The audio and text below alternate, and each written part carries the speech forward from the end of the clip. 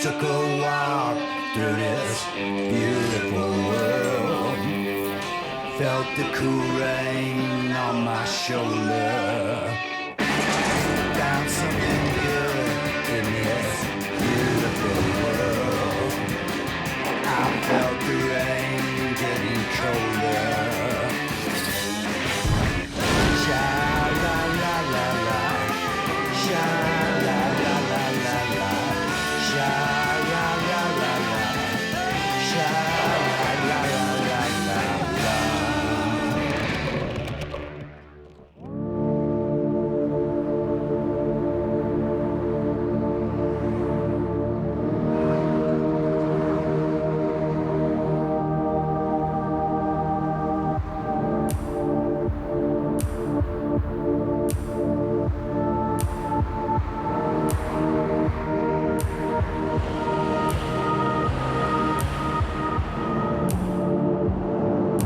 Los Angeles.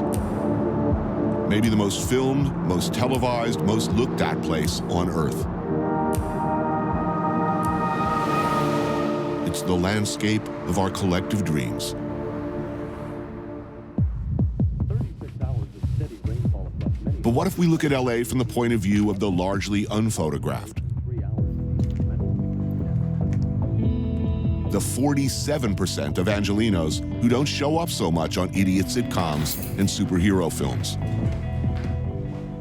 The people doing much, if not most, of the hard work of getting things done in this town.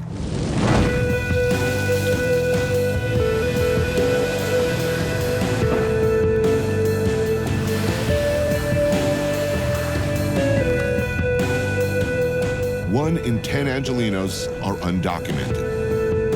1 in 10. Think about that number for a while. That's who's here now. Contemplate, if you will, what would happen if anywhere near 10% of the workforce were no longer here, particularly since they're rather overrepresented in those fields that most of us are in no hurry to enter.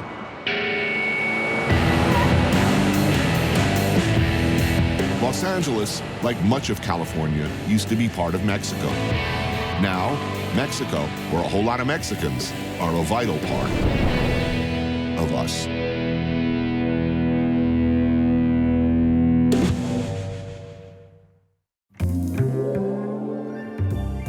Raul Hinojosa Ojeda is a professor of Chicano studies at UCLA. Gishback on Washington Boulevard serves specialties from the city of Tlacolula de Matamoros in Oaxaca, Mexico.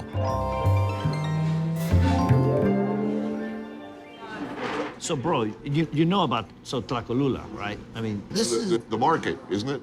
Tlacolula is this village, okay, in the middle of a valley. The oldest valley where agriculture was invented in the world. These people who live here lived there for about 10,000 years. So there's archaeological evidence of the seeds actually being manipulated. All the way back then. All the way back then. And that's where the core of the moles that we're gonna eat tonight are from. Mole negro, or black mole, is an incredibly old and sophisticated, near-magical substance containing over 30 different ingredients. It's an old sauce from an old culture, used as either a base to build a stew or as a sauce to be poured over meat. But unlike most sauces, the point of mole is the mole itself. The flavor is unique, roasted, sweet, bitter, and spicy, all at the same time, and deep, very, very deep. Maria Ramos is the owner and chef, the third generation of a family of barbacoa specialists. Barbacoa being the barbecuing of lamb and goat until it's falling apart perfect. She started out cooking at age 10 at the Sunday market in Tlacolula. This family goes back a number of generations to that area, yes? Exactly. And they got here because they were migrant workers in the fields of LA. And that's where they started working in the restaurant. This show will air long after the election. There is actually a national conversation now, unthinkable in my lifetime, where the notion of rounding up however many millions of undocumented workers in this country all at once or in short order, and then kicking them all out. I mean, it seems unthinkable. But I mean, you know, they said that in Europe in the 30s. Right. No, I think just from a military logistical point of view, there's no way you're going to move the people out of California and out of Los Angeles. I mean, they tried that in 1954 Operation Wetback, mostly from the fields, moving 1 million people out, right? And they did. Yes. And what happened? Well, first of all, a huge amount of U.S. citizens were picked up one day and never came home, and families were torn apart. And then the most ironic thing about it, and the most tragic thing, is that in the next couple of years they said, you know what, we have to open the borders again to bring them all back, right? Mm-hmm. The problem was we never stopped wanting the workers. California is the #1 agricultural state, and approximately about 70% of the labor force is undocumented. Stuff would rot in the fields, just to start with. Right. Because #1, who would grow it and bring it here? Picking it, packing it, to a great extent processing it, cooking it, serving it, cleaning up after you. After it. I mean, there would not only be no restaurant business, there would be the worst economic crisis in the history of California and the United States.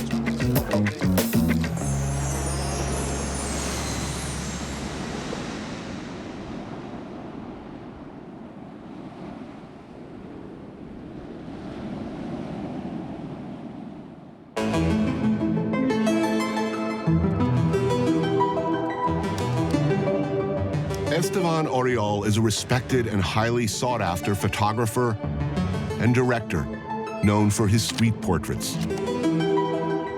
He started his career as a nightclub bouncer, pivoting nicely to tour manager for Cypress Hill and House of Pain, taking beautiful photographs along the way. Now, nearly 20 years later, he's famous for capturing perfectly both the glamour and grit of his hometown, Los Angeles. Mr. Cartoon is a very famous tattoo artist and designer. Cartoon began airbrushing t-shirts and lowriders before adopting and excelling at the legendary fine line style tattoo art. His work is sought after by the biggest names in the music industry, and well, anyone who loves truly superb skin art. La Reina on East 7th is a late-night thing down the street from where Cartoon and Esteban used to live. Run by Abigail and her team, the place serves molitas. Not quite a taco, not a quesadilla, more of a taco sandwich. First the tortilla on the grill, then marinated meat, cheese, then another tortilla, flip and serve. La Reina is located in the downtown Arts District, but it's right across the bridge from Boyle Heights, a working-class, densely packed neighborhood of about 100,000 residents. Nearly 95% are Mexican or Central American. How Mexican is LA? I mean, how deep does it Most go? Mexico, you know what I mean? Yeah. All the names, all the people, I mean, and you can go into certain parts in East LA, in the harbor area, Hollywood area, and see nothing but Latinos. A lot of other areas in LA, they're mixed, you know? But on this side where we're at, you go over that bridge, it's pretty much all Mexican people. And LA's mixed with Salvadorian, Guatemalan people, Central America too, so they just get called Mexicans anyways. You know, like we're Chicano, so, you know, we know we're from here, you know, we were born here on this side of the line. Our family relatives are from Mexico, and we're proud of that, and we celebrated our style. Look, we live in unbelievable times right now. People are talking about, you know, mass deportations of Mexicans. What's the problem here? Where does this fear and loathing come from? It's just racism is still alive and kicking in America, you know? We really don't hear it from the people we're around artistic, laid-back people, you know? Some idiot said, you know, we got to do something about this situation. All these Mexicans come over, we're going to have a taco truck on every corner. And I'm thinking, is this a bad thing? Where would all these food trucks be, you know? There was only taco trucks. It's a prototype for 10 years ago. Yeah. There wasn't an Asian fusion truck here, this kind of truck, an Indian food truck, this truck, you know. Taco truck. I mean, we opened the door. You kick the door down, yeah. White America loves Mexican food. I mean, probably more than any other food at this point. You know, they don't love it. They sure like cheap Mexican labor because they can't live without it. Right. Why are they so freaked out about Mexicans? You know, nobody's talking about building a wall, you know, across the Canadian border. Who's gonna help them build the wall? You gotta have some Mexican power to do that. That's exactly what I thought.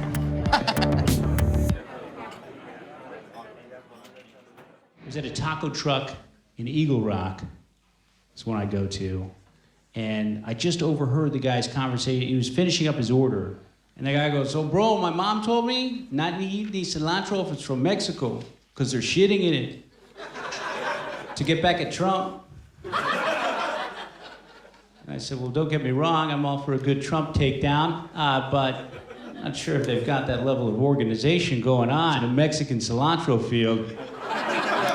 All right, everyone gather round. Let's all start brainstorming.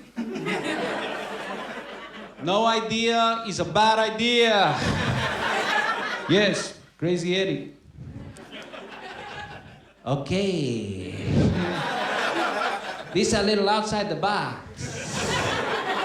But I say we shit in the fucking cilantro. Thank you very much, everybody. How Mexican is Mexican? How Mexican can you be, or should you be, if you grew up in California with a Mexican name and of Mexican heritage? Al Madrigal is a comedian. Gustavo Arellano is the editor of OC Weekly. We discuss such weighty matters over taquitos at Cielito Lindo on Elvera Street, which has been serving the kind of stuff that made Americans fall in love with Mexican food since the 1930s.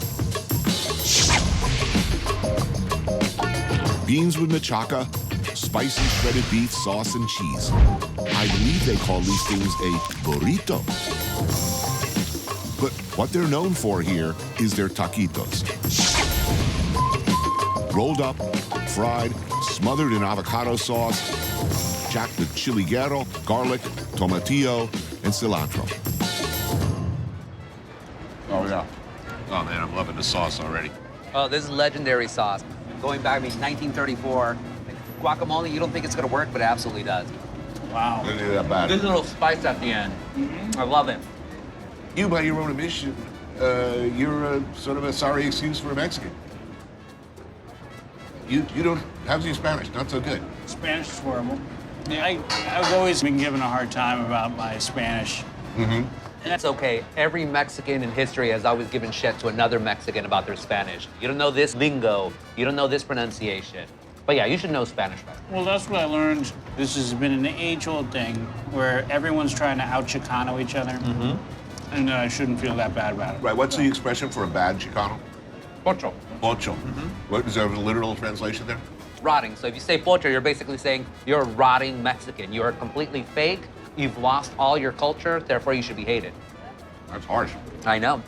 When you hear, like, about rounding up Mexicans left and right, sending them off all up to camps and then putting them across the border, scary, angry? I actually think it's good. I think Latinos need this to rally together to, it's like the world needs aliens to land to all actually come together. Is there anybody who could rally all Mexicans? You know, Like a spokesperson, yeah. No, like a Mexican Reagan. The last big leader was Cesar Chavez, and that was, God, what, 25 years ago at this point. I mean, you have to have almost a messianic figure. I have the answer. Who? Danny Trejo. Danny Trejo. People love him. Danny Trejo would be the man. He'd be that's the Machete. guy. I'd vote for him. Machete for president? I would totally vote for him. He looks good with his shirt off. Donald Trump can't say that. Bill Clinton could say that. Danny Trejo's still peeling that shirt off. He's the baddest dude in the history of badass. Look up badass in the dictionary. It says Trejo. Danny Trejo.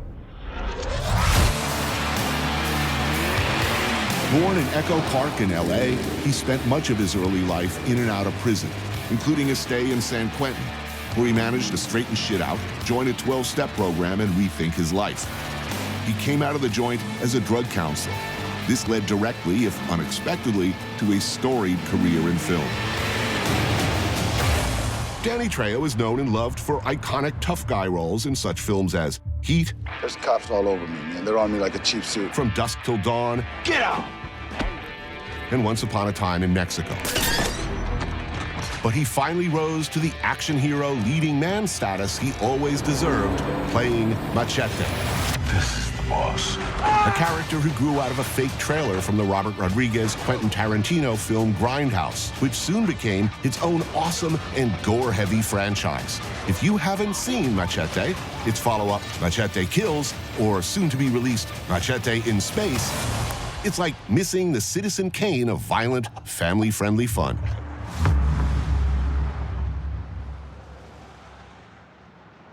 Trejo's Cantina on Cahuenga Boulevard. Because, of course.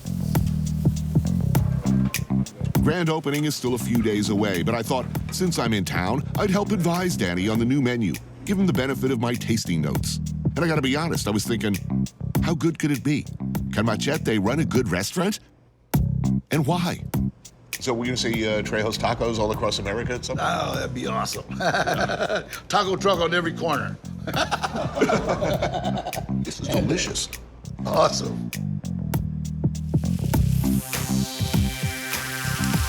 On the menu tonight, Jadori chicken with chipotle cream sauce, some charred branzino with summer squash and sauteed poblano peppers, and crispy pork tacos with black garlic mole and some fat sacks of uni. And lots of healthy greens. Why healthy? I mean, we have such an obese problem in the United States, especially Latinos. So we had to find a way to make it tasty but healthy. Healthy food can taste good. Clean, healthier, lighter, locally sourced versions of Mexican street classics are not exactly what I'd expected. And I sure as shit ain't making no rude cracks about vegan tacos. Not to this man. Though to be fair, Danny Trejo is like the nicest guy in the world. Here's something I discovered that completely shocked and surprised me. So I have to ask you, are you a Morrissey fan by any chance? Morrissey. Like from this band, The Smiths, apparently it's like a British rock band of the late 80s that is apparently hugely popular in the Chicano community. So you have not been touched by this, I'm gonna tell you something right now between me and you. I listen to no music that came after the 1968. I'm like an oldies guy, you know what I mean? So, I know your parents were born in Texas. Yeah. But can you trace your people back to one area of Mexico? Or? Monterrey. My grandmother and grandfather were born in Monterrey. Did you speak Spanish at home? Yeah, I spoke Spanish till I was about 9, 10, and then, you know, usually you stop speaking Spanish when you go to grammar school, especially in the 50s, because they wouldn't let you. No, you don't speak Spanish, you know, so you kind of forget. Right. So then, but then when you start going to juvenile hall and jail, you pick it up again so the guards won't know what you're talking about. Did you get a 12-step in, where you were still in prison or after? Well, I was in prison. That was 1968. Cinco de Mayo, 1968. That was where I just kind of like made a vow. I'm done. Yeah. When you get out, you became a drug counselor. I dedicated my life to helping other people. Everything good that has happened to me has happened as a direct result of helping someone else. Everything. Well, for example, you were called to a film set to counsel somebody. Yeah. And you bump into, of all the people in the world, Edward Bunker. Eddie Bunker. The sort of legendary ex-con turned writer and I guess screenwriter as well. I knew Eddie in prison. You see, and so when he saw me, what are you doing here? I said, I'm working with this kid. And then he asked me, are you still boxing? Because I held the lightweight and welterweight champion of every joint I was in. I said, I'm training, I still train, but I don't get hit in the face anymore. And he said, we need somebody to train one of the actors how to box. The movie was the awesome Runaway Train. Trejo trained and fought against the actor Eric Roberts, who along with Jon Voight earned Academy Award nominations for the film. For Danny, it was the start of a long and glorious career. He never looked back. I'll never forget Andrei Konchalovsky, the director, Russian aristocrat, right? He says, you fight Eric in movie. You be my friend. Now, if you come out of the penitentiary and somebody says, you be my friend, it's kind of a red flag. Right. And then how many films since then? A whole hell of a lot. They got to be at about 320 or something, you know. You moved from there to serious bad guys to now action hero franchise. How do you stay nice in a business basically full of assholes?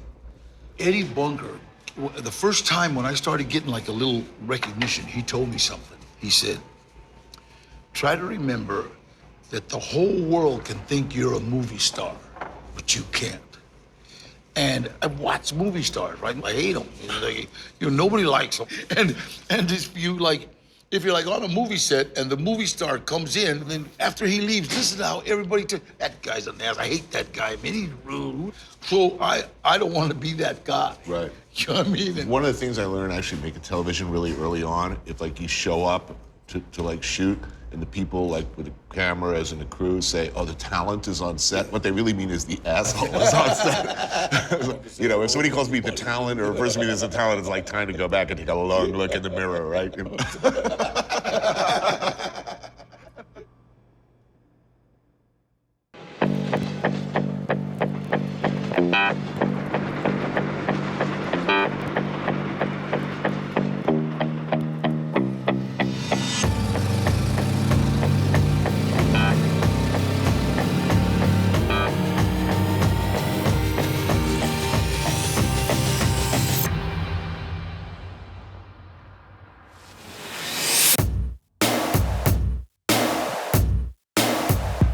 From LA, but from time to time, you'll find them here.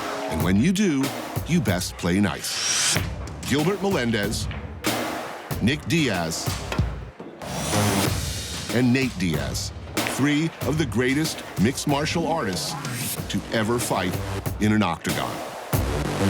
Gilbert holds the distinction of being one of the few MMA fighters to be ranked #1 in the world in 2 weight classes.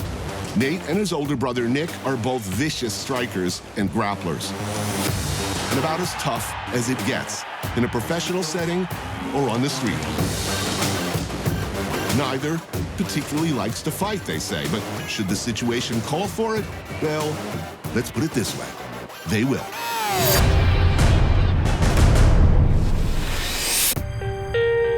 Nick and Nate grew up in Stockton and still live there and train there. Conor McGregor mocked Nate for teaching kids jiu-jitsu in his hometown. That was before Nate chased him around the octagon like a little deer in his last close decision. In one of the greatest fights in UFC history, Nate Diaz shocked the world when on very short notice, he stepped in and submitted McGregor in 2 rounds. Nate Diaz! He lost a second bout by decision, but there will surely be a third. And no matter what happens, Nate Diaz always brings it. Mariscos Gente on South Centinela.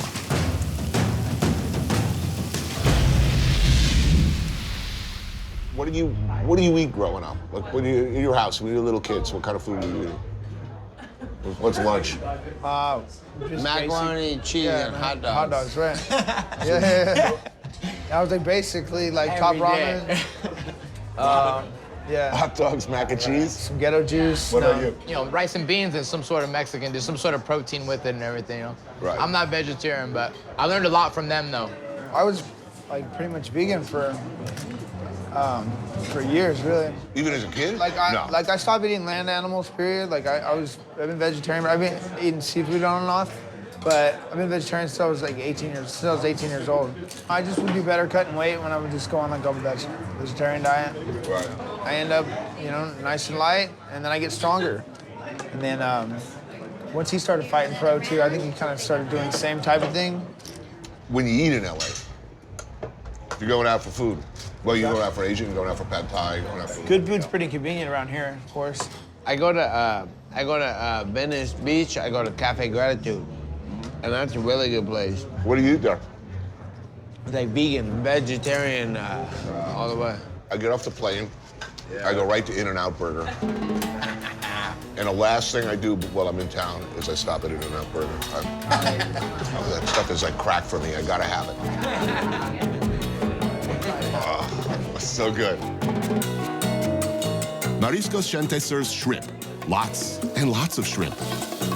The house special, camarones borrachos, or drunken shrimp, sautéed in butter and garlic over high heat.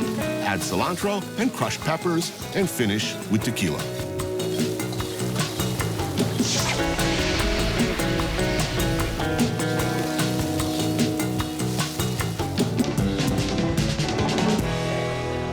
So when was your first fight, like in school? Like what grade? What? First. First grade? Kidding. No.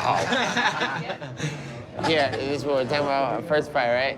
One time I was in 6th grade, and I went down to the baseball field, waiting for foul balls, because when you catch a foul ball, you get free soda or a bag of chips or something. And I caught the ball, and one of the baseball players was mad because a littler kid was trying to rap and get it. So, what's up? Why don't you let him get the ball? I was like, shut up. I've been waiting all day for this ball.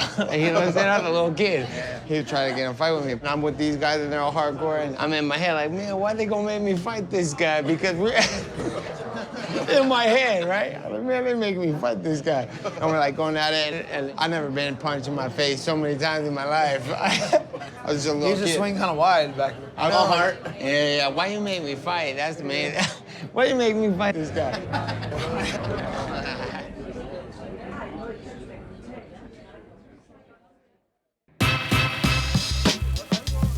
Street tacos are a not guilty at all pleasure for me, something of an obsession.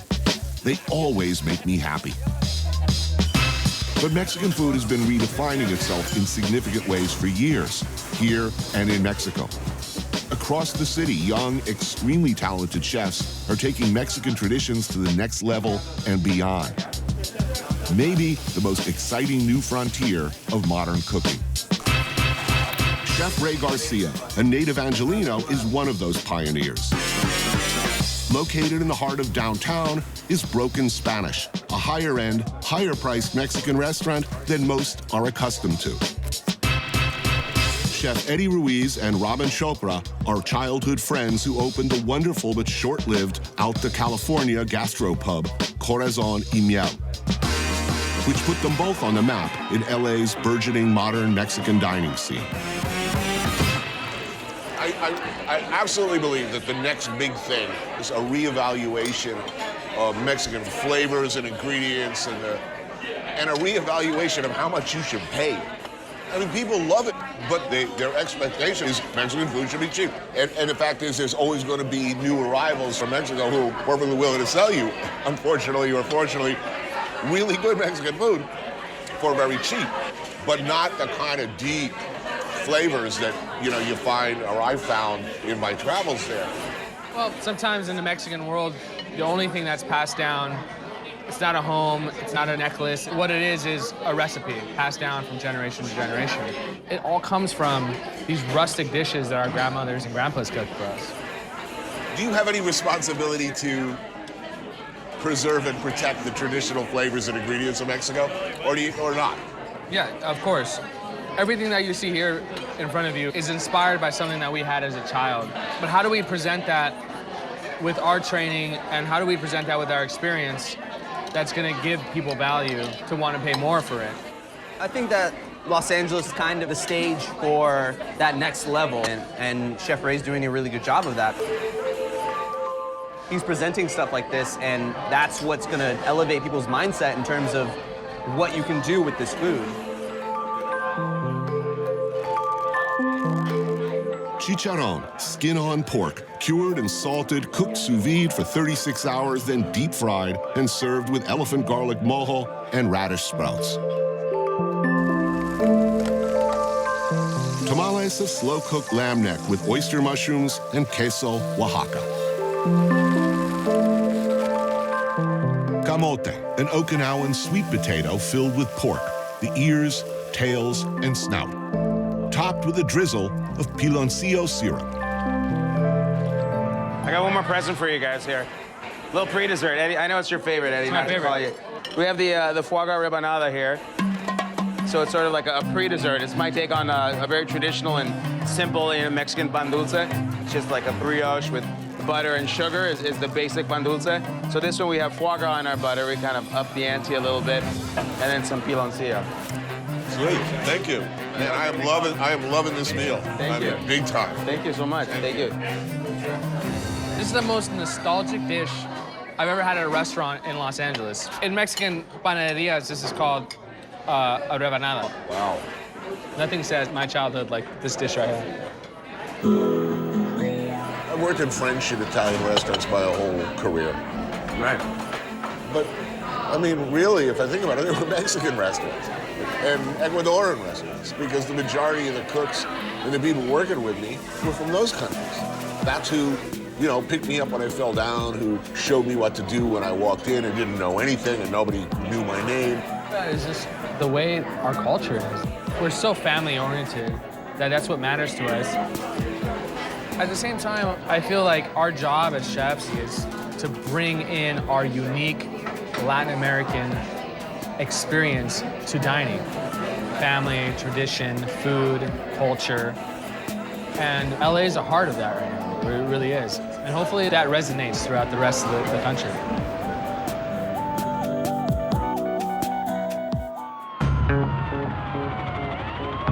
Gang violence has been part of LA's story for the better part of a century now. Also part of the story, police corruption and brutality. Former police officer Alex Salazar was a bad cop. By his own admission, very bad. Like a lot of once good police, the streets changed him. He saw a lot of ugliness, the lines became blurred, the job ground him down, and he crossed the line, repeatedly. To quote Nietzsche, those who chase monsters need to be careful that they don't become monsters. I thought I was going to arrest the bad guys. I never thought I would become a bad guy myself.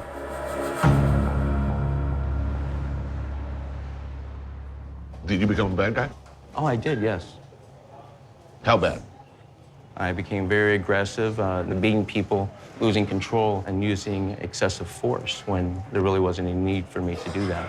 I mean, I worked the most infamous police station ever known. It was called Rampart. Won Best Picture for Denzel Washington for his portrayal of this really bad police officer. I'm the police. I run shit here. You just live here. Was that an understatement? Were there cops that bad? Yes, there were. Yes, there were. I was one of them. The problem was very systemic.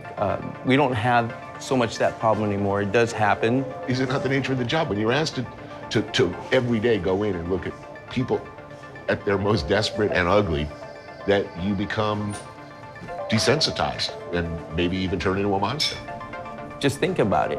Every day they're looking at the worst of society, and maybe they have a partner that gets killed or shot. It's all very overwhelming. Many turn to alcohol and drugs to medicate. And I'm not trying to be an apologist for the police because, you know, they do need to be held accountable. But, you know, we need to help them. We really do, because they are out there and they're the ones that are going to show up at your home. Mexican American, living in East LA, and a victim of a crime. You calling the police, expecting a sympathetic response? I mean, generally speaking, what do you think I think most police officers show up being ready to help out. They certainly have to do their job, take a report. But I mean, what do you think the victim thinks when they place a phone call? Do you think they have high hopes that I believe my call is going to be handled with the same fervor as somebody calling from Beverly Hills? While there are good officers that come in and they do help, there's also many who lose that empathetic feeling of looking at someone with brown skin or very dark skin, and they say, well, you know, why am I helping out this person? There's a stupid Mexican. And I saw that being projected upon these people who all they wanted was help.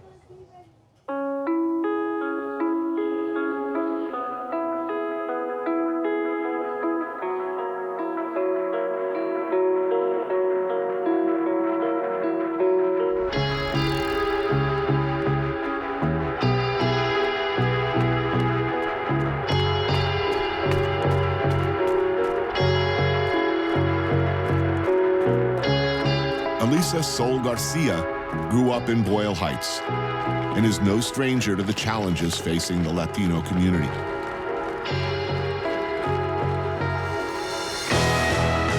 The Boyle Heights Running Club started as a safety in numbers project.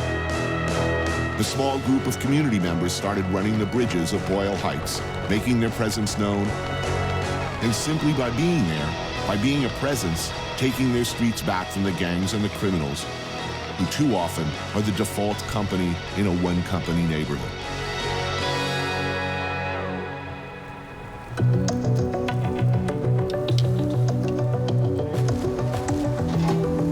Tacos Indiana street cart on 4th and Clarence Street.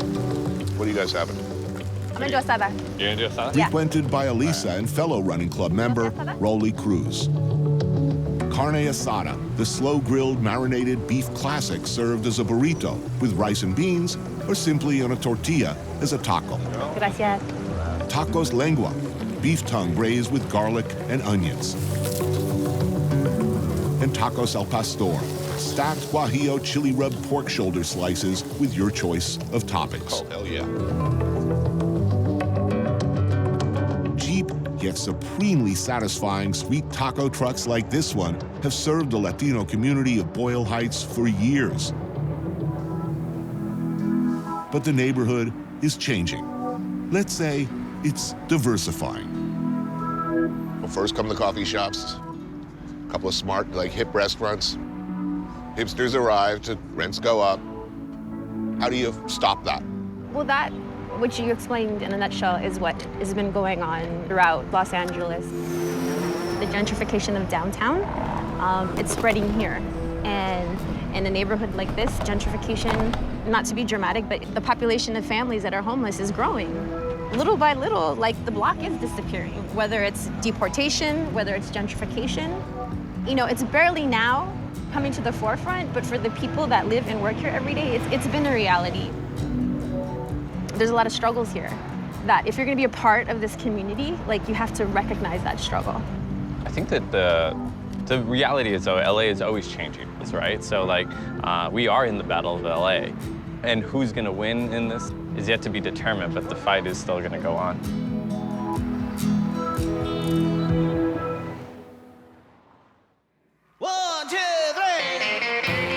There has been, since the beginning, a tradition of Mexican rock and roll with its own unique sound. Richie Valens, Sam the Sham and the Pharaohs, Carnival and the Headhunters, Los Cruzados, and Question Mark and the Mysterians. It should come as no surprise that rockabilly is enjoying a resurgence of sorts in the Chicano community.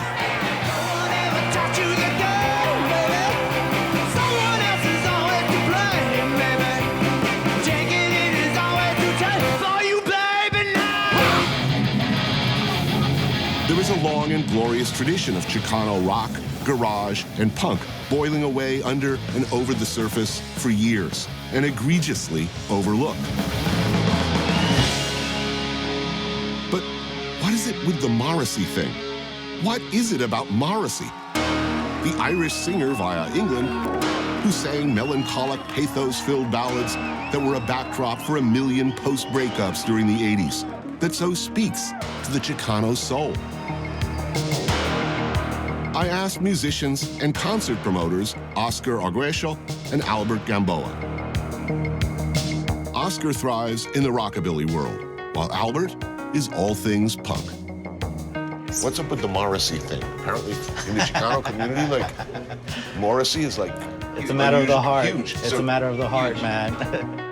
Why of all the bands in the world, did Morrissey and the Smiths resonate in this community? It was a convergence of music and people that did not connect to what was being said.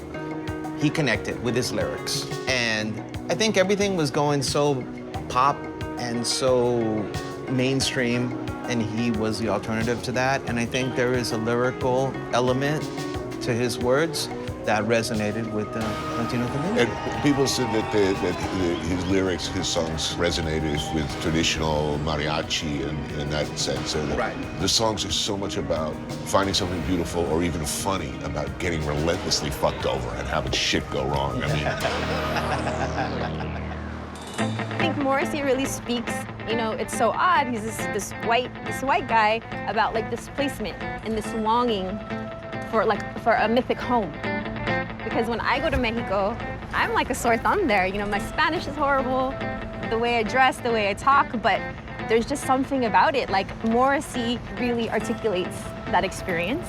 He himself, he's an immigrant. He is Irish. You know, he feels displaced. Irish blood, English heart, it's amazing. This is the thing about being a Mexican in the States. You're never white enough for this country, and you're never brown enough for Mexico. It is a big issue about that, pocho and all that. But I know that we are Californians, inherently. And I am Los Angeles. I've been dreaming of a time when to be English is not to be painful, to be standing by the flag, not feeling shameful, racist or partial forever.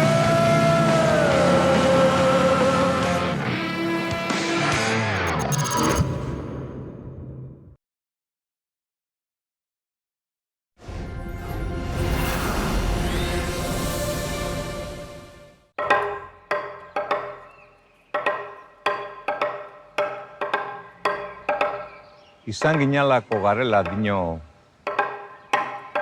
Euskal esamolde zarrak. Zer izan ginen, noiz izan ginen, ez dakigu. Ez dakigu gure hizkuntza nondik datorren. Beste hainbat hizkuntzarekin nahastu da. 25.000 urte eta itsaso hau zeharkatu izan dutena guze zarrek. Gure hizkuntza gaur duguna. Gure hizkuntza hau da gure aberria azken batean.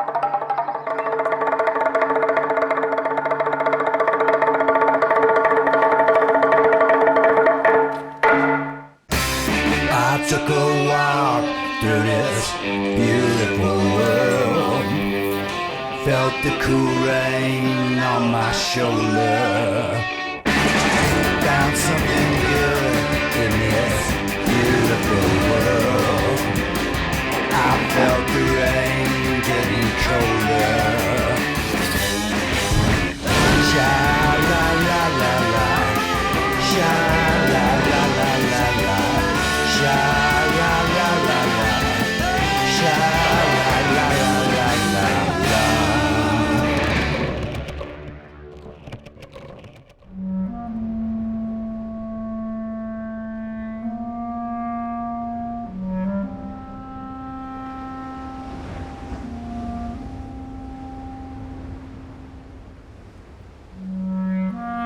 The Basque Country is an autonomous region, a place, a culture, where the Basque language is spoken. Strictly speaking, it's an area straddling Spain and France at the western end of the Pyrenees. They've been speaking Basque here long before the first Roman arrived in 65 BC. It is a very old language. How old, like the question of how far back their history goes and where it begins, is not known. The best answer anyone can give you is long, long ago.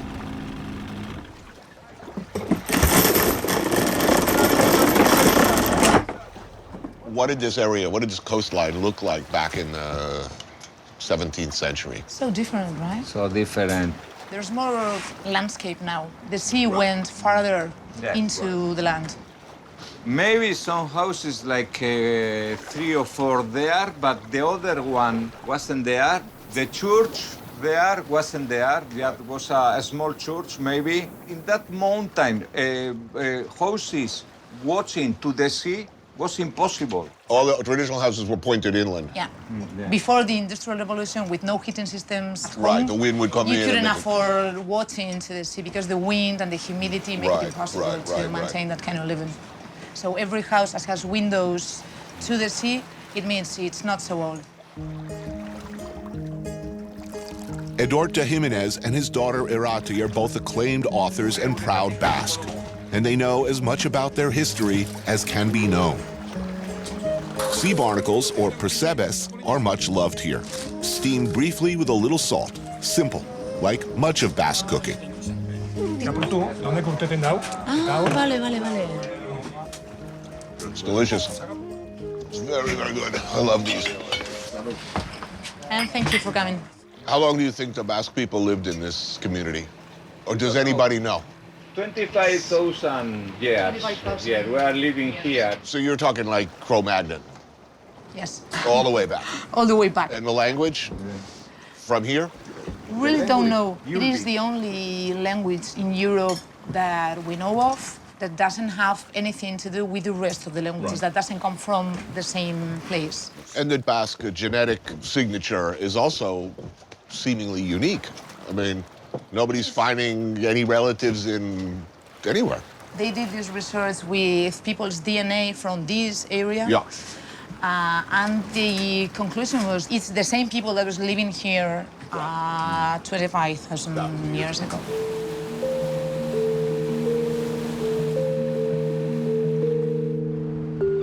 So do you believe that? The Basque have always been here, that the language has been influenced by nobody else? And the mystery, Anthony, is that we are in the way. Yeah. In the Iberian Peninsula, you have two natural ways, two natural paths. One is in the Mediterranean side, and the other one is in the Atlantic side. And we are in the way from the north to the south. Well, good. Across this country. Good negotiators. Good fighters, good negotiators. Good, yeah, good know.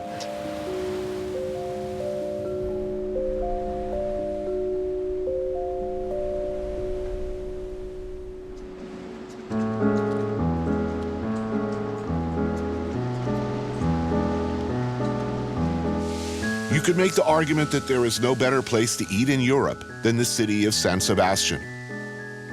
There are more Michelin-starred restaurants per capita here than anywhere on Earth.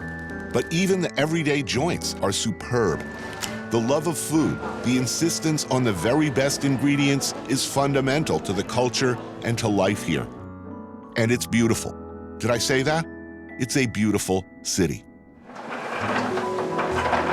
Es indudable también que yo soy vasco.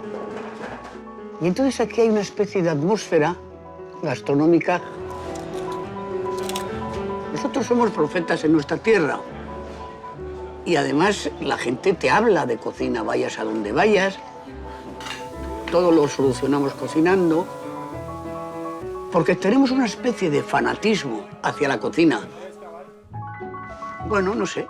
Yo creo que también es otra de las cosas por las cuales yo lo llevo tan adentro, tan en el corazón, ¿no? O en el alma.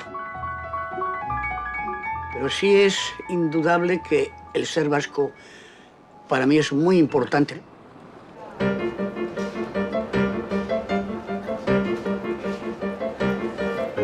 You know exactly where to go, no? If I'm lost, I'm only lost for 2 minutes. I always find my way. You find it. Oh, here he is. ¿Qué tal? Juan Marie Arzak has been, since I first met him, and his amazing and accomplished daughter Elena, my mentor and friend, steadfast and loyal in every way a person can be. Father and daughter are two of the greatest chefs in the world. Bueno, ¿qué tal? Bien. You are happy. Very content. Yes, I love it here. Osasuna? Osasuna.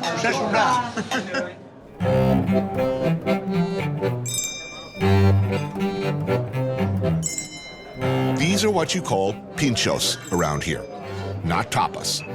These incredible batteries of delicious, delicious things, generally located near one another so you can easily and very pleasurably go out for what's called a poteo, a bar crawl, grazing for the specialties of each place. Buenas. Okay. Aquí estamos. Muy buenas. I would like to start with a little bit of beer. What do you think? Yeah. Not too much because we are going to other place. Welcome. Chin. Gabriela? Gabriella Ranelli has worked closely with both Arzaks for years and is considered a leading authority on the Basque culinary scene. You have to move from place to place because the important thing is you have different atmospheres, you have different flavor profiles. People here really like the classics. You know, people go after exactly what they're looking for. Fried quail egg, blood sausage, and peppers. This is like a whole breakfast on a piece of bread. Wait a minute, what's that? Sea urchin, you want to try some? Sea urchin with onion and kava. You are good in eating pinchos, eh? But it's so difficult to stop, no? Yeah.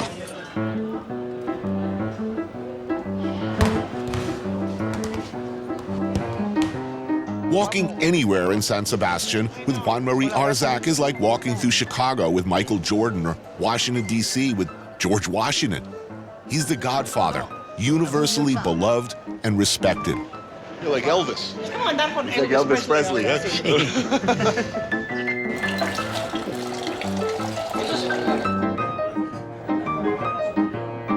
Why do the Basque, unique among their neighbors, obsessively insist on such high-quality ingredients for everything?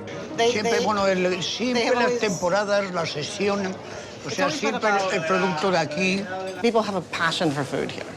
Why here? No se sabe. I don't know. It's always been this way. Until about 80 years ago, there wasn't a lot of this stuff written down. No, no había libros escritos en euskera ni nada. Todo era de voz a oído.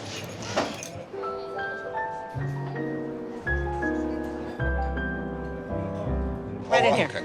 Yeah, I figured we're not walking by here.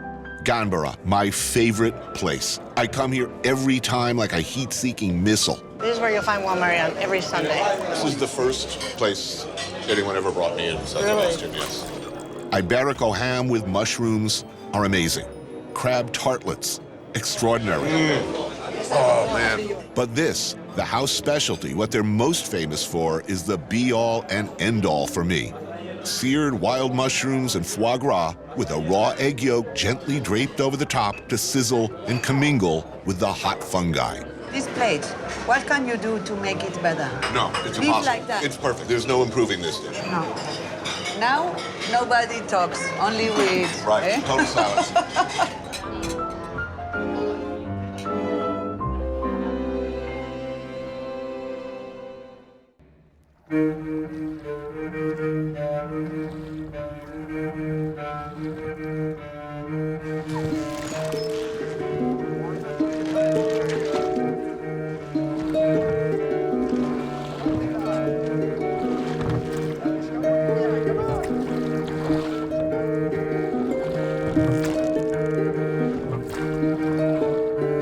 We are in the Basque country, in a place called Pasaya, near San Sebastian.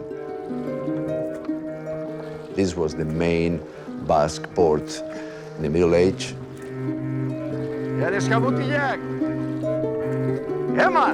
The Basque ships in different times, they were the top of the maritime technology. And because of that, they could face the big challenge of the ocean. This is a very old tradition. You see, we have a very old language, we have a very old culture, and that culture has been always looking at the sea.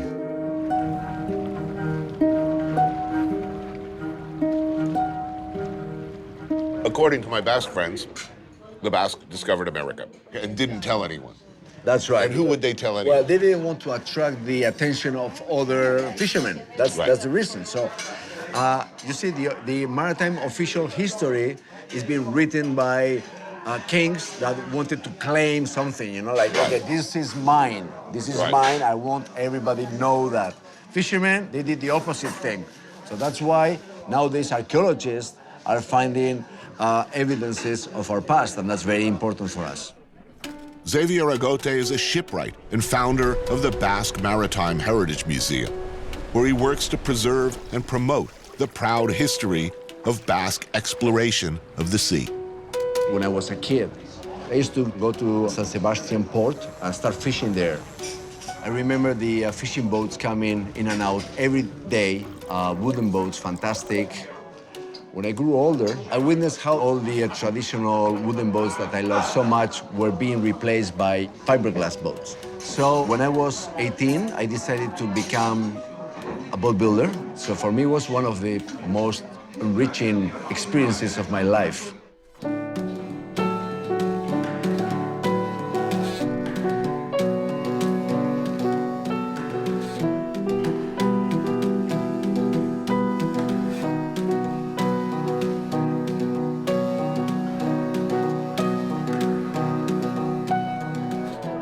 We created Albaola like 20 years ago because nobody knew about the Basque and the relationship with the sea.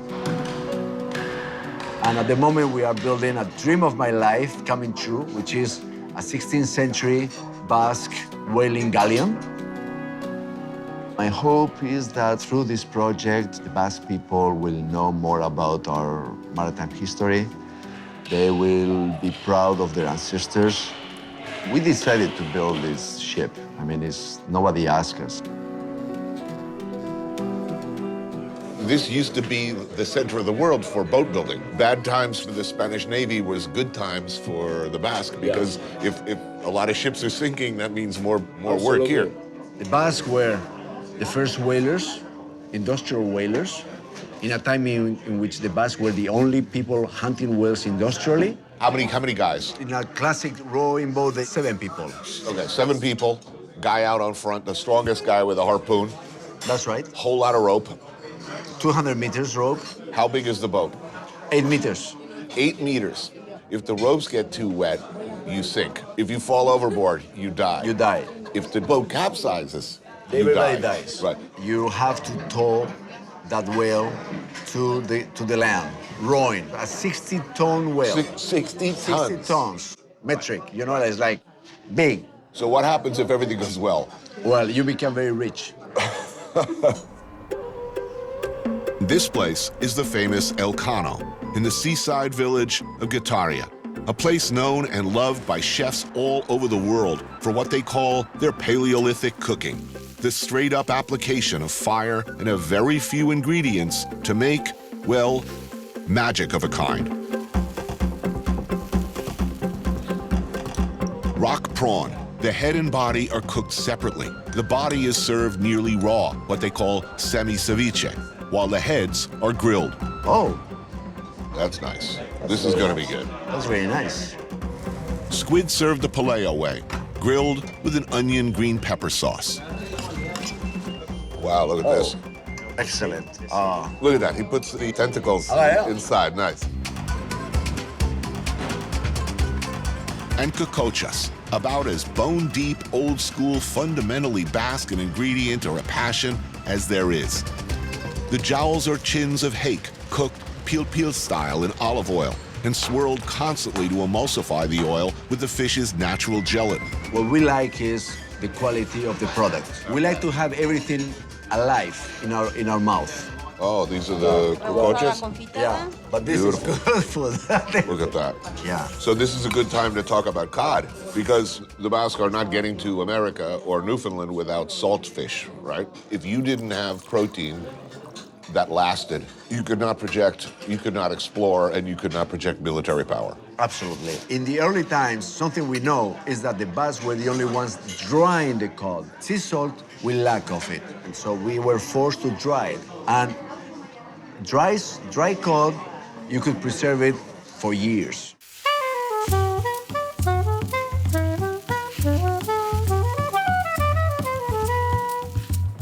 But it's this dish that brings passionate eaters to El Cano from all across the world.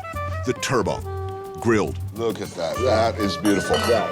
Perfectly over coals, and then portioned out expertly by owner Aitor Arregui, so as to highlight each and every unique bit and its special characteristics. You see all the white points? Yeah. This is the protein of the fish. And if it's good eat, we can make it like emulsion. The light gelatinous skin with soft and slightly caramelized flesh. Wow. The fat, unctuous belly. He's finding every single secret of the fish. The bones, tiny scraps of the sweetest meat clinging to them. Crunchy, gelatinous. One dish, a mosaic of many distinct flavors and textures, all of them epically delicious. It was like an anatomy lesson. Yeah, absolutely.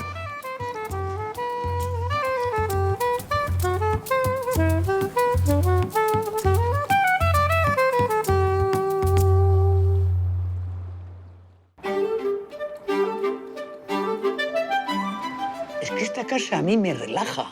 Y no solamente me relaja, sino es donde mejor estoy del mundo, en mi casa, que le llamo a esta mi casa, porque yo nací aquí. Yo Yo soy la tercera generación de mi familia en esta casa que la hizo mi abuelo. Y luego está mi hija, que es la cuarta generación. Y hay que darse cuenta que para mí estos muros son muy gordos, los de esta casa, muy gordos, muy gordos, muy gordos. Y además creo que los espíritus de la familia están ahí dentro y me transmiten tranquilidad, me transmiten estar bien, me transmiten, no sé, pues instintos. Yo me divierto muchísimo y para mí además la creatividad para mí es imprescindible para poder seguir adelante en mi vida, porque si tuviese que no tuviese el restaurante, no sé qué sería de mí. How old is the restaurant? Since 1897. 1897, starting with great-grandparents. I feel at home at this table. It is not my first time here by a long shot. I am among friends who feel now like family. Yo vivía aquí en una habitación que daba a un comedor y que, bueno, pues aquí, porque mi madre hacía muchos pequeños banquetes, todo muy popular, ¿eh? Porque mi padre se murió cuando yo tenía 8 años y soy hijo único. Fui muy mimado por todas las camareras. Entonces yo primero hice, bueno, ayudaba a mi madre y luego ya pues hice un año de arquitectura. En Madrid había un amigo allí que estaba en la escuela de hostelería y me dijo que era muy sencillo porque eran 3 años. Que los fines de semana podías ir a hacer extras de cocinero por ahí por el mundo, pues viendo. Empecé con Bocuse, Troagro, Chapelle. So how many years in the restaurant business? Ahora tienes 74, ¿no? 74, pues con 23 años ya me quedé aquí. Bueno, estuve con mi madre. Mi madre me dejó el restaurante en herencia porque era hijo único y además me dejó dinerito. Yo he tenido mucha suerte. In 1976, 12 Basque chefs, under the influence of the recently emerged Nouvelle Cuisine movement in France, formed what later became known as the Gang of 12, committing themselves to both modernizing and protecting the culinary traditions of their culture. Juan-Marie Arzac was at the forefront of that effort. His daughter, Elena, continues to honor both that commitment and that responsibility. The food is innovative, wildly creative, forward-thinking, but always, always Basque. Marinated prawns on lemongrass and mint with beetroot and crunchy krill. For us, it's the essence of the sea. Oh, man. Roast pigeon with mastic and potato. And this pigeon is really very tender, you will see. I love it. Hay dos cosas importantes en nuestra cocina. La materia prima, que siempre es local, y luego los ingredientes. Grilled hake jowls with teff seeds and fresh almonds, served in a bamboo leaf. La materia prima, ya te digo que es de aquí, pero los ingredientes pueden ser de todo el mundo. Tienen que gustar a nuestra cultura. Grilled monkfish with a pecan paste and hieroglyphics of pumpkin and sweet pea. Was it always like this? I mean, his mother, his grandmother, was it always a menu that changed every day? What did you have to have on the menu? Pues la cocina tradicional. Por ejemplo, ¿qué plato? Gambas de Huelva, luego merluza al horno, luego tenía, luego dar solomillo o pollo. Porque lo bueno que tiene la cocina vasca, es que es muy general de gusto. White tuna with green melon and a jackfruit sauce. Yo tengo el paladar de la cocina de aquí. Con eso puedo hacer, pues no sé, puedo hacer todo lo moderno que quieras, creatividad, pero siempre con nuestro gusto.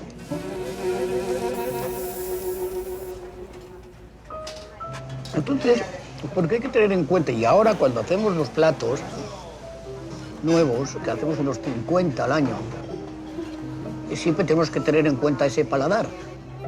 Squid with walnut ginger paste, psyllium sauce, and black tomato. So you ever going to take off the chef jacket? What is his plan? ¿Qué es tu plan para más tarde? Yo nada. Yo San Sebastian. Ah, I knew he was going to say this. Y morirme en esta mesa. He would like to die at this table. I like. Not tonight. Not tonight. Pronto no. No. Hoy no. Si yo es donde mejor estoy aquí, en el restaurante.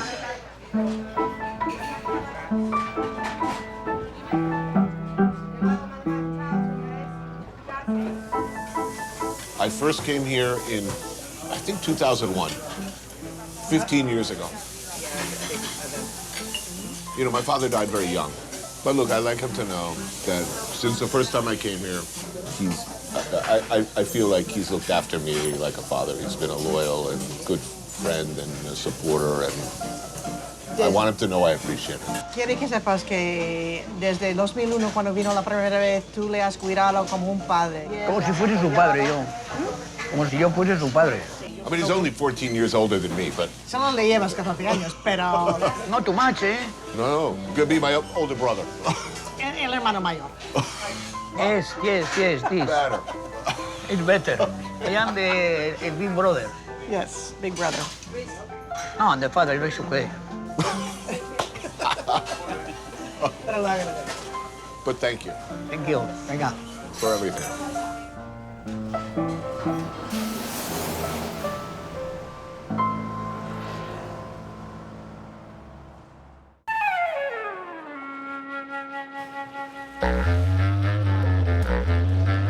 It seems sometimes, maybe even all the time, like you can wander into just anywhere in San Sebastian and find fantastic things to eat. Casa Urola in the old town does not outwardly look like a place where you're going to find this. Seared mushrooms with egg yolk and pine nuts. Potato sauce? Yes, and duck sauce. Beautiful. Wow, look at that. Grilled tuna with marmitaco sauce, a reference to a classic fisherman's stew. Peas and a consommé of Iberico ham. Oh, pretty. The food is so good in this town. I mean, it's really outrageous. Yes. I mean, you walk by this place, you don't expect this. Olats Gonzalez Abrisqueta is a professor of social anthropology and a documentary filmmaker. Whoa, look at that. It's the squeeze with white bean cream. Wow. I know that this is the end of squid season. Yeah. Everybody says this. I mean, everybody knows. Yeah. The Basque obsession or insistence on really, really good ingredients. The fish has to be in season. It has to be incredibly fresh. It always has to be the best of everything. I mean, the Basque are very obsessive with qualities. For example, as you know, I did a thesis in the Basque pelota.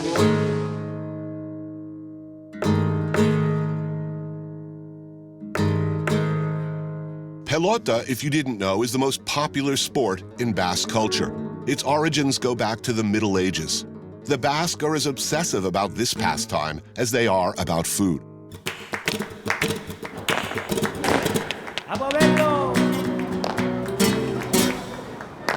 Most of male conversation in Basque country are about things and about qualities of things. And they pass days and days in bouncing the balls for the match. And they need to know which one is the best for the match and how it behaves.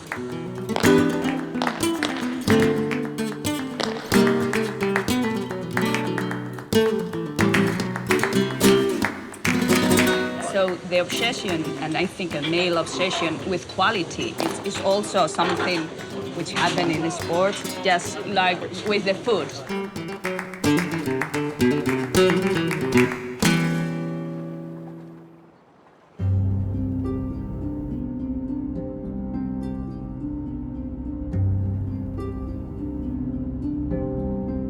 Basque language and culture exists on both sides of a border. Unsurprising, as they predate both countries. This may be France, but it's still Pays Basque. Here we're in the French Basque Country. The Basque Country is divided by a frontier, but we're talking about the same culture in the French Basque Country and the Spanish Basque Country. Is there a difference between the French and the Spanish side?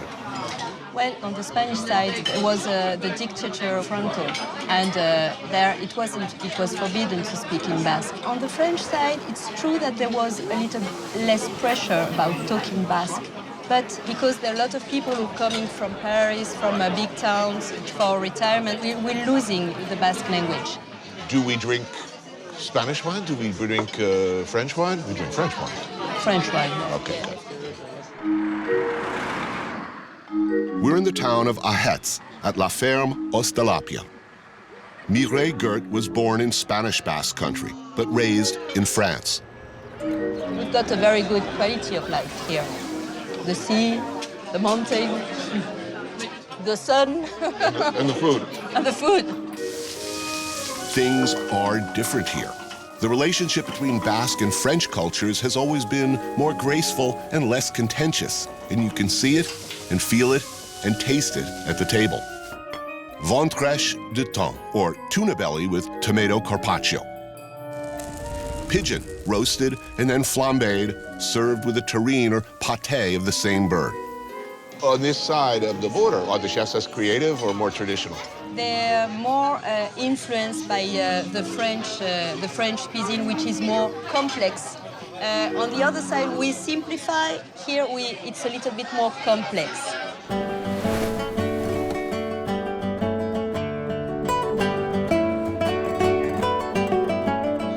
Why is the food so good? Because we like eating. That's the main point. Why are we going to use things which are in the freezer? You're going to try to do it always fresh, very simple, but with very good things. I would say that what describes the Basque cook. It's really simple, but fresh.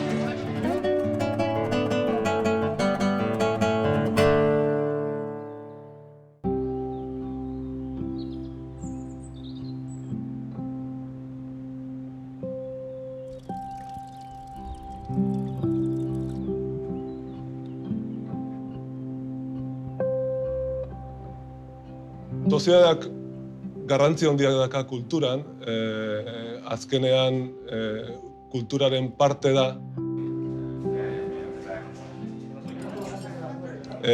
Restaurante baten antzekoa. Hemen jendea lagunak biltzen gera, nahi degunean, adiskide artean. Eta kanpoko jendeari bai atentzioa deitzen dio, sozietate ezberdinak daude. Eta nik oraintekan gogoratzen da nire aitona nola 80 urte baino gehiagokin etortzen zan onera. Eta lagunekin ardo botila bat ireki eta txorizo pixkatekin, bereekin hitz batzuk egin eta disfrutatu momentu horretaz.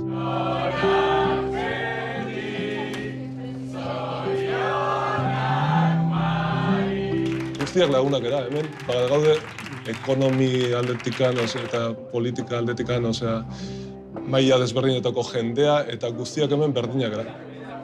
Bai txiroena eta bai azkenean aberatsena berdinak gara, pertsonak gara eta hortan hori da hemengo funtsa. There is no better city for food than this one. You know, look, it's going to be a problem because you're going to have like millions and millions of tourists coming here to eat, you know, every year more. I think now we are being discovered, not only by foreigners, by Spanish people. Yeah. This is what I heard. The only people from Spain that came here all the time were people from Barcelona. Catalonia, of course. Catalonia, absolutely. And some people from Madrid, some people. So-called bro food, in fact, predates the advent of the Kobe slider or donkey sauce, and probably even the high five. Chocos are private and historically all-male gastronomical societies, though that gender rule has changed with the times. It is still strictly Basque and strictly members only. So was everybody born here? You're from San Sebastian? San Sebastian. Well, everybody. We are very lucky that we are just here surrounded by the sea, the mountains, the green mountains. So in just 1 hour distance, you have any kind of fresh product. We consider food as a part of our culture. I mean, the importance it has in our daily life. I mean, yeah, this is the best example right it. here. Yeah. There's one thing that my dad always says: we may not have money to go on holidays or to buy a new car or even to buy new shoes. But food is so important. So important. Who cooks rotates between members. Tonight, it's Pablo. The menu, diced raw tuna, grilled prawns with green sauce. You notice that we don't like herbs or spices at all. Nothing. We don't. So the most we use parsley, and then And garlic. of course garlic, onion all the way. Because people have the idea if you add many spices and herbs to something that you're cooking here, you might be suspicious about maybe it's not so fresh. Not fresh. Yeah. You want to take this food and put in another country, maybe Moscow, maybe New York. It's impossible to cook in this way, and people don't understand.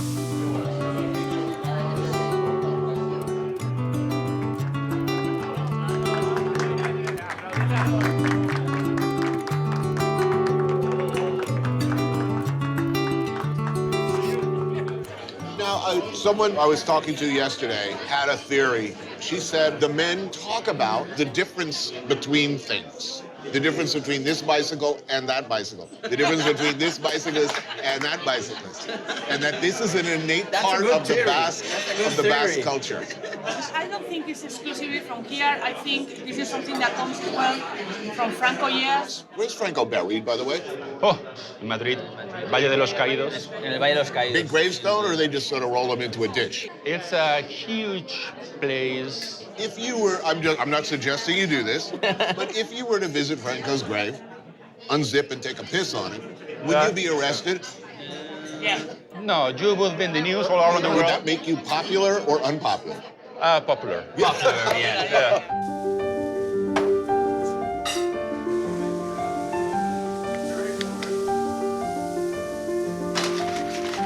For the main, fried hake cooked with chicoli and steamed clams.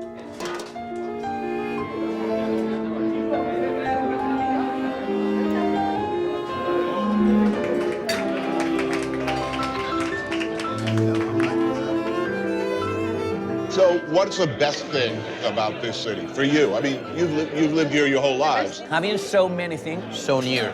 I mean, I have France near, I have all the coast near, I have the mountains near, I have very, very good gastronomy. It's the way of life.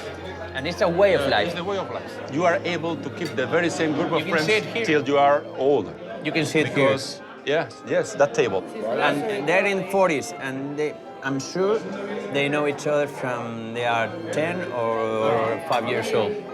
And they keep on coming here every week and have dinner here every week.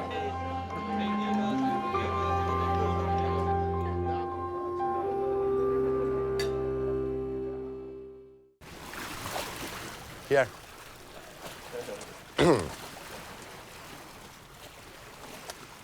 Ipar Amerikako lehen oinarria Euskal arrantzaleek zuten ezarria Gure hizkuntzak ere nundu jatorria Igual itxasondotik gorantzi gorria Itxasoa bezala da Euskal Herria Beti da zarra eta beti da berria. This place, deep in the Echondo Valley, about an hour outside of San Sebastian, is Etxebarri, one of the greatest, most iconoclastic, and most loved by chefs restaurants in the world. It is in every way extraordinary. Sometimes with chefs, we sit around and we play this game. If you had to die at one restaurant, you know, what would your last meal, what restaurant would you like your last meal at? And they were coming up with restaurants, and I said, well, what about Etxebarri? Etxebarri. And they all changed their answer. They said, oh, no, you're right, that place. It's so perfect. My lunch companion is my old friend, Virginia Irizar. With her father, she runs the Escuela de Cocina Luis Irizar, her father being Luis Irizar, of the original group of 12, and the man who first showed me, well, everything in San Sebastian. Your dad's first job, I hear, was at the Maria Cristina. Is that true? He started there? 16 years old. His first duty was to keep the white wine ice cold for the chef. Otherwise, they were in trouble. It's understandable. So what did they do that was different? They did try to modernize Basque traditional food, make it less heavy, less greasy, that sort of thing. And this man, Victor Arganzones, is a legend. He is a master of what looks austere and simple, but is in fact, in an almost Japanese way, fetishistically perfectionist in his treatment of local ingredients. Victor cooks everything himself, from his own charcoal, made from wood he cuts himself. Chorizo, which he makes from Iberian pork loin, served over a tiny little grill, still smoking and infusing it with scent and flavor. Well, it was... Oh, so good. Grilled razor clams. So good, so simple. Beluga caviar, however improbably it sounds, grilled and heaped over almond paste.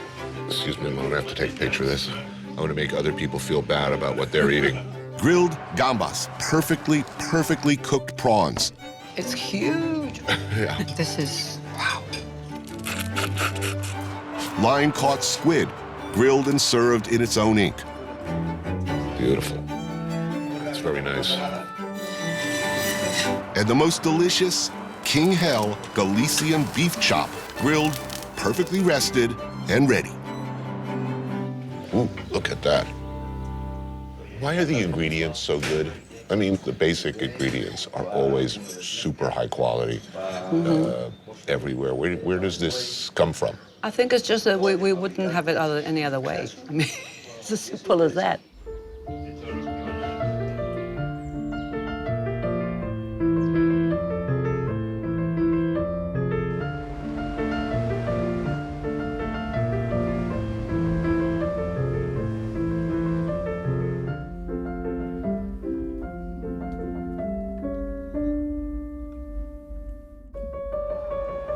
Claro, para mí todo ha sido fácil y todo ha sido bonito, que es lo más importante.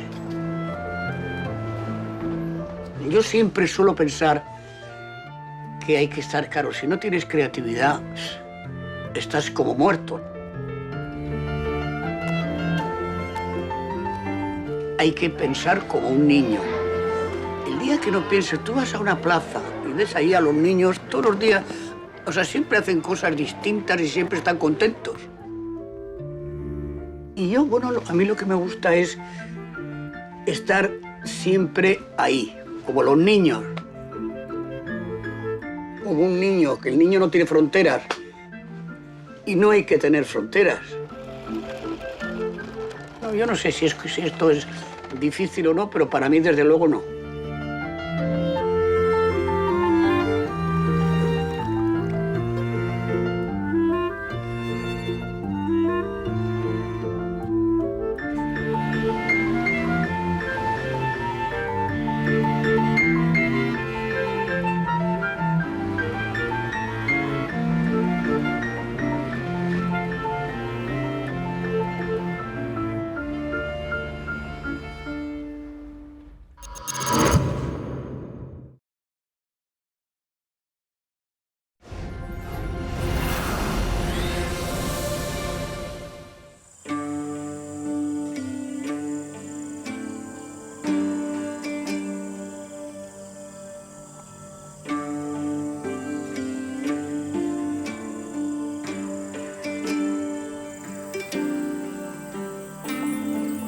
In the early 1960s, 3 idealistic young CIA officers arrived in Laos, a sleepy, mountainous country of barely over 2 million people, mostly rice farmers. Their mission?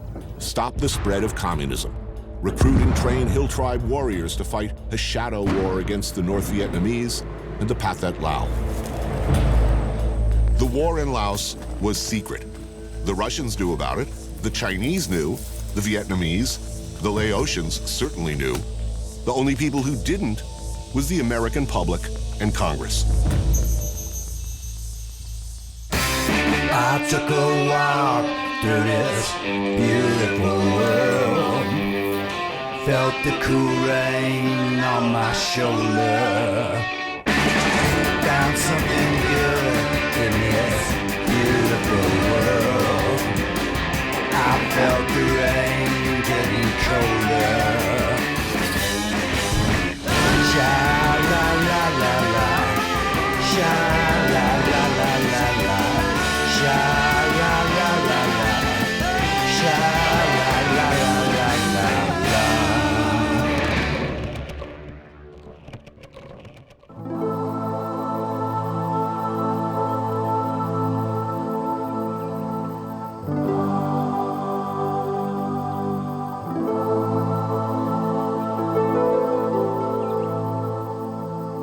có chỉ tao này là có hút bò cho mình thì cái loan mình đại cho cá này nó thầu anh ấy cho chào tuaแล้ว thì cho nhập bếp sang hay choทหารที่ก็มันที่ดี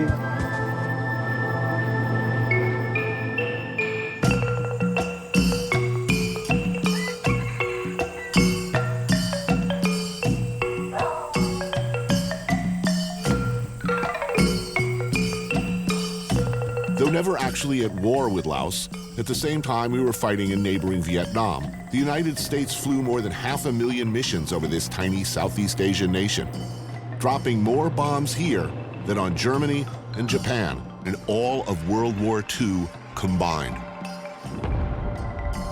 This only a part of the largest covert military operation in history, a conflict that became known as the Secret War.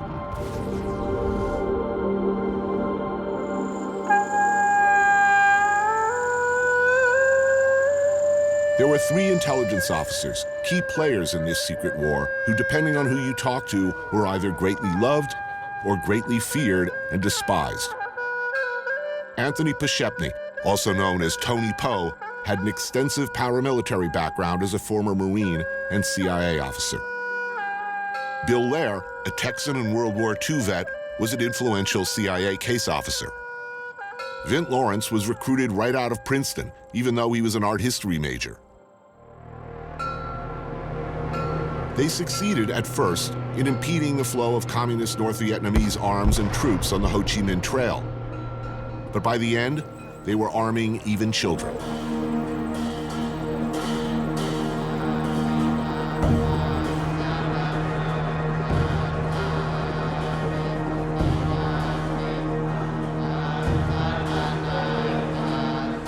What happened here, presumably in the cause of freedom, of democratic Western values, resonates still.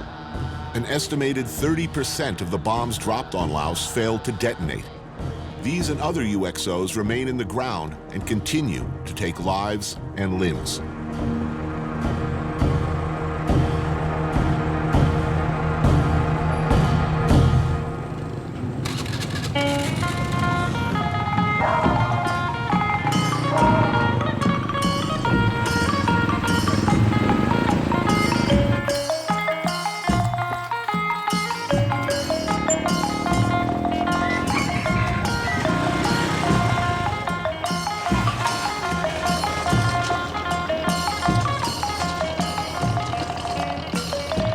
Get off the plane.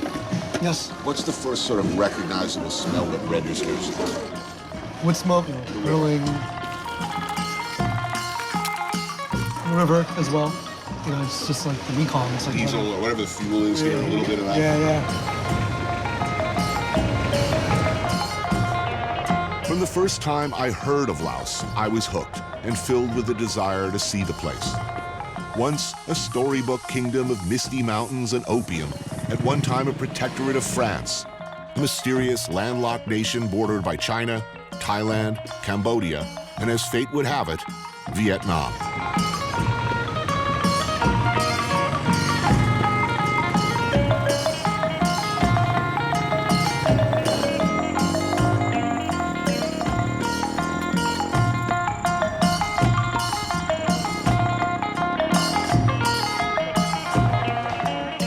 Best restaurant view ever. All these women butchers.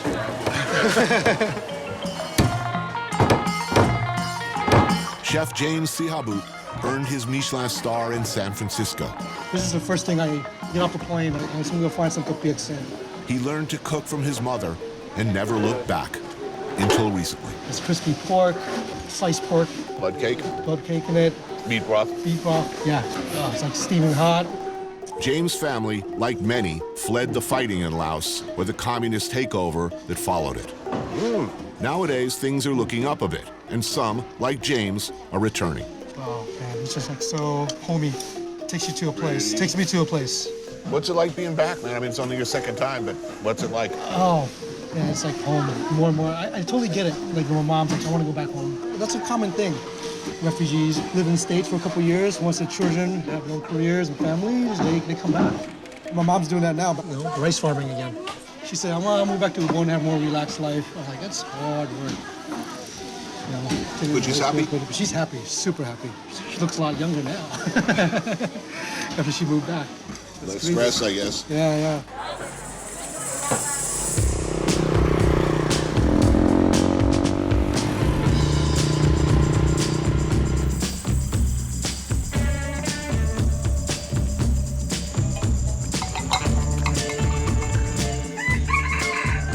This village we call Longlan.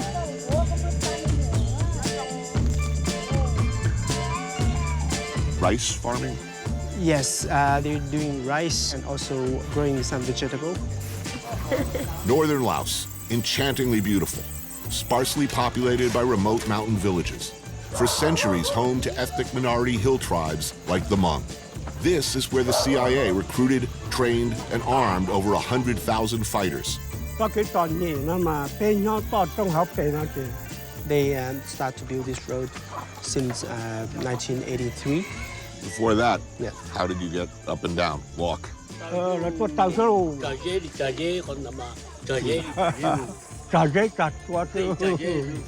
In these same mountains, but on the other side of the conflict, there were people like Mr. Lee, now in his 80s, who fought for the communist Pathet Lao. He is Hmong, and during the Secret War, he fought other Hmong.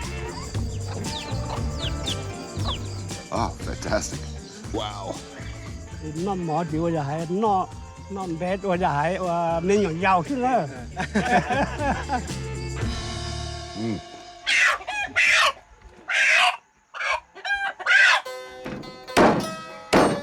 This is chicken. Chicken. And this is chicken also, but with blood and some inner heart. Every Hmong family will know this. Beautiful.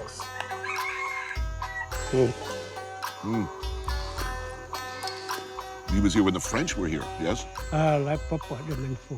Tức tỏ cá nói là lần đầu phát kỳ khía cho các bạn in cá thả. Nè, hay là hay sinh sinh nhà tàn con đó thìฝรั่งcho cá.ปี1963อเมริกาตัวมองตัวมองบลอตัวบลอแล้วเมื่อตอนนั้นเราคิดตัวซื้อสิว่าจะให้ว่าก้อนที่กูที่ตกเกี่ยวกับที่ก็ตกเกี่ยวกับแน่ How is he injured? thành ra do uli trà có họ trồng mỏ.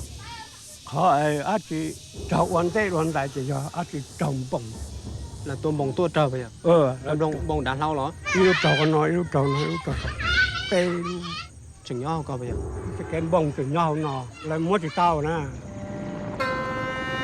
In the end, when the last choppers hurriedly left Vietnam, Laos and many Lao who fought with us were left behind too. What had been a kingdom was now a communist regime. Yeah, the bad guys won. A few who'd been most directly associated with the American effort, unwilling to face rehabilitation camps or worse, never surrendered, and are, all these years later, hiding in hills like these. Hmong were killing Hmong bitterly for many years. If the same people who were trying to kill him and who he was trying to kill came back now, how would he feel about that? Thì cứ đi nó cho thảo sinh tua thì có chỉ bao giờ cũ giờ có giờ cũ,เพราะว่าจะ小朋友认得了且搞不做这干了我给我弟。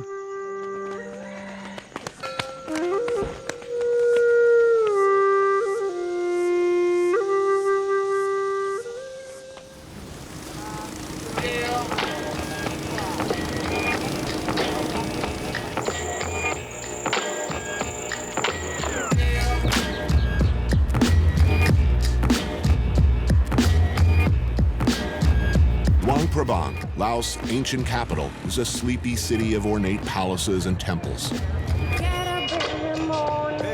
They enthusiastically observe Bun Ak Pansa here, a big party marking the end of Buddhist Lent. The whole thing culminates in a few days with a fire lantern festival, the symbolic casting away of your sins.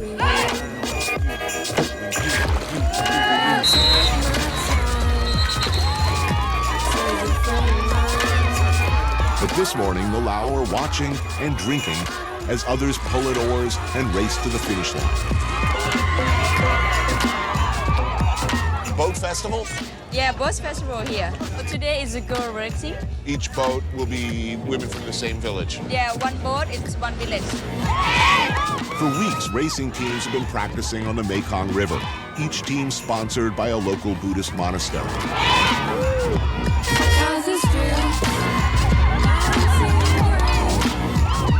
Eat, drinks, enjoy view, enjoy bird. How old is this tradition? It's a long time ago, many generations. We start maybe on 6th century.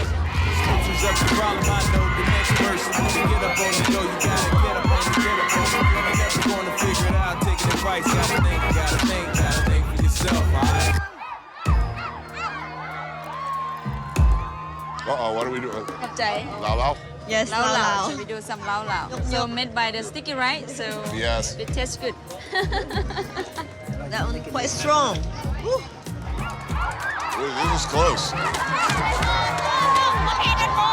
Both of you born here? Yeah, I'm the older sister and she's younger. How has the country changed since you were little kids? The country changed a lot.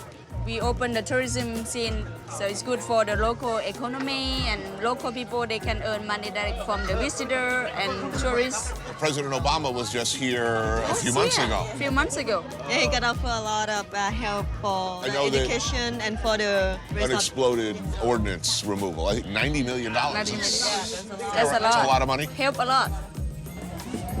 This one, the local snack. Oh, chicken feet. Good. And buffalo tendon. Oh, nice. Good. Yeah, we'll try that. Squid? Dry squid. Squid? God, I love this. This is delicious. When we eat and we enjoy food in Laos, we say sep lai. Sep lai. Sep lai.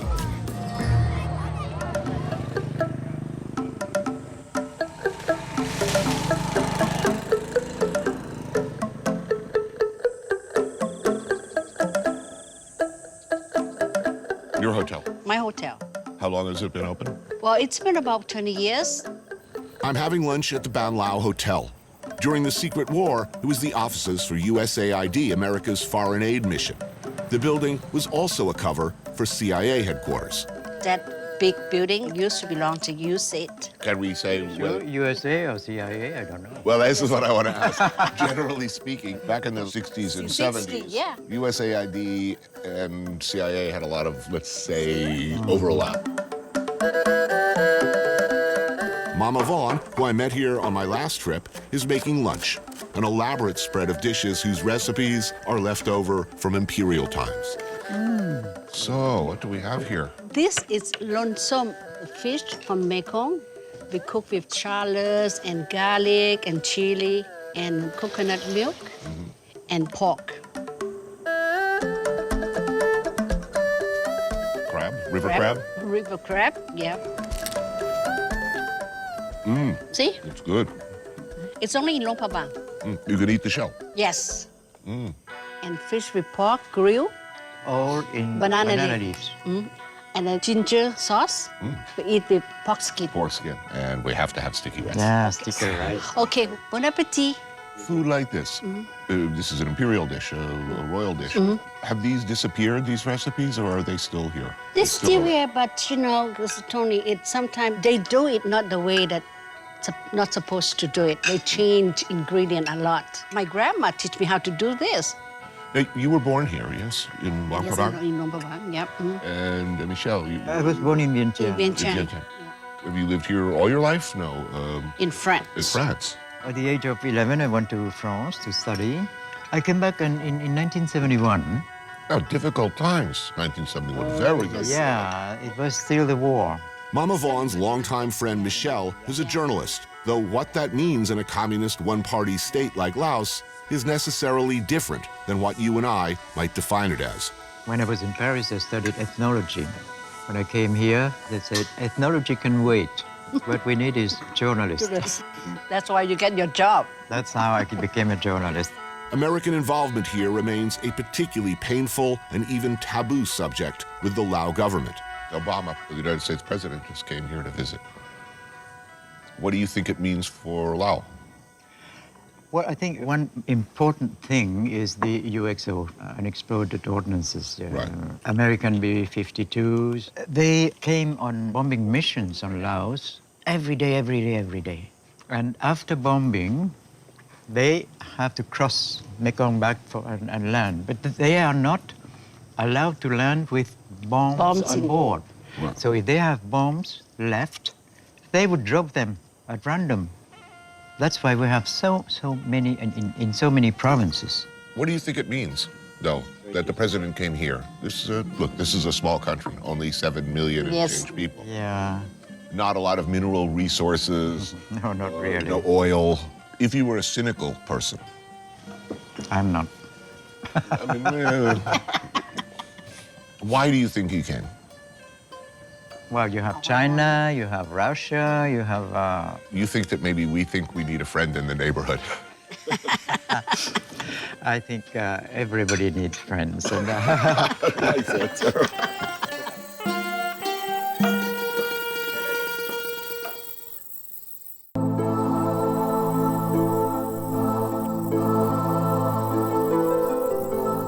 So you were born in a refugee camp? Yes. Moved to the States, what age? 2. I don't really remember much. My dad never once talked about the Secret War. He didn't really explain why we had to come to the States. He was just like, we're here, enjoy it.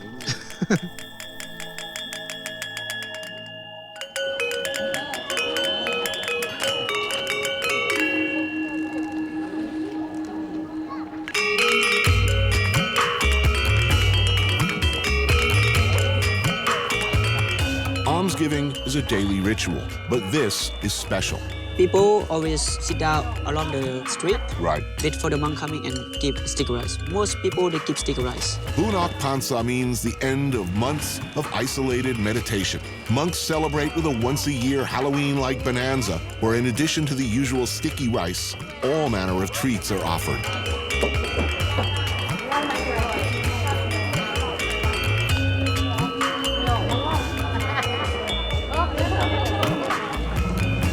I was a novice, come from my home village to live in the temple in Luang Prabang.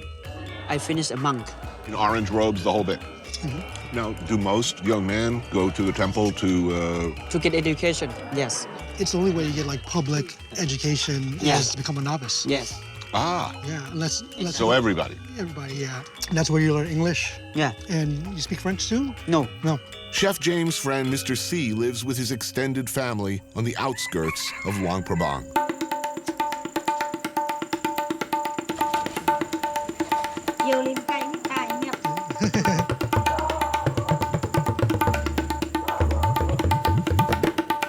Looks awesome. So, what do we got here? Alam is an iconic Lao dish. Wood ear mushrooms, dill. The key ingredient is the pepperwood. These wooden blocks, which has like white pepper, star anise. That infuses the fish. You don't eat it. It's like you don't eat it. Very herbaceous, peppery, really rich. Unlike anything I've ever had. We have 2 types of lap. One's raw, one's cooked. So it's cooked buffalo, raw buffalo. Buffalo. Man, it's really good. This was kind of improvised. Lit bang. Lit bang translates to fixed blood. So it's buffalo blood. It's a really tricky way to prepare the dish because you want the blood to set. So the way you do it is dilute the blood with water. Right. And just pour it over herbs, and that's it. Lao panna cotta. This is really, really good. You know, the balance is so beautiful. This meal kind of represents like the Lao table. You always got to have a soup. You always got to have some kind of lob, a stew, some kind of muddled salad, sticky rice, of course, and dip. And beer lao. And beer lao. Let's get some Yeah, let's get that right. Let's get that. Somebody. Come here.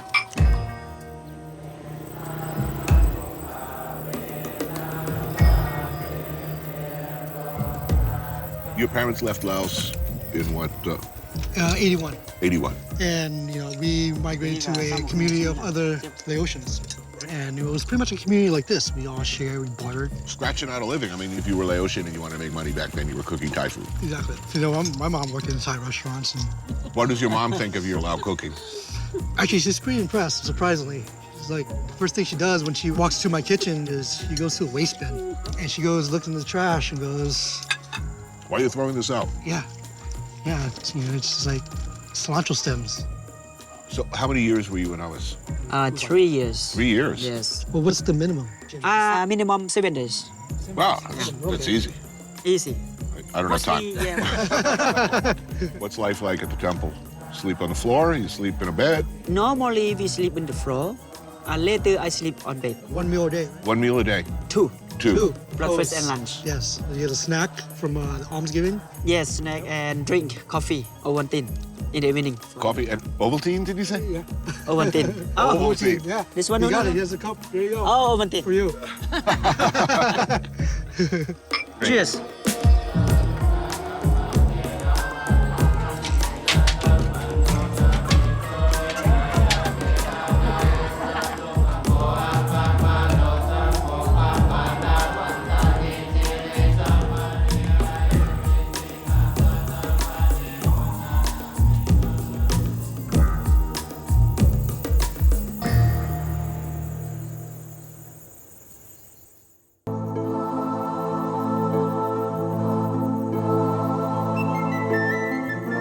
The American experience in this part of the world is something that everyone wants to pretend never happened. More bombs dropped here than all of World War II. This is the gold medal of Laos. They say 1 ton per person. And if they continue to clean the country at that reason, more 600 years to clean. Ren, come on, Ren, come on, come on, come on. Oh no, this is the strong right? stuff. Drink for Jordan, good for you. Hello. 1, 2, 3. Waran kon, phép mang ta sốc, ăn con arasin, ăn con phép mang tê, phọc, tre biếng. Vào, mang tê áo.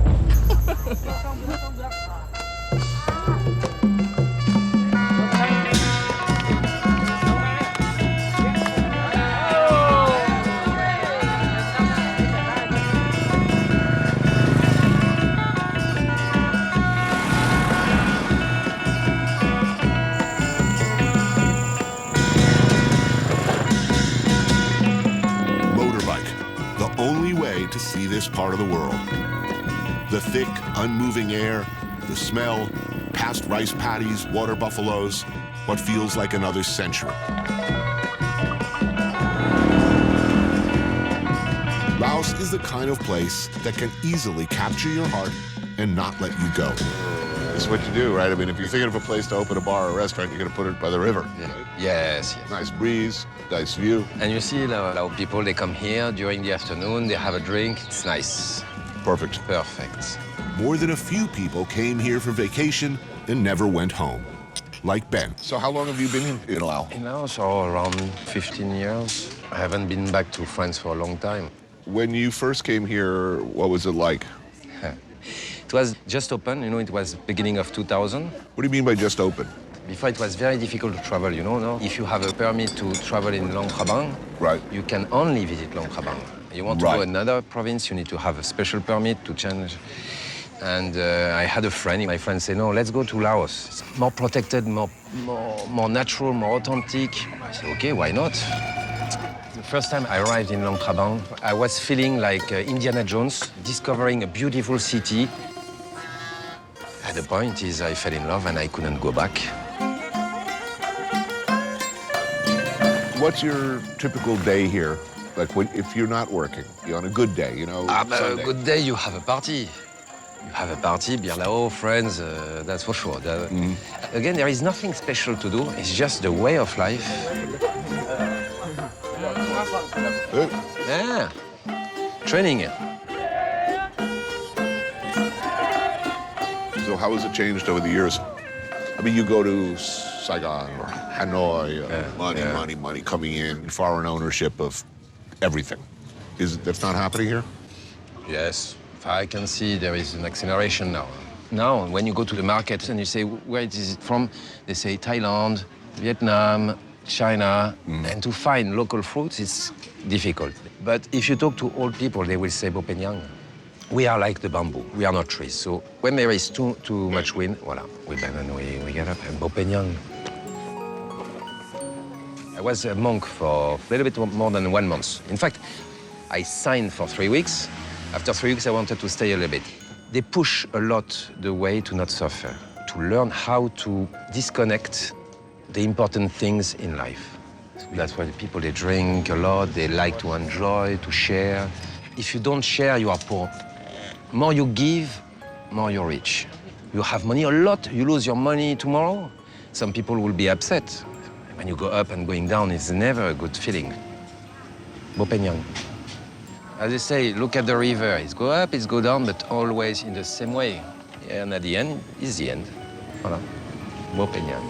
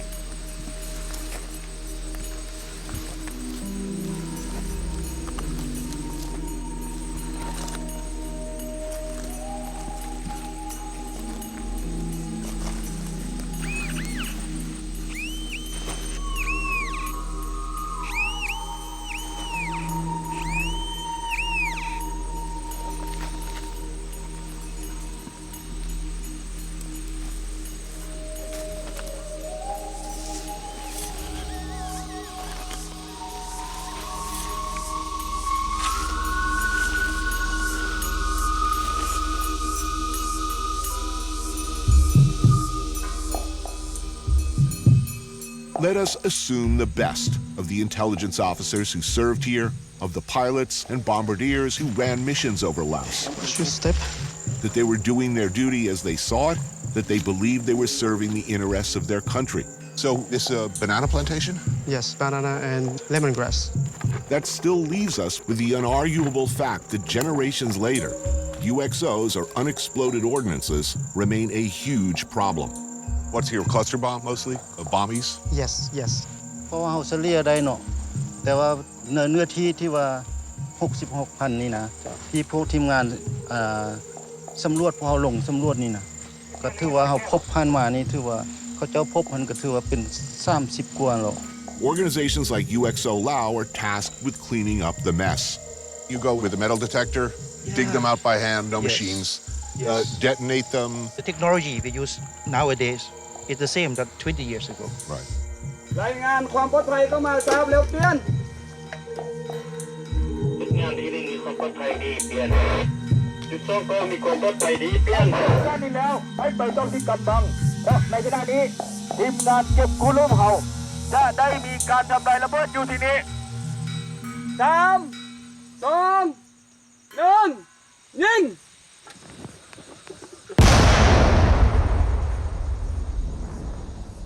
Wow. It's a big bang. Imagine how the children pick it up. Yeah. Laos is the most heavily bombed country per capita in the history of the world. Yep. 80 million is the number of cluster bombs that did not detonate. Since the war in Vietnam ended and we left our secret war here behind, 20,000 people, many of whom were not even alive during the conflicts, have been killed or maimed. Now, most of the people who are blown up, who are they? Mostly farmers? Nowadays, the picture is a little bit changed to the children right now, because the children is look like tennis ball. It's good for playing, for the children to pick up as a toy.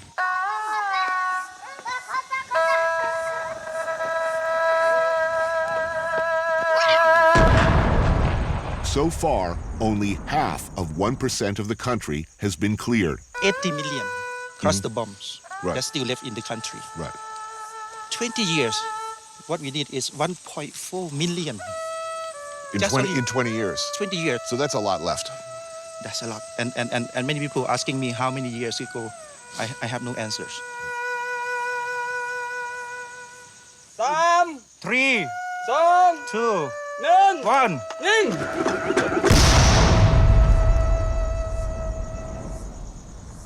Wow.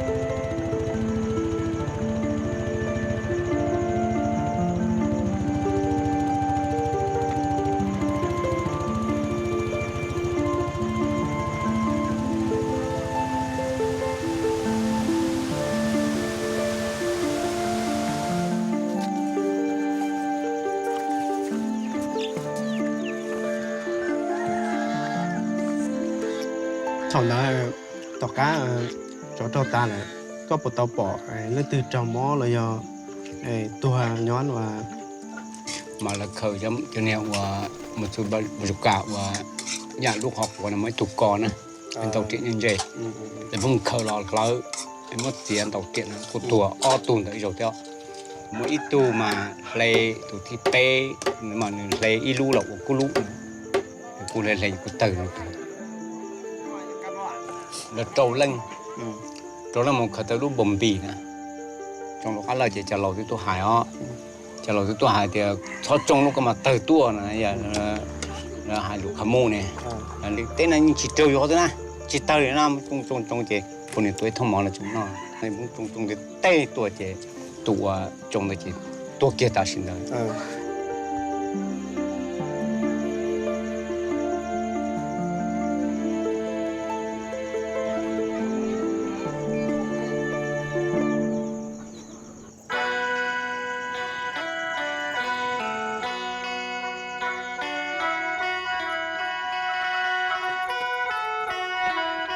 chính xác có ba món là đặc biệt là của ta.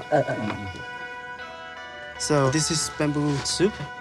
This bamboo is very fresh because they just get it from the forest up here.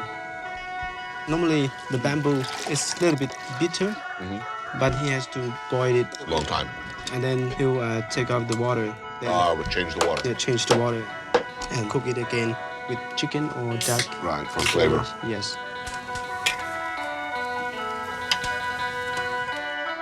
So, what year was he born? How old is the gentleman? 1960. So born at the beginning of the war here. Yeah. Thằng đó có thầu có chuyện nhà mình giàu có bỏ là bỏ không bỏ. Mà ôn chia ta đi. Chia ta đi. Chia ta đi. Họ không bỏ trục này chỉ trong này giờ thì thầu mà cho không bỏ là mà nó đau vậy. Nó đau vậy và có chỉ khởi bỏ chế nhà giàu khởi tàu thì mình mới trồng nhiều cùi mình giàu thế lục mình giàu thế, mà lục bỏ lục la cái mũ. Lục vàng như thế thì lục vàng mà giờ sao sủng cha vậy. Sủng cha thì mới chuột mũ trâu lại lục vàng cậu hoàn chạy tìm gì có thoát mình thì thuộc có tàu mới chuột mình thả tủ sống này thì từ chuột. Chỉ kéo nó cho thì nó tung thò lại. Thì trâu kia không nó ilu trâu nó trâu nó ilu trâu nó chỉ nhau không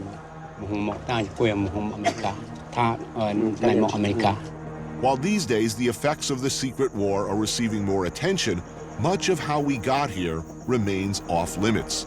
The CIA and their relationship with the Hmong, in part because there are, to this day, insurgents deep in the jungle, is a sensitive subject with the Lao government. Where did the American doctors come from? Cứ không món này nhỏ thì tuôn nào. Rồi là một xe số đó chứ. Họ từ chỉ trong biển như cái liền. Là một xe số. So actually it's I think this is not a question, I think. Okay. In a communist one-party state like Laos, it can be dangerous to talk politics. You tell me whether we can talk about this or not, whether it's a comfortable subject or not, but here on one hand, we have Americans dropping bombs that blow this, at the time, child up. Yeah. And then there are American doctors who put him back together. Given that, is he angry? Có sai thì giờ thì you thằng đó một trò vậy, vì cái là tôi tuổi là tôi cho bồng tới trò you vai you chế nó vậy. Nó muốn họ nó mà chỉ muốn bàn hạ chỉ mà tăng mà chỉ cố rong xe để tôi bảo bị sẵn để chẳng hạn chẳng muốn này mỏ để tôi phải chạm nên bị sẵn từ trồng mỏ trồng cha là chỉ kho hủ trồng không bao giờ để chỉ tua là cũng cho là kho tàu. I mean, all of the bombing, all of the suffering, all of the death, what did he think it was all for?แต่มามุ่งประกอบการดอกเขาเนาะมันอยู่กู้ชีเป้าต่อที่นั่นเนาะ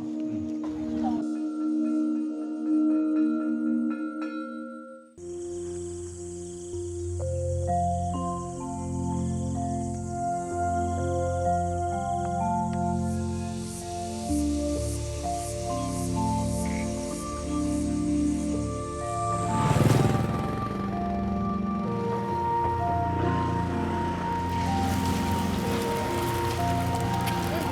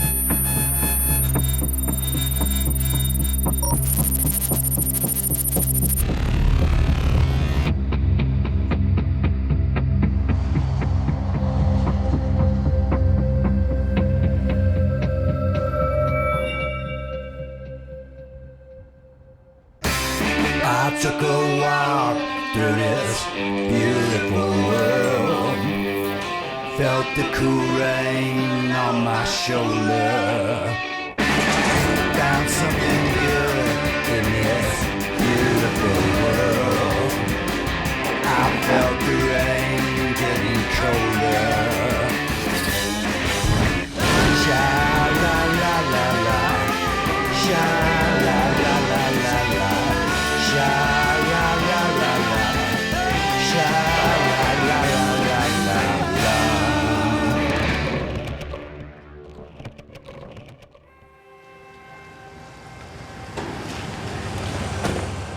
Good morning, my friend. How are you? This mine? Yes.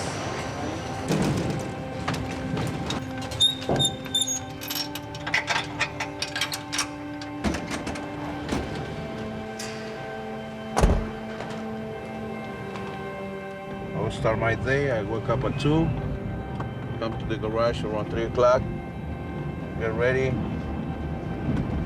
to go on my way to take the Queens Water Bridge.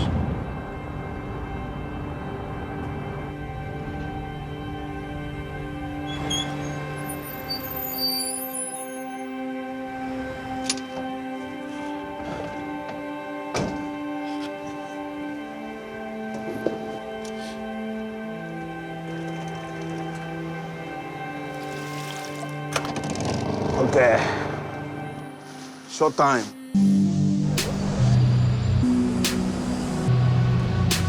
Just across the East River from Manhattan, where I live, just over there,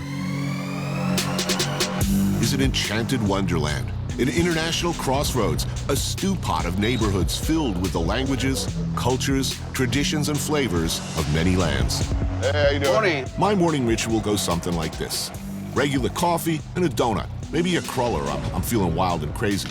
But just across the river, the options are endless.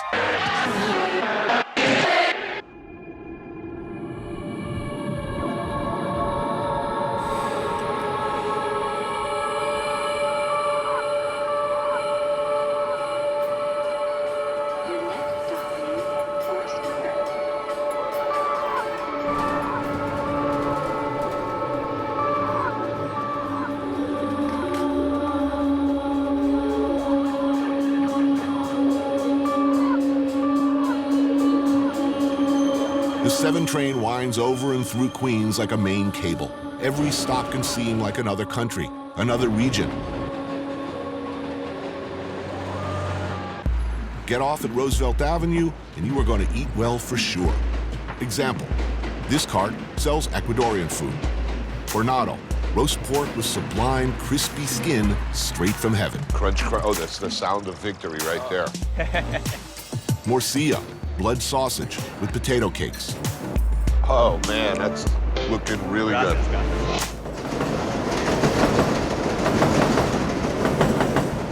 This is a working class day, but people coming to and from work.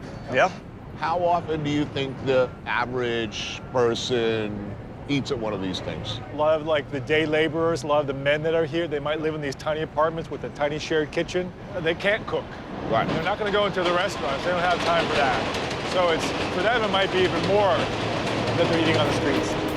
Sean Basinski is the director of the Street Vendor Project. Prior to going to law school, he built a pushcart and sold burritos on the corner of 52nd and Park. He founded SVP with a small grant from Yale University Law School. He lives in a tenement walk-up apartment in Manhattan with a bathtub in the kitchen. You know, like most lawyers. So within like a mile of here,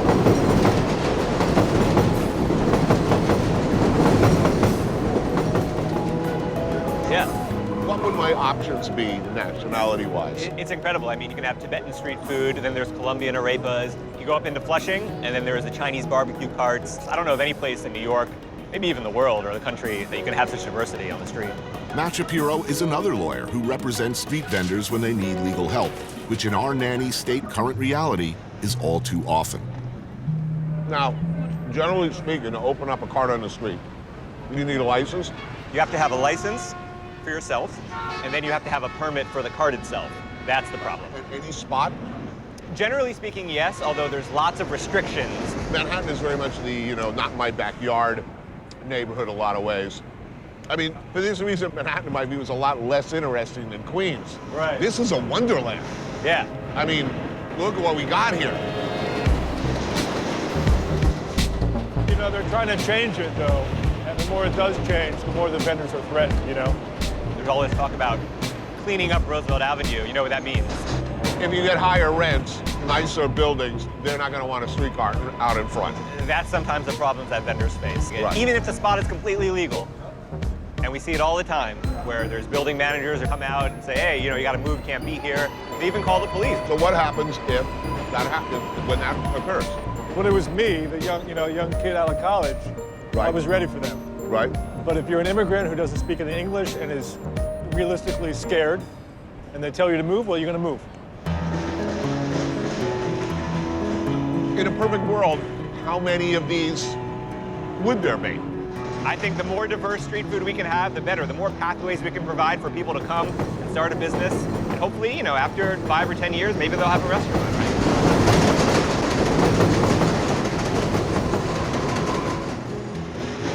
I mean, we don't say there are too many restaurants, do we? So why too many food vendors? Too many affordable restaurants, goddamn.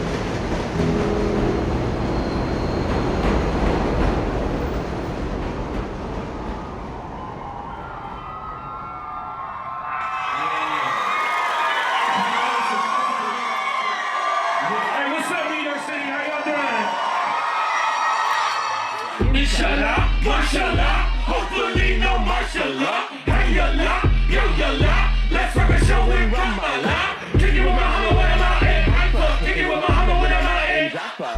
Oh no, there is trouble. TSA always wanna burst my bubble. Always get a random check when I rock the stubble.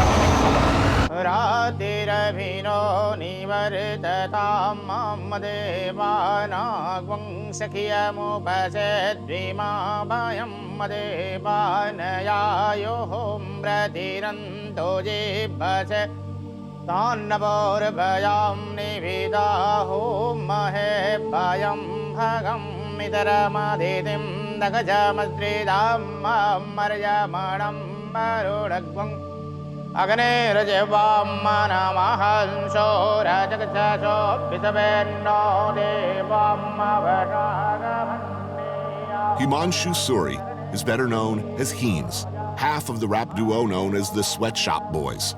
He was born and raised in Queens, a living, breathing example of the glorious mashup that is this borough. So it seems just right that a first-generation Indian dude takes me to a Chinese dumpling spot close to his Hindu temple. Yew Garden Dumplings is everything you need in life. So, born and raised, Queens? Yeah. What neighborhood? Most of my life I've been in Glen Oaks and Belrose, which is like further east. Largely or mostly Indian? Our neighborhood is mostly Punjabi, and then there was Christians from Kerala, Malayali, and Pakistanis, those three. And next non-Indian neighborhood over? More like Guyanese, and still Indo-Caribbean. Right. And then the other neighborhood, like whiter, but still Indian. So it's hard to escape us in Queens, which is why I like it here. Spicy beef and tripes, boiled pig tongue and tripe marinated in sugar and soy, served cold with chili oil. Traditional Indian food at home. What about outside the house? Because the food's so good at home, we don't really go out to eat Indian food, because it would just be my mom going, I could make better dal than this. Right. So, in New York, man, it was like lo mein and pizza when we weren't eating Indian food. Lion's head meatballs, pork, ginger, soy. So we used to come to Flushing even when we moved out further east because they didn't have grocery stores there. My temple is over here, and so even as we moved further out to Long Island, we always end up coming back to here or Jackson Heights, which are like these first places you come. Sometimes I joke, I mean, Queens is so great and so diverse, but it's also because the airports are here. So it's just like you get off of a 16-hour flight with no money in your pocket from India, and you're like, where am I gonna live? Well, I'm already here, and so let's start with this place.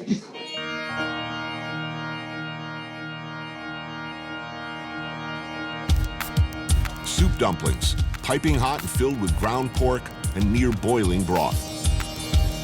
This is why I go, man. Yeah, the soup dumplings. Right? Oh, yeah.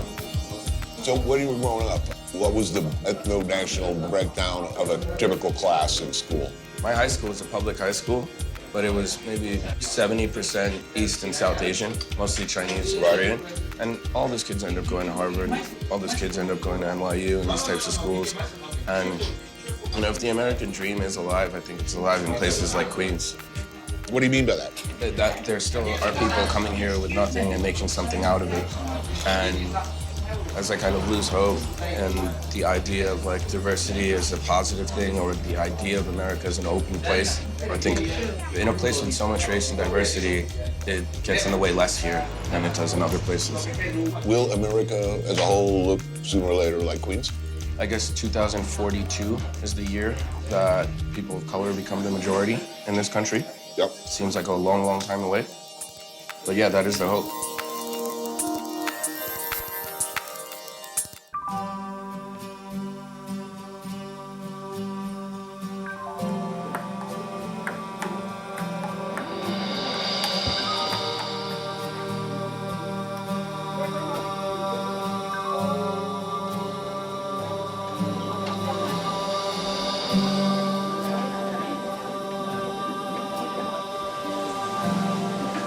하나님 아버지 은혜를 감사합니다. 우리 어르신들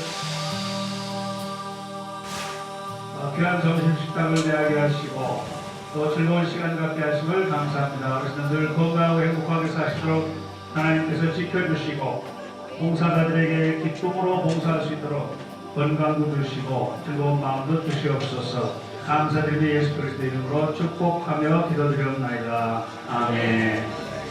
Get lost in Flushing for a while and behold the awesomeness.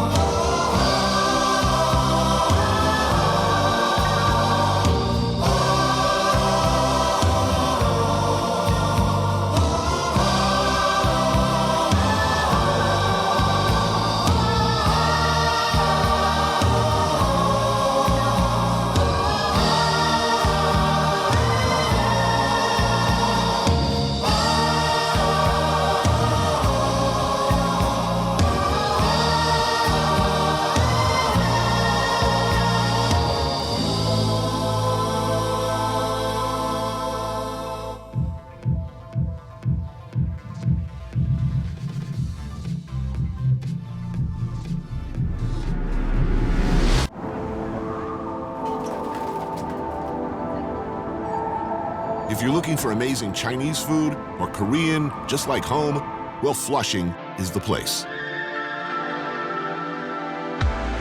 This joint is high on the list, Gu Shigi. Cheers. Not that. Josh Smookler and Cosme Aguilar are both chefs and restaurateurs operating in Queens. Josh, a Korean man who was adopted and raised by a Jewish family, owns the wildly popular Long Island City restaurant, Moo Ramen. Did it take off right away? It was successful right away? Yes, pretty much immediately. You know, I was cooking out of my house. Then we're transporting all to this bagel shop. We serve from 7 o'clock to 9:30, 10 seats at a time. It was me in the kitchen, my wife out in the front. And one day somebody texts me and goes, "Congratulations." I go, "For what?" They go, "Pete Girls just gave you #1 ramen in New York City." So New York Times loves you. Yeah, and I saw the article and I started crying. Cosme is the owner of Casa Enrique, also in Long Island City. It's the only Mexican restaurant in New York with a Michelin star. You didn't even do the smart thing. The smart thing, of course, would be to make shitty Mexican food because we know that Americans will always buy shitty Mexican food. You started making like really sophisticated, really interesting Mexican food. Well, why? My brother come up with the idea to open a Mexican restaurant. And I told my brother, come on, I never cooked Mexican food like for restaurants. So I started cooking for 6 months at home every single day, trying to do different things. And finally we opened a Mexican restaurant. And then you got a Michelin star. Yeah, for 3 years in a row. Nice. Both are fantastic, but tonight we're eating Korean. Gamjatang, pork neck bone soup with rice cakes, pork belly, kimchi, and spicy radish. And kimchi and oysters. So this dish right here, the gamjatang, was the dish I had about like 3 years ago. It literally transplanted me back to Korea. Yeah, but how old were you when you left? When I came to America, I was 6. Were you raised observant Jew? Orthodox, yes. Or you were raised Orthodox. You still with the program? No, not at all. I'm eating pork right now. Man, that's tough. I mean, because, Koreans are pork crazy. Korean food, I didn't have much of it growing up at all. In fact, kimchi was like shunned from our household because it stunk up the whole house. Well, it's just not kosher, too. And it's not kosher either, so they... With the shellfish in there. Yeah. But now I still make Korean-style ramen. And then I have a matzo ball ramen. Being raised Jewish, can't help it. I think as cooks, we always gravitate to what our DNA is. So what are you opening a Korean restaurant? I don't know anything about Korean food. I just know I like it. I gravitate towards those flavors.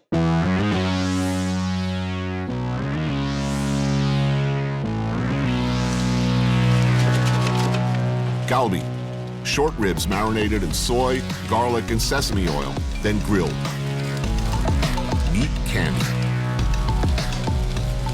You ever investigate other neighborhoods? The number of immigrants from all over the world, I mean, is, extraordinary. The funny thing now is I have Caucasians working the line. Yeah. And then the Asians come in, they go, oh, this isn't good. You got a bunch of white guys. I'm like, what? I'm racist like that, too. Really? Yeah, I'm totally like that. If I walk into a sushi restaurant, I make racist assumptions about the place if they're not Japanese. Do you do the same thing when you go to a restaurant and you see, like, let's say a Korean restaurant, right. And if you only see white people, then what do you think? It's not legit? Eating at the Korean restaurant? Yeah. You want the truth? Of course I want the truth.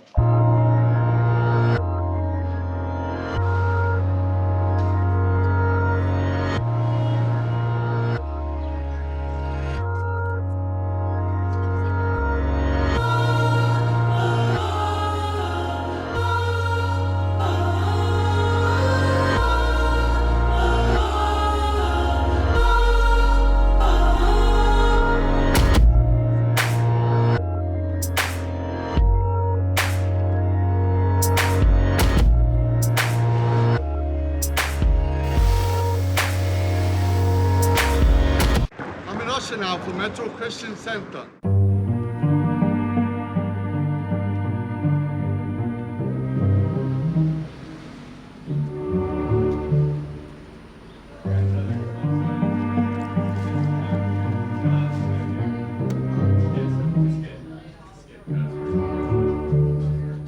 Some people say it's the most famous place you've never heard of. That's where we are. But when you start getting out to the detail of it, this is historic Near's Tavern. Back in the 1820s, when Queens was still mostly farmland and livestock rather than the 7 train was what rumbled down what became Jamaica Avenue, the manager of a racetrack called the Union Course opened a nearby tavern to accommodate the gamblers and layabouts who frequented his track. It was called the Blue Pump Room. In later iterations, it became the Old Abbey, the Union Course Tavern, and finally, Near's Tavern. The Near family, German emigres, added a bowling alley, a ballroom, and a hotel after the racetrack closed in 1898 and renamed the place Near's Social Hall. Today it's owned by this man, Lieutenant Loy Gordon of the FDNY. You were born in Jamaica? It's a funny thing, I'm from the island of Jamaica and I moved to Jamaica, Queens. Why Jamaica, Queens? Well, my mom was here. What did your mom do for a living? What kind of work was she doing? She didn't have all the education in the world, so you just had to do odds and ends. You had to clean floors and just do whatever she had to do to get things going. I think it's pretty much the similar story of immigrants that come to the United States. They come and work hard because it's the land of opportunity, and they find a way to kind of make it out of the rut. Yeah. Or at least using that platform to have someone like me, like their offspring, become a little bit more, right, than they were. Ordinarily, the story is I'm a regular beer drinker at this joint, and the thought of it disappearing is like unbearable to me. Where am I going to drink now? But you're not that. That's not your story. I knew that this place was important, I just felt something special. And being someone that's from Queens, something that's special like this shouldn't disappear. It was 3 days from closing down when I walked into the place. Wow. the way it's located, someone has to tell you about nearest tavern. Someone has to say, you know, it's around the corner, to the left, to the right. If someone tell you about it, I think they think you're worthy enough to discover such a historic, you know, cool little place. Now, it's historic for a lot of reasons, not least, in my mind, because the greatest American film ever made was shot here. A lot of it was shot here, right? I mean, it was about 15%. Okay, so what was shot? Which scenes were shot here? It was a very pivotal moment of the movie. Okay, so that's And the as we moment. said, Wait. Let me remember him. Is he right there or is he right here? He's right here. Yeah. He just looks over at Maury, and you know he's decided Maury's going. Maury's going, might as well just knock everybody Well, no, else. Maury was a problem from the beginning. I think any reasonable businessman would have. You know, here's a question. It has nothing to do with anything. You're working for the mob, and you've been having some disagreements with your business partners. Why would you ever get in the front passenger seat when somebody else is sitting in the back? I mean, Paulie made the same mistake in The Godfather. It's always like, you know, that's a bad seat to sit in. Yeah.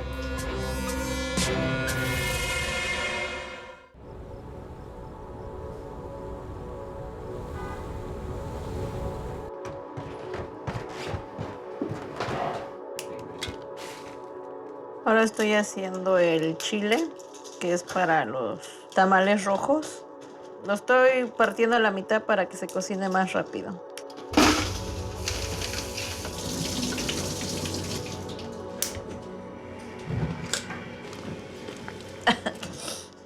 Eso pica. Mi nombre es Evelia Coyotze y soy del estado de Tlaxcala. Y yo vine a Queens en el 2000. No sé, tal vez este era mi destino. Vender tamales.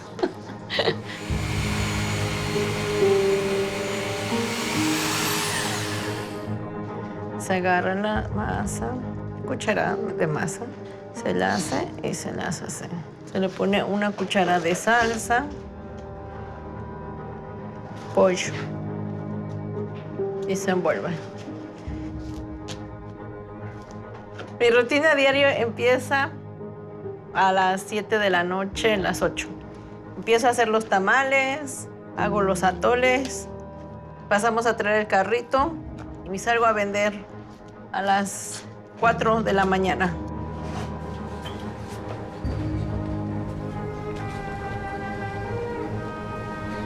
Cuando yo llegué a Queens, era tan difícil estar aquí en Queens porque yo había dejado a mi hijo en México.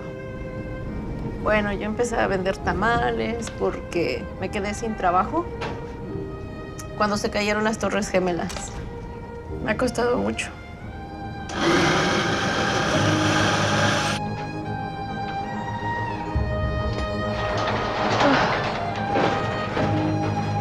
Yo vendía en un carro de supermercado. Molestaba mucho la policía. Nos llevaban a la cárcel como 15, 16 veces. Entonces fue cuando decidí que tenía que rentar un carro porque nos arrestaban.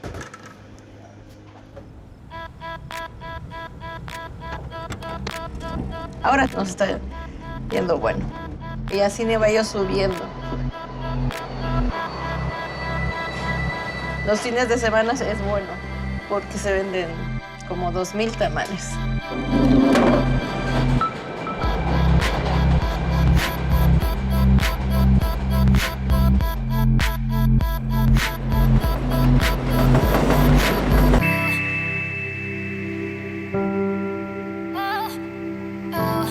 It is tempting to think, when reflecting on Jackson Heights, of India.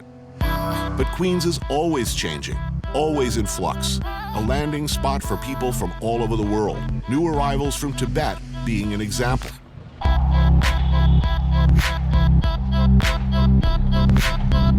Sandwiched between 2 cell phone stores and a couple of jewelry shops is Lhasa Fast Food. This particular neighborhood we're in now, Jackson Heights, has historically been the first stop for the newest immigrants.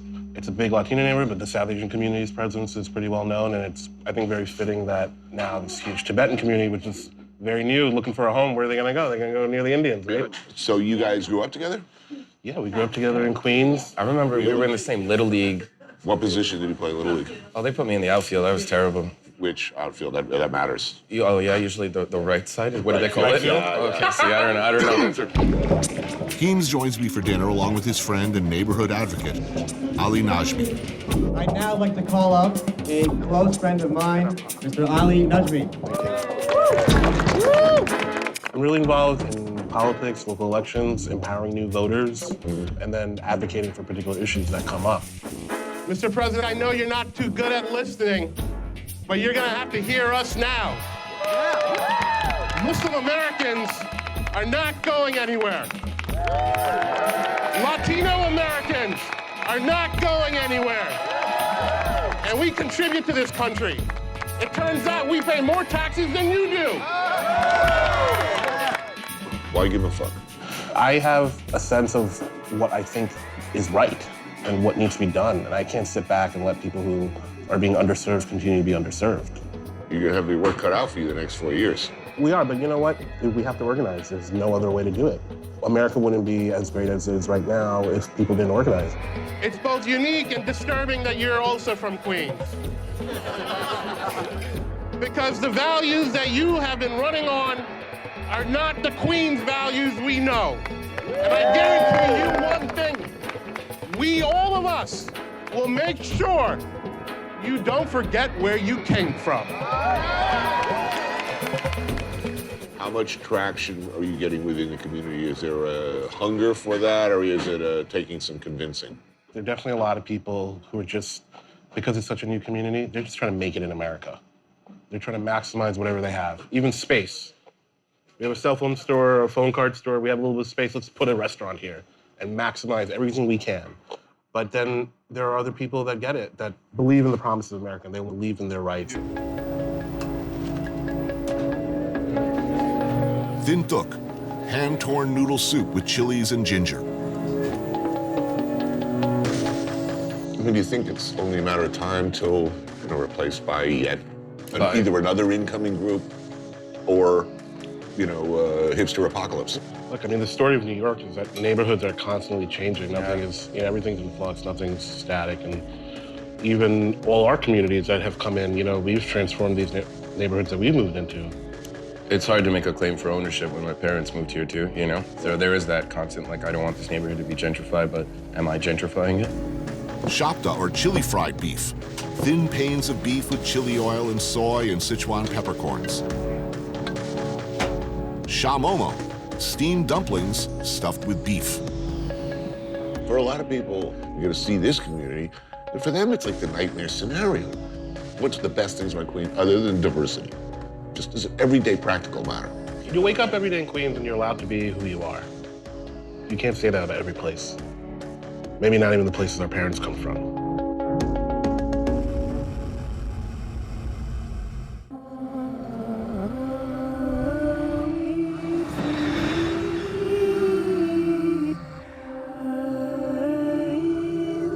Further out in Queens, the somewhat forlorn-looking but still beautiful Rockaways.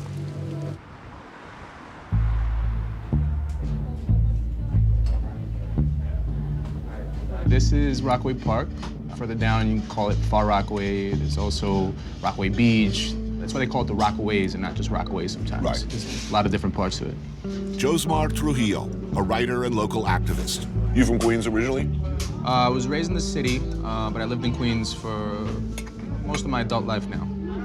And Rockaway now? No, so I left here about a year after Hurricane Sandy because the way Sandy hit and the way it kind of, shook people out of where they were, you didn't want to put your family through that again, or the risk of that. How bad did it get hit out here? This was like something out of a movie. Hurricane Sandy pounded the East Coast in 2012, and many communities suffered. But the Rockaways were hit with particular ferocity. How was the response? The response from everyday people was good. Like, one of the best things about what happened right afterwards is the way a lot of people came together who lived here, but also how a lot of people kind of came in, pitched in, brought food, brought generators. But, officially, with like the government, the semi-governmental groups, they dropped the ball. What was the problem? They weren't ready for it. The Rockaways, by design, has never been a place where there was a lot of good investment or infrastructure anyway, to begin with. Why? Look, This is what you would call prime oceanfront property, not far from New York City. What's going on?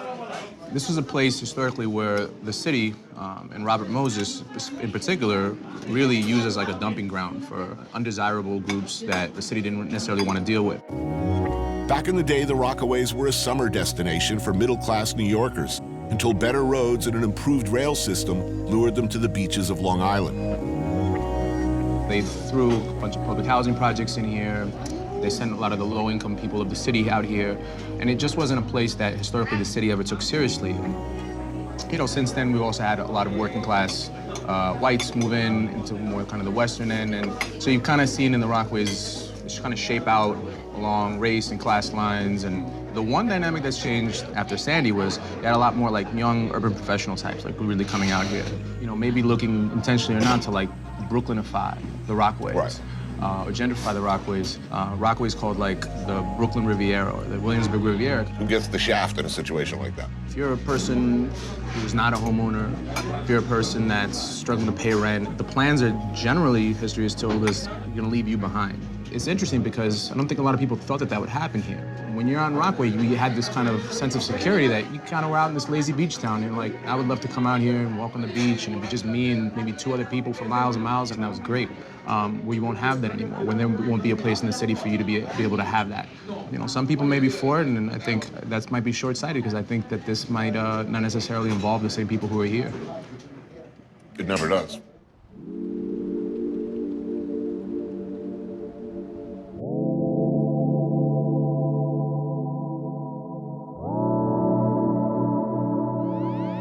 What's a perfect day in the Rockaways? Oh, perfect day? Obviously hit the beach, but you don't want to find a place where there's, you know, no sand, you know? Right. You want to find a place that's kind of off the beaten path, grab a bite to eat, you maybe, you know, have a couple of drinks at night and watch the waves crash, and we're near the airports, you watch some of the planes fly over, and it's just, you know, it's a different feel. You don't feel like you're in New York when you're out here. When I first came here, I was a city kid. I was used to living the hustle and bustle, the city that never sleeps.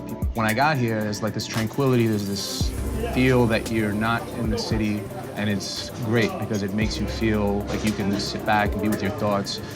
You know, as a city kid, it gave me a lot of perspective. So anytime you can come out here and kind of be away from stuff and kind of be, you know, with the water and with your thoughts is a great thing. Yeah.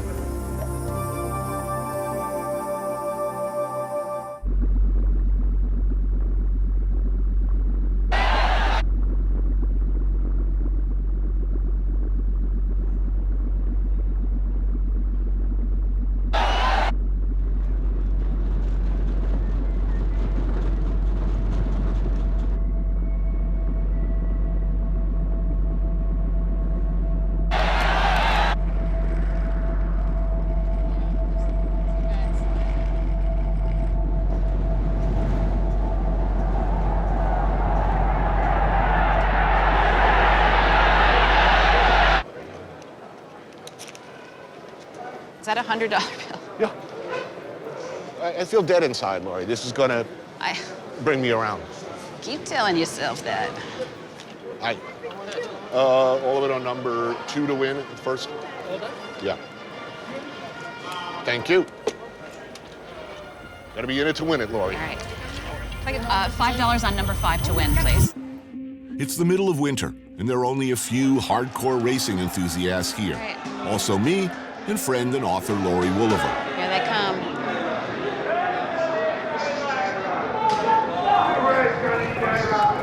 And a winner. All right, you won your first race. You know, we didn't win anything, but... Quite good enough. I love this place. The ponies, the beer, the looming sense of despair and melancholy. Did I mention they have Jamaican beef patties? So people like it here because you can get your emotional feel for the horses and you can look down into the paddock, and people like to sort of see how the horse is behaving. All right, I smell victory, or is that horse shit? Fourth race, number 2 to win.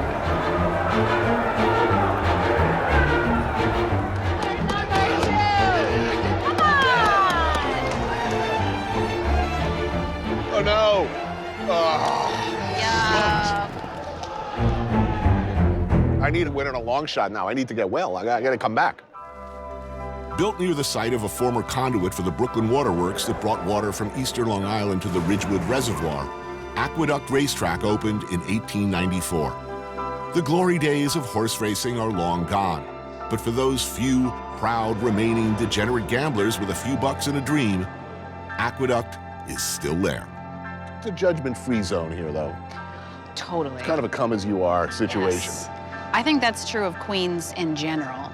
And you can kind of fly under the radar, you know? You have not been harassed too much today, right? No, a guy came up to me. He says, hey, you look like Anthony Bourdain. I said, I wish I had his money. And he said, you're right, that asshole. It was great. It was like the perfect encounter. That's Queens. Nobody gives a shit.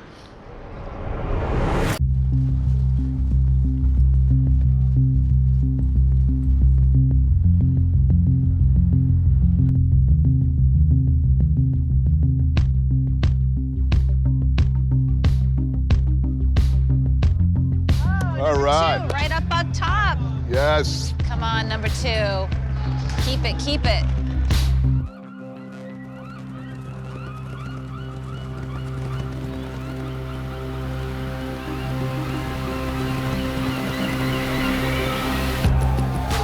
It's a close race. Close it up. It's a nail biter.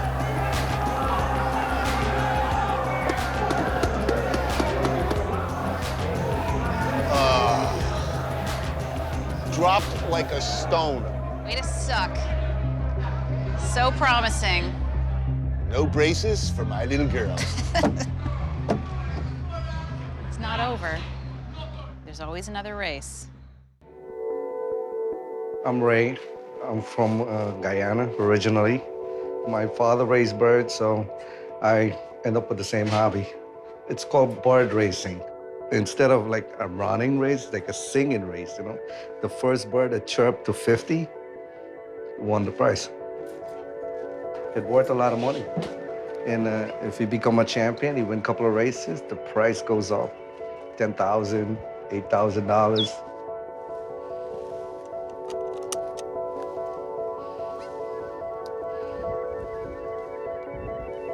Gotta be as gentle as possible. So I just hold it in my hand. If you hit bumps, I rattle him, you know? I want him to be as calm as possible. We'll find a parking as close as possible to where we're going so the birds don't be exposed to the cold weather.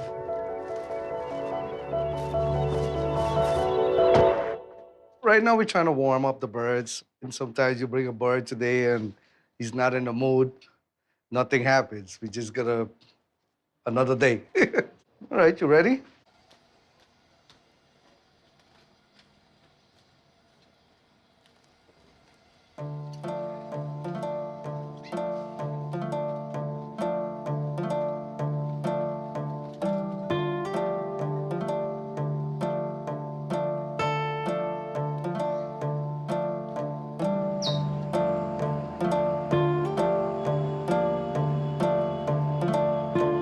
The whole world is in Queens, and like the world as a whole, it is constantly changing. Here in the Jamaica neighborhood, a growing number of immigrants from Africa have put down roots, and with them, restaurants catering to their tastes.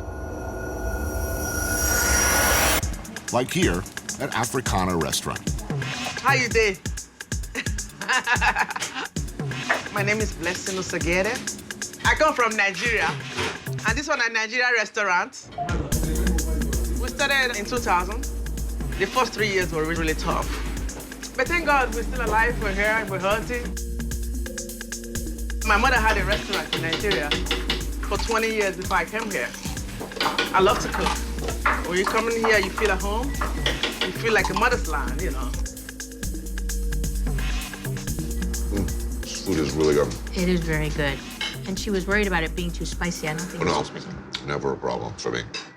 Sarah Khan has made it her mission to find and write about some of these great little off-the-grid places throughout the borough. You're studying the intersection between food and culture. How did you get to that point? So I kind of cobbled together a way to travel, learn languages, and eat. Do you ever worry that by celebrating these communities, Yeah, you're helping to destroy them? absolutely. Oh, absolutely. Absolutely. I worry about it.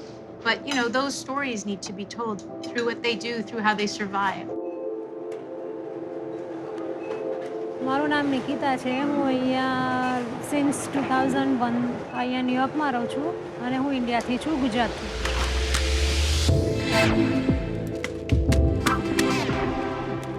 Every meal, every dish has a story, often a very personal one, often a story of hardship, separation, difficult times. But when somebody cooks for you, they are saying something. They are telling you something about themselves, where they come from, who they are, what makes them happy.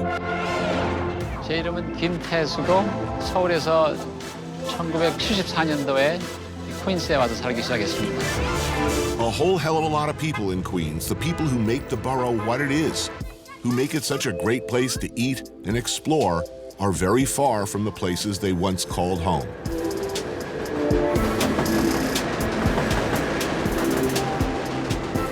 But Queens is home now.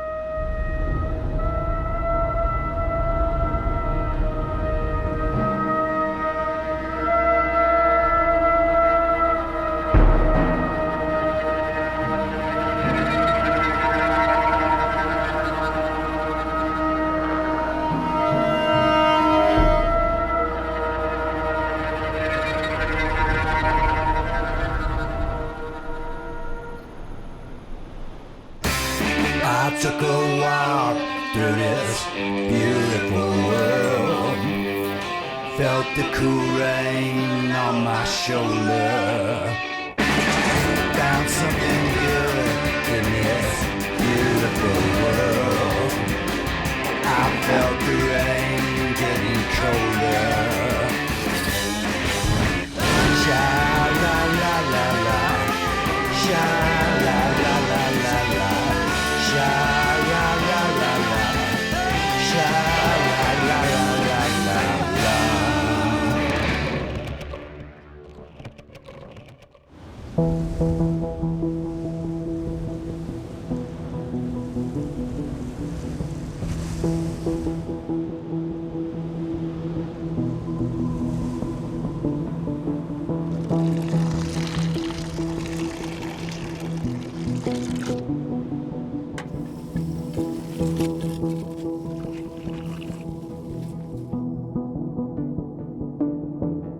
It's morning in the Arabian Desert.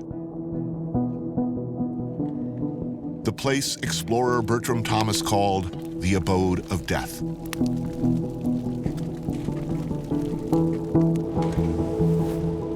But it's a beautiful place, the kind of place I look for more and more these days. Stark, empty, clean sand that stretches out seemingly forever.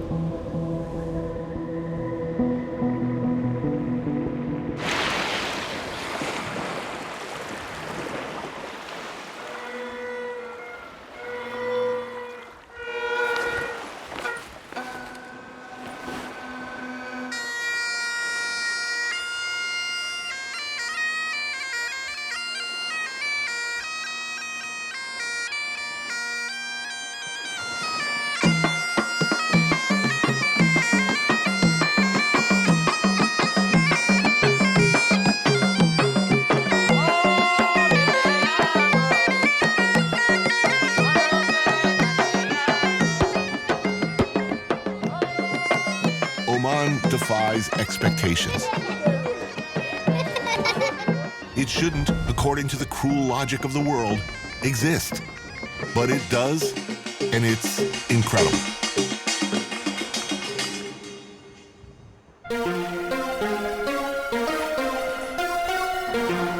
The Sultanate of Oman is an absolute monarchy, a predominantly Islamic state, had a vital strategic choke point in the world's oil supply. It is surrounded by some of the trickiest and most contentious powers in the region. And yet, here it is, relatively small, tolerant, welcoming to outsiders, peaceful, and stunningly beautiful. But Oman is facing uncertainty with succession issues and declining oil reserves. The question of what's next is a big, if often unspoken one. So pre-1970, this was a very different place to live, very different country. Quite simply, there was nothing.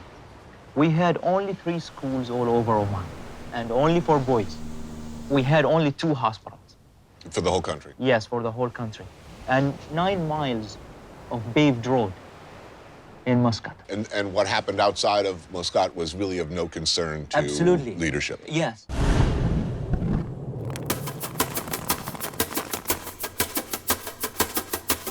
Sheikh Zayed bin Suleiman Al Ghafri is a businessman and the son of a tribal leader. He's the kind of guy who will likely be prominent in the future of the country. The current Sultan replaced his father and took the country really from the 19th century into the 20th century very, very quickly. Absolutely. His Majesty took over and he changed the whole scene. This is not a democracy, but everybody, it seems, has genuine affection and respect for the Sultan.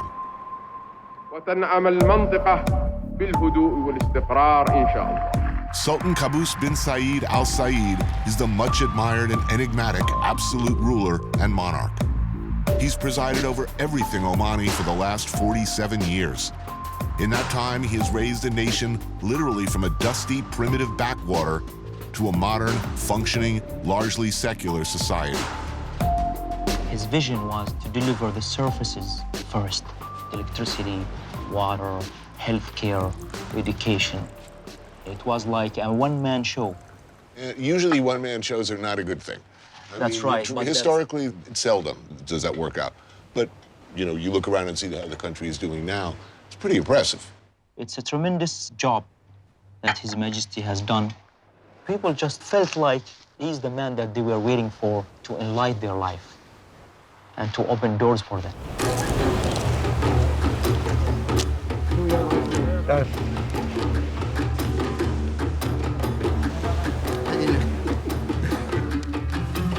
Oman, it should be understood, sits at the top of the Indian Ocean rim.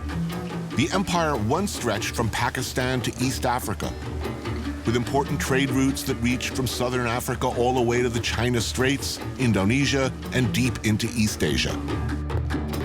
Modern Oman is a fraction of that size now, but its DNA, its culture, cuisine, and to some extent attitude toward the outside world is a reflection of that history.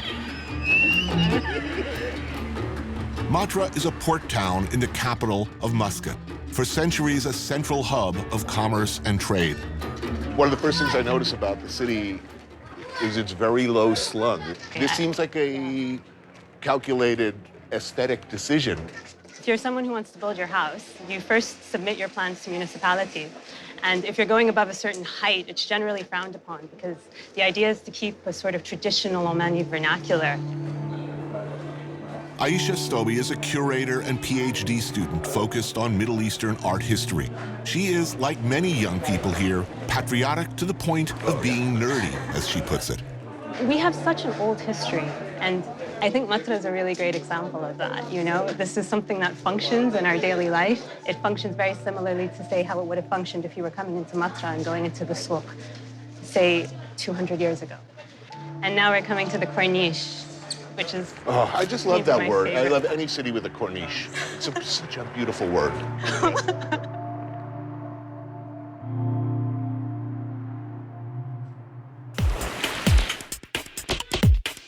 The food of Oman is a mix of flavors and ingredients and tastes from Arabia and from all over Oman's former empire. Beit Al-Luban is an old boarding house turned restaurant where you can try dishes like pakora and kashori, which both came back from India. chapati from East Africa, and shua, Oman's classic special event dish. They do one version or another of this all over the world, but shua is special. They slather a goat with a spicy paste consisting of cumin, coriander, red pepper, cinnamon, cardamom, and nutmeg. Then wrap the meat in palm or banana leaves, dig a hole, throw in some meat, cover it up, and leave underground for a day or two over hot coals. Oman has changed in a way that's unique to anywhere I've been. I mean, I haven't seen any place that has sort of maintained the architecture and the character that this country has, and that's a really unusual thing. It's Oman is the only country, I think, in the Gulf region that kept their tradition. And if you travel outside Muscat, you see the flavor of the old life still there. Hassan Mir is one of Oman's preeminent fine artists who works in painting and photography. Musna Al-Musaffar is a filmmaker, artist, and provocateur, representing the increasingly vocal point of view of young Omani women in the Middle Eastern art scene. I think in Arabia we have a tradition of storytelling and saying things without saying them directly. They took this from poetry. They have a certain language with a lot of tact, with a lot of subtext. Yeah. There's an unusual mix here. Very graceful, very proud mix of cultures and languages. I mean, the mix was existing from the beginning. There is a beauty in being different and understand the other.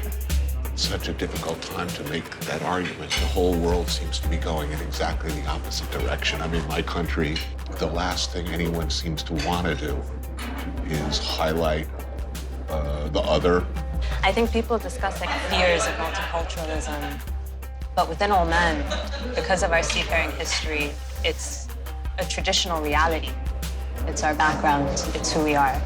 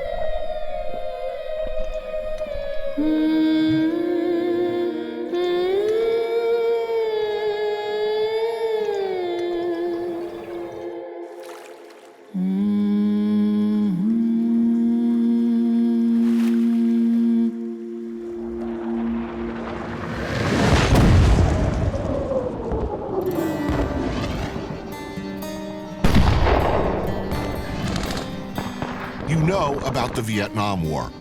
What you might not know is that while that conflict raged on, Oman, along with an elite force of British special operators and military advisors, was engaged in a war in the country's southern Dhofar region that was in every way far more vital to American security interests and of far more importance to global strategic and economic concerns. Where we operated were the frankincense trees. The frankincense that the wise men brought to Christ almost certainly came from the mountains where we were fighting. And you know, sitting behind a machine gun on a track which had been used for 3,000 years, one felt like an intruder in history. And if the trees were cut, you could smell the frankincense. The smell of explosives, the smell of blood, the smell of the food, cardamom, the smell of the tea. I loved it. This was a civil war. Civil wars typically are the worst wars of all. I mean, you know that well enough in your country. But most people have not heard of it. No, they haven't. But you'd have heard about it if we'd lost it, I can tell you. Right. The war began as a local rebellion by the Dhofari people against the autocratic and outdated rule of then Sultan Saeed bin Temur. who had kept his nation isolated and stunted out of concern for his hold on power. What started as a local uprising quickly became a serious, full-blown communist-backed insurgency as Soviet and Chinese influence poured in through Yemen.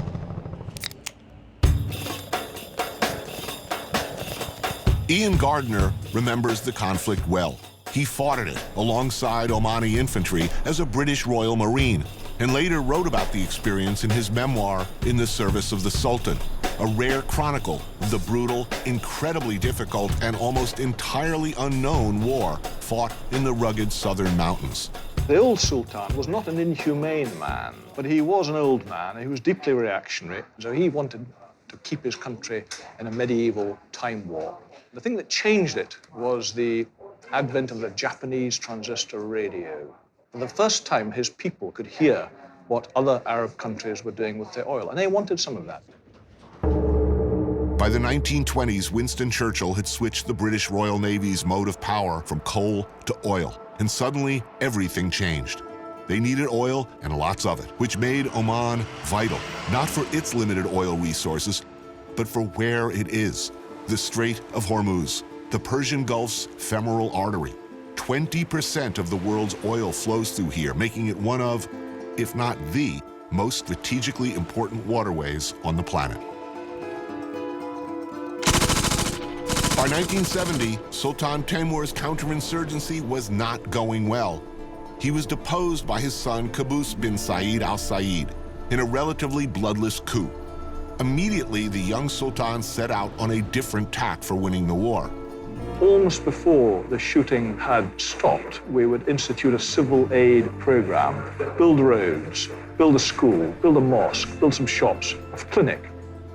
But it was in this way the Sultan was able to demonstrate that he was the one who had his people's best interests at heart, not the communists. Things seldom work out so well post-insurgency or counterinsurgency. This tactic failed spectacularly in Vietnam, of course. What made the difference here? In every war in history, you end up living with the other side. And if you can open a respectable door successfully, then the less likely the aftermath is going to be beset with rancor, with hatred, and a thirst for revenge. The Sultan took this very brave, highly intelligent political risk, which I think was the difference, and I think has been the foundation of the unambiguous and enduring peace in this country. In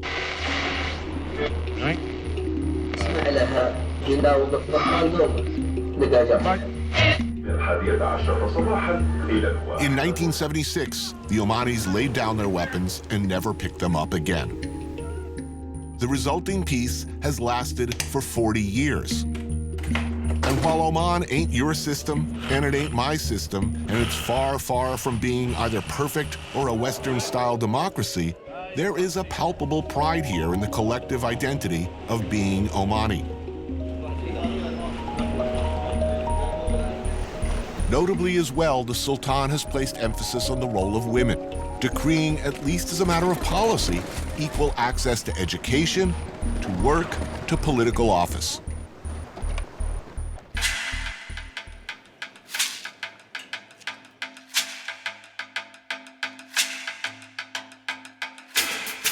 الوحيدة في الحمرة كنت أطبخ. يعني كانوا الناس الحريم يعني يستحين وين يطبخن، يعني كما تقول يعني دنيء وناجحة وما شاء الله يعني، والناس كلها تشتري من عندي وتطلب. قام واجد يعني الحريم يطبخن، يمكن تو 12 وحدة موجودات في الحمرة هنا يطبخن. Zahara Al-Afi, daughters Asila and Aisha, and friend Samia Al-Harthi, 4 extraordinary women.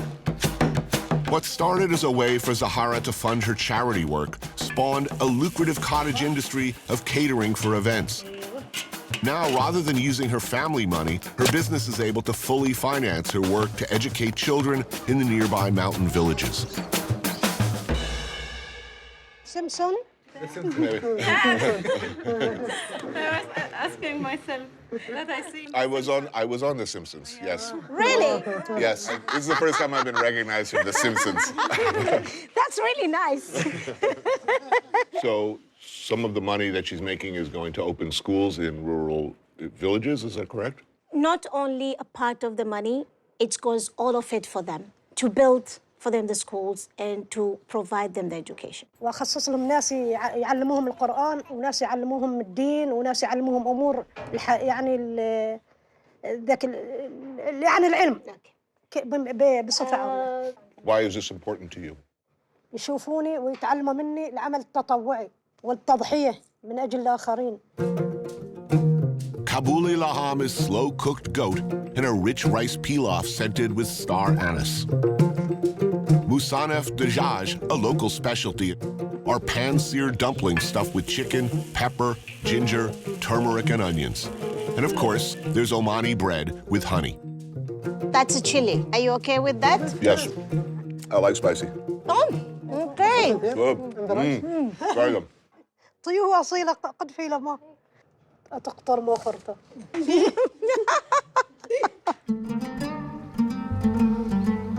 Everyone here says that the economy is going to have to shift away from oil towards other industries. Yeah.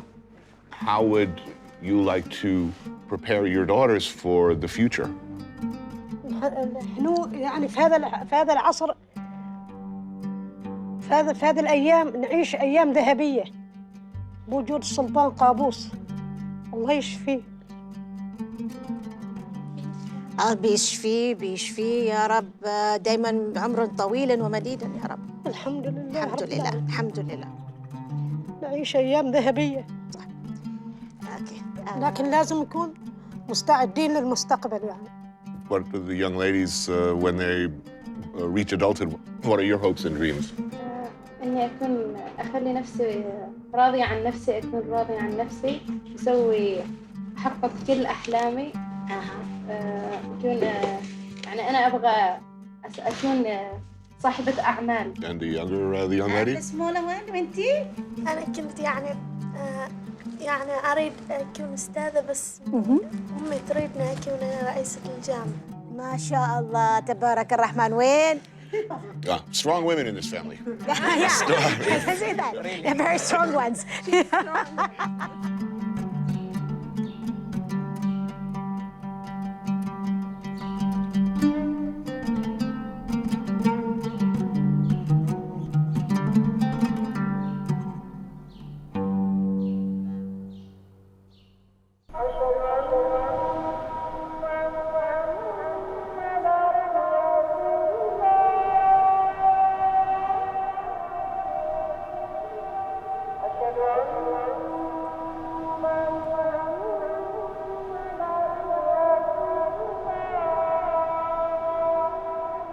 As one moves away from the coast and into the interior, everything changes. This is the country's more conservative core, its spiritual center.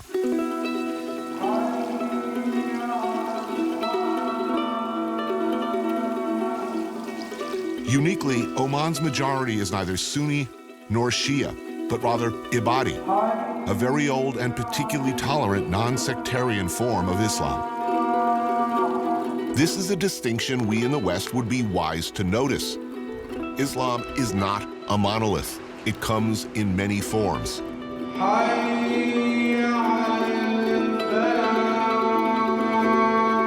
Ibadi theology arguably forms the backbone of many of Oman's codes of conduct. It places value on concepts like politeness, acceptance, unity, and understanding.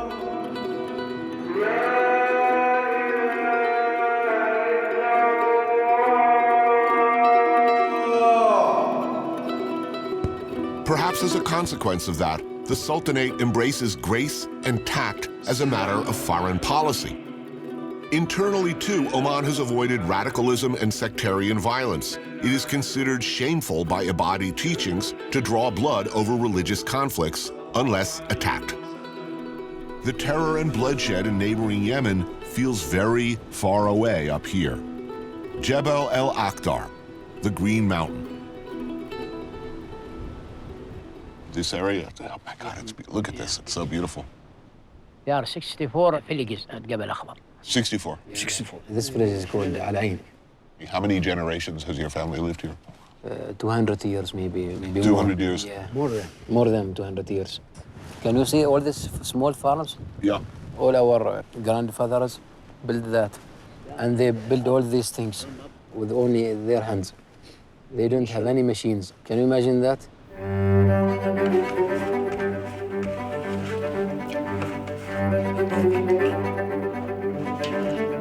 Hamdan al-Sakari, his father Ali, and his uncle Hilal come from a very long line of hardworking farmers.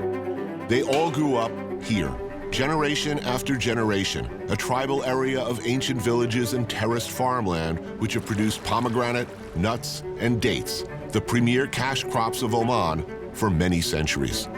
But like so many places I go, so many traditional agricultural communities, the young men and increasingly the young women are looking elsewhere, beyond the farm, to seek higher education and opportunity in the city.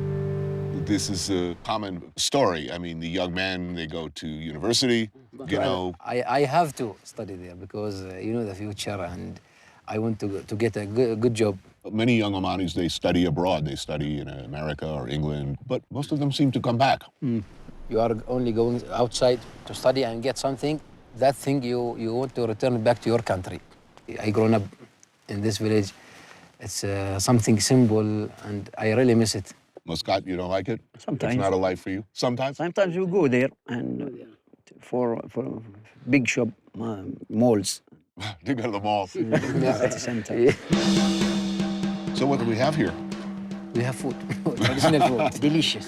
Delicious. Delicious. Yeah. Oh, man, that looks good. What's in the biryani? This is rice and potato. Yeah. We often eat this meat in celebrations. We call it in Omani mkhallai. Lamb?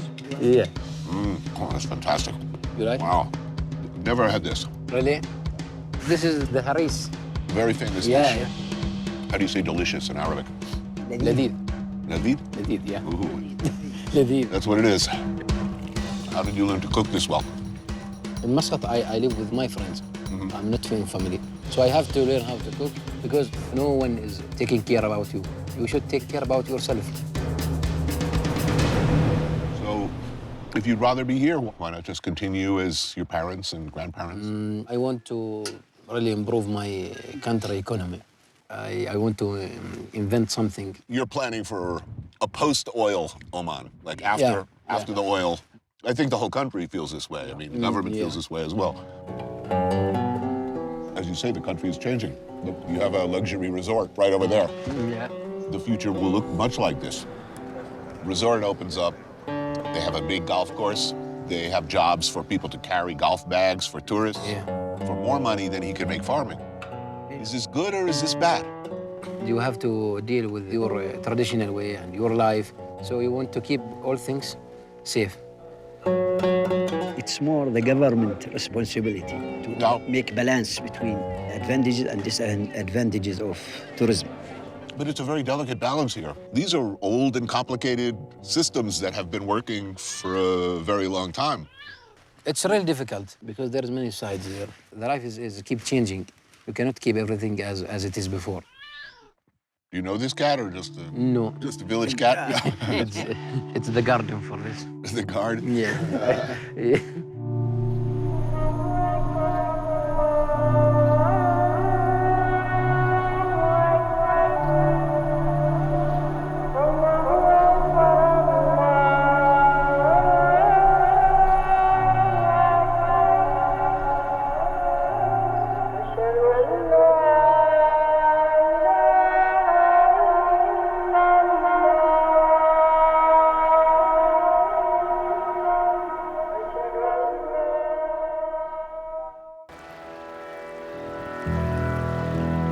Oman's history and future both are linked inexorably to the sea.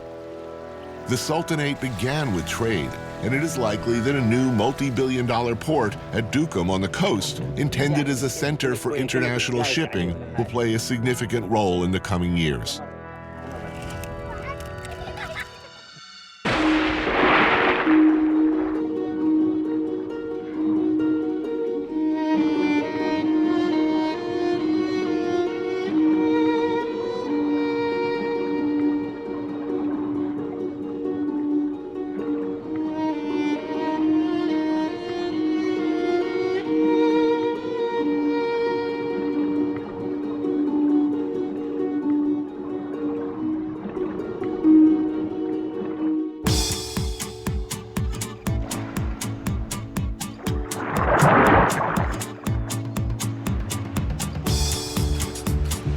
Abdullah Al-Gilani and Mohammed Shaban spend every free moment at sea, free diving and spearfishing without oxygen for grouper, kingfish, cuttlefish, and tuna.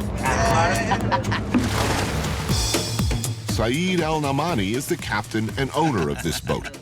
Saleh Saeed Al-Jabri is a former Navy officer who famously sailed a handmade 9th century style dhow 3,000 miles to Singapore.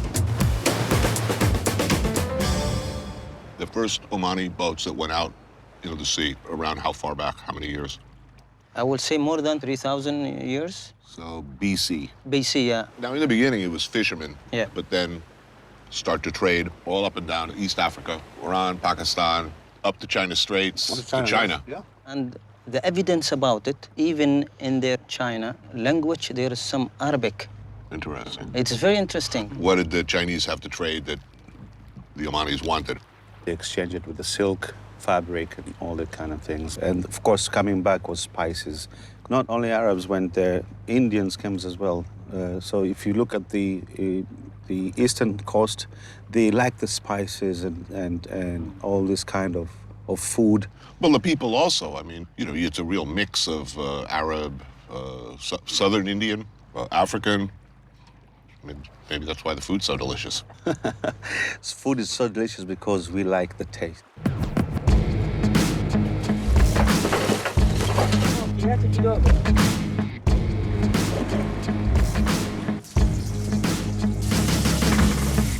Lunch is fresh sardines grilled over charcoal. Some incredible prawns.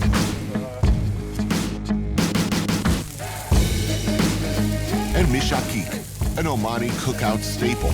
Cubed beef on skewers rubbed with cumin, garlic, and cardamom, then grilled. And local slipper lobsters, of course. And do not forget the cuttlefish masala. Delicious. Wow, the cuttlefish is incredible. We cannot live without the sea. Our relationship with the sea is too strong. So you on the water every day? Myself, I like being in the water. Even 24 hours, I don't mind.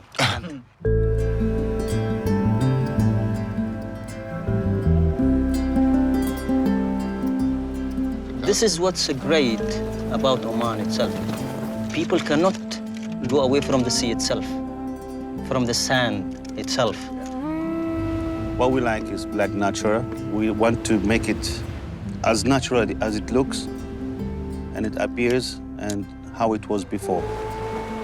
We're born in this beautiful country and we try to look after it. It has to stay, because inside the heart here, it's like the flower. If we keep it and look after it, give them the right water, it will grow.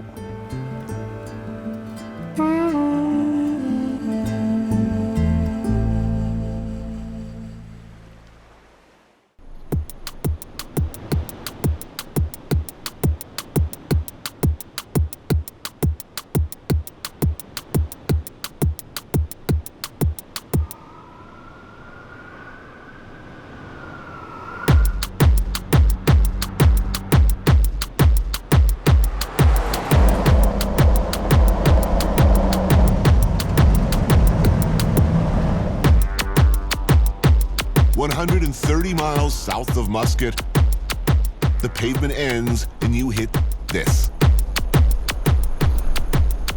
Sharqiya Sands, on the edge of Ruba al-Hali, the largest sand desert in the world. Once you get up in a soft sand, things change. Everything changes. You change.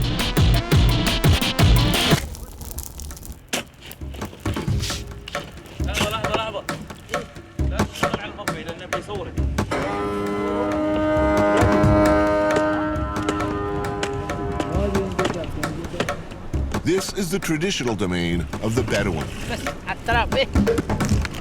who for thousands of years have moved across this harsh, dry, seemingly endless landscape, making it their home. Sahibi and his family continued the tradition. Ahmed Al-Mawruhi is a hardcore ambassador for the empty places of the desert. He's spent more time there, much of it alone, than just about anyone. The Bedouin have been crossing the empty quarter hundreds of years, thousands of years? Thousands of years, thousands of years. The Bedouin are the kings of the desert. It's their place, it's their area, and they know how to live and they know how to suffer.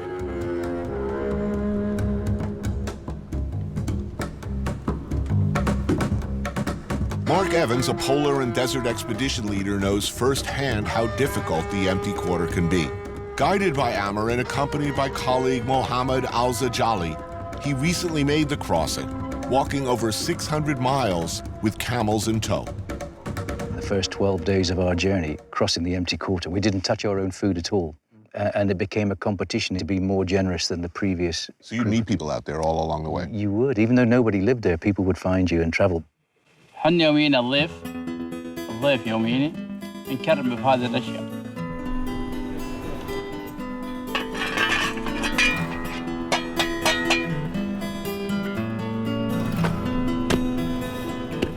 عقبة جميلة.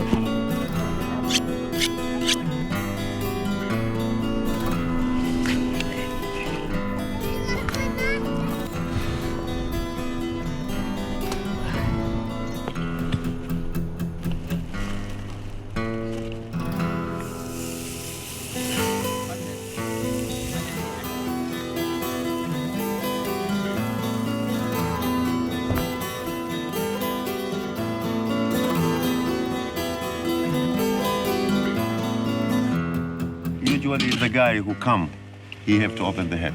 Okay. Oh, I know just what I'm going for. I got it. Pull it. Yeah, that is on. Cheek. Yeah. Remove the eyes. Here. Woo. It's too hot. This is the point. Good. It's good if you have got whiskey or brandy or... You know, the empty quarter is emptier than it's ever been. It's almost impossible to do what the old explorers did because they relied upon local people being in situ. The Bedouin have migrated to the edge of the deserts where life is easier, really, but they don't want to let go completely. Amr sends his children to school in Badia, but yet he wants them to live in the sand where they have the freedom and that connection to their roots.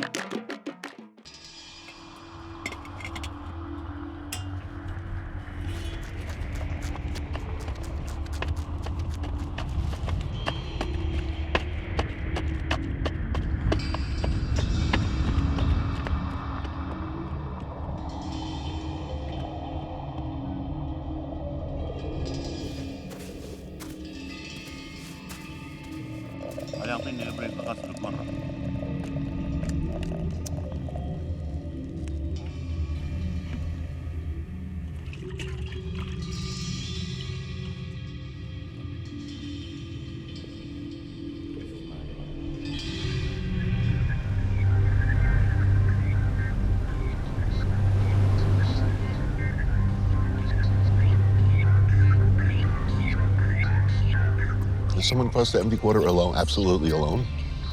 No, you need people with you. You need people. In my earlier years, I was taking lots of young people on expeditions up to the Arctic, which is very different to here, but the Inuit and the Bedouin have a lot of similarities.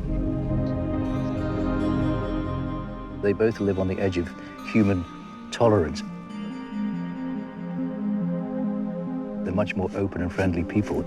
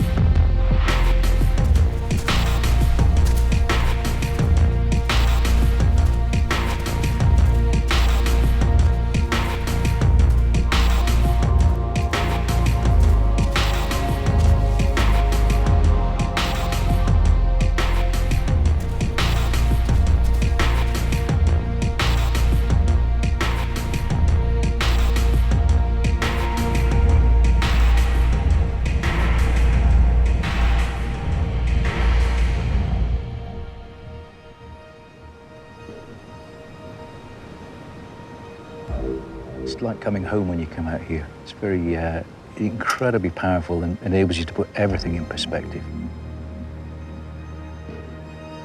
Fridtjof Nansen, the Norwegian explorer, said that salvation will not come from the rushing centers of civilization. Deliverance will come from the lonely places. In other words, we all need places to think and calm down and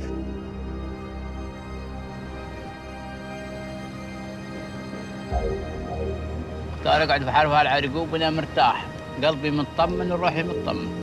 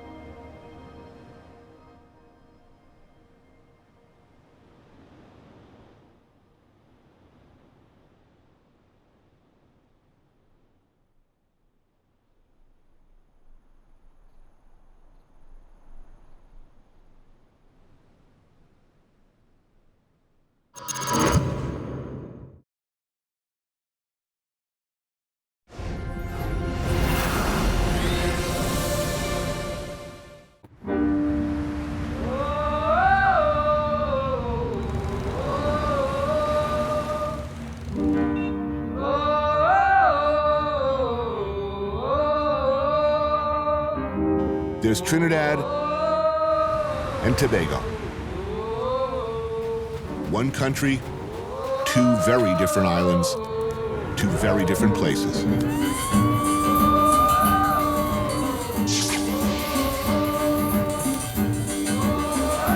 One island is what you expected when you arrived wearing flip-flops and a Hawaiian shirt all greased up with cocoa butter.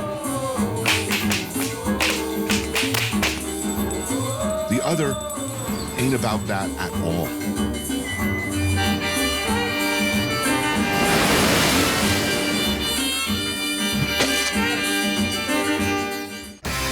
I took a walk through this beautiful world, felt the cool rain on my shoulder, found something good in this beautiful world. I felt the rain getting colder. Sha la la la la, sha la la la la la, sha la la la la, sha la la la la la.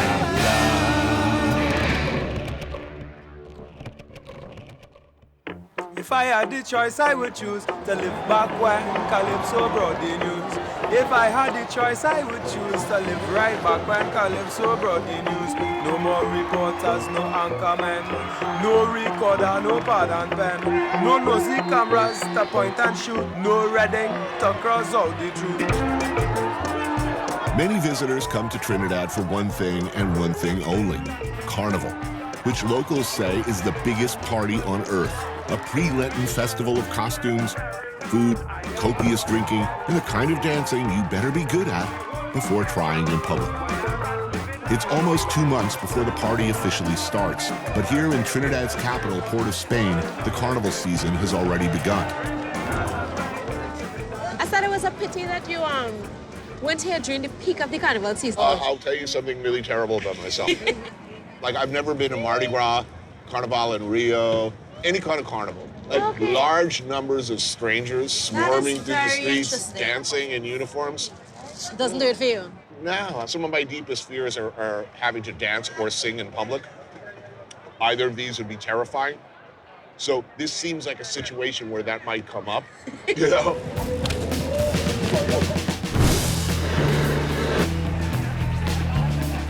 Queen's Park Savannah will be the epicenter of Carnival. But tonight, it's still Trinidad's street food center. My dinner companion for some fried snapper is LaShawn Prescott. who's here to tell me about 2 essential skills necessary for the proper enjoyment of local nightlife. Turns out I am very good at one and suck epically at the other. What is liming? Liming is like our version of hanging out. Right. You know, you're with friends, you're chilling. That's liming. Is there alcohol involved? Chances are, if you're most liming, probably. you're sipping. I mean, you can't lime without beer. What about the rum? I haven't had any rum here. How does one drink rum here, and which rum should I be drinking? Does one drink it on the rocks? One or drinks mixed? it with Coke. With Coke? Yeah, rum and Coke. But the rum's supposed to be really, really good here. Yeah. What do I want to mess it up with Coke for? Okay, so we've established what liming is. What is whining?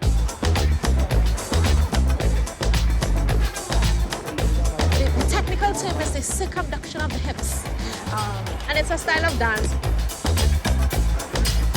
And if you're not used to the culture, you don't understand what it means, you can interpret it the wrong way. When you see it for the first time, you can think it's seductive, you can think it's sexual. But people can whine on each other and not really mean anything. I can whine on you and it doesn't mean that I want to take you home, you know? It's something that's really about freedom or expression of self. And it's something that crosses ages, races, ethnicities, especially during Carnival time. You see people from high status and people who are, you know, lower class. They both whine together. You know, the barriers are no longer there. It's all just a mix of all the different ethnicities and stuff.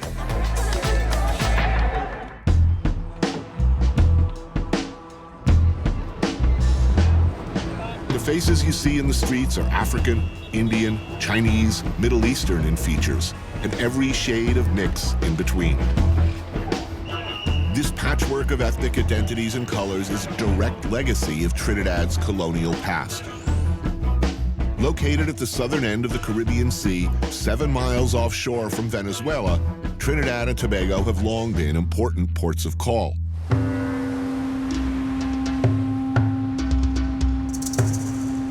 Like a lot of islands in the area, everybody's been through here at one point or another. The usual European hunters of fortune. The Spanish came looking for gold. Then the Dutch, French, and British took their turns at the real money of the time, sugar. An economy built on plantation labor and slavery. Finally, the island hit the big money, oil.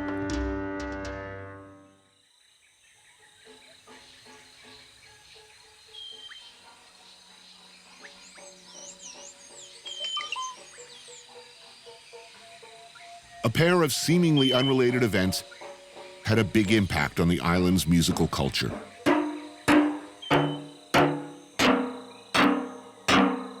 During World War II, the U.S. Navy built an oil depot to supply overseas strategic needs. And decades earlier, the ruling British had banned drums made from traditional-style animal skins after a series of riots they insisted had been inspired by African drumming. One improvises in such circumstances, and all those oil drums were repurposed.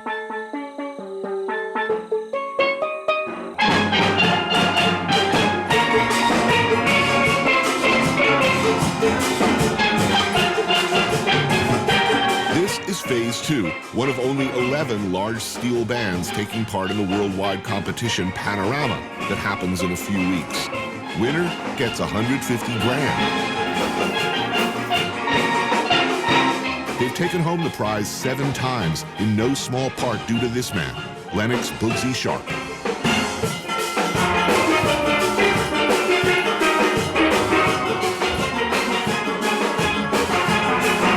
The rehearsal space is called a panyard, and if you're lucky, somebody nearby is making this: corn soup, split pea broth, dumplings, and of course, corn.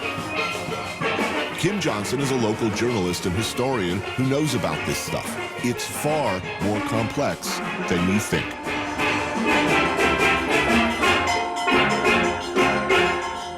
Wow. I gotta tell you, that was incredible. I've heard a lot of, little steel drum bands around the Caribbean, but nothing like that. All percussion, right? 100%. Yes. How did your interest in this develop? I grew up here. Later, I became a writer. I discovered there were just hundreds of stories. Because in the early days, up until the 60s, the steel bands were partly like street gangs. They would fight with one another. The West Side Story kind of thing. The steel bands doubled as that. So I just got fascinated by tracking down all of these pioneers and getting their stories and how they got involved. I'll be 64 years this year.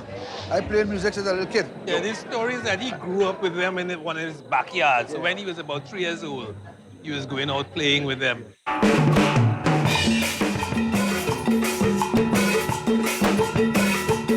Bugsy composes his pieces by layering different types of drums on top of each other.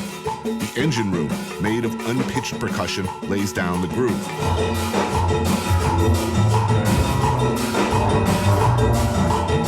Next, a section of 6 bass pans drops a bass line.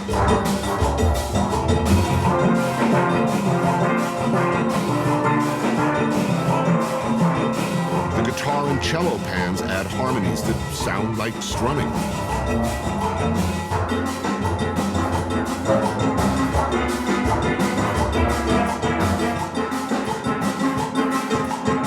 And the frontline pans play the melody.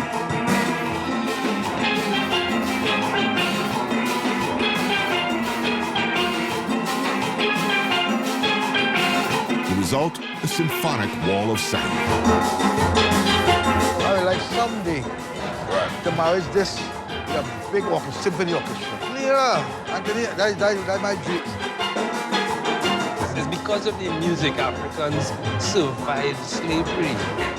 And not just physically, survived psychically.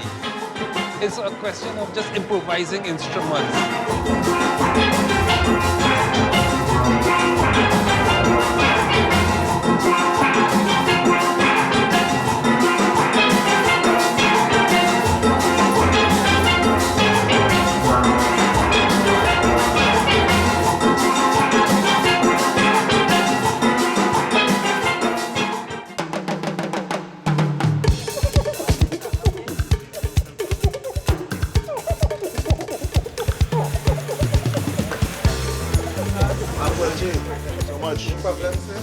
Holy crap. Okay. This is a challenge. People keep coming up to me in the street. The first thing they say is, have you had doubles yet? Did you get a doubles yet? So I'm eating doubles, all right?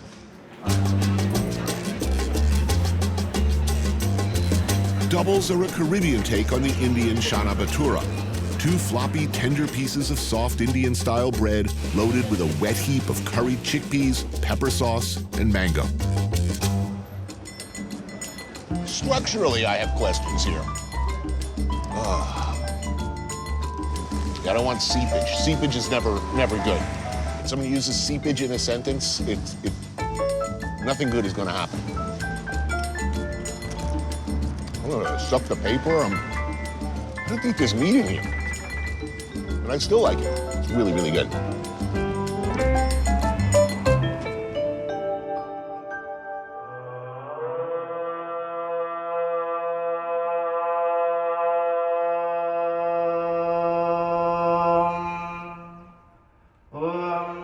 A half-century after Trinidad became independent of the British Empire, there are surprisingly few architectural remnants. But the face of the country and its population were forever changed when slavery ended in 1834, and Great Britain found itself in need of cheap, if not free, labor to work the plantations. They found it in East India. At the abolition of slavery, the plantation owners desperately needed to find labor to fill the void created by the slaves who turned their backs on the plantation for obvious reasons. And they looked around, they tried Portuguese, they tried Chinese, they tried many communities until they found out that the Indians were the best suited because they were already planting sugarcane in India successfully. Between the end of outright slavery and the beginning of World War I, 150,000 indentured servants were brought here from India. Indentured servitude is slavery by another name. The people brought here from India were bought, sold, and treated like property. But we're told that if they completed 5 years of often backbreaking labor, they would be set free.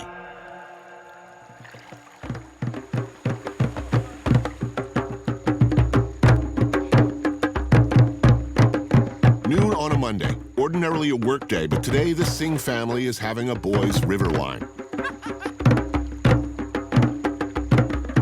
Chand, the patriarch, is a retired diplomat. His son, Keshav, is a music producer. Uncle Charlie is in charge of the cooking. How far back did the family go? This family has gone back to 1845. 1845. Those were hard times. Life was not good for the family in India. There was poverty, there was wars and all sorts of things. And yes, they came into real hard times here because the indentured immigrant from India replaced the liberated slaves, and the conditions were not very different. Difficult times, but it was a means to social mobility and away from their situation in India. We are products, descendants of that generation.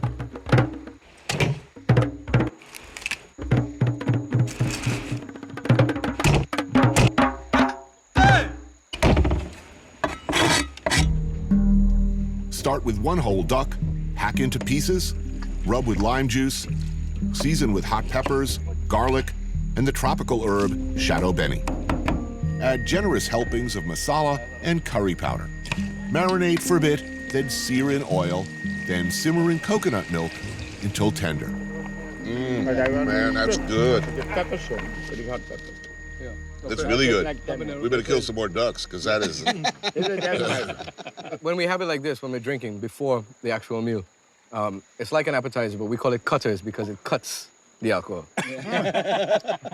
Right, I'm sobering up as we speak. So, look, you're all Trinidadian. Yeah. Trinidad first, Indian second. Yes, I mean, when the Indians came, 160-something years ago, there was a disconnect with the motherland. Most of these Indians were promised that they were going for a short tenure to make a lot of money and then return home. They gave return passage or land. So when the first Indians took the option to go back, couldn't find their families. Right. And those who found their families were rejected because they said, you guys abandoned us for 5 years. Wow. You may as well take that 5 acres of land and stay there. So there's no closure to descendants like us who have not found any connection between our families in India. Soft paratha dough is cooked on a massive tawa and slathered with ghee. But here, just as it's reaching peak flakiness, it gets a beating. Here they call it bust-up shot, which means burst-up shirt. Burst-up shirt. Because they make a huge paratha and then they whack it with 2 sticks. Oh, okay. I thought they were talking about what's going to happen on my shirt. What about skin color? Look, you look at Jamaica, you look at Haiti. I don't get what they say, but what they do is it's still a powerful determinant of where your status is in the power structure. Yeah. Does that exist here? It's not something that has consumed our imagination. Being Trinidadian is not necessarily color tone oriented, but it's more, and I think what people really revel and enjoy is the common experiences. The food is the glue that binds a society together. In spite of the problem that we have here, we are still one of the most harmonious, multi-ethnic societies in the world. And the multi-ethnicity of Trinidad and Tobago, multi-religious tolerance, are examples for the role to follow. We are a small island, and if you don't learn to live together, you have to live in the sea. We have to. Right? Why? Trinidad is nice. Trinidad is a paradise. Trinidad is nice. Trinidad is a paradise. Now, ding, ding, ding, ding, ding, ding, la, la, la, la, la, la, la.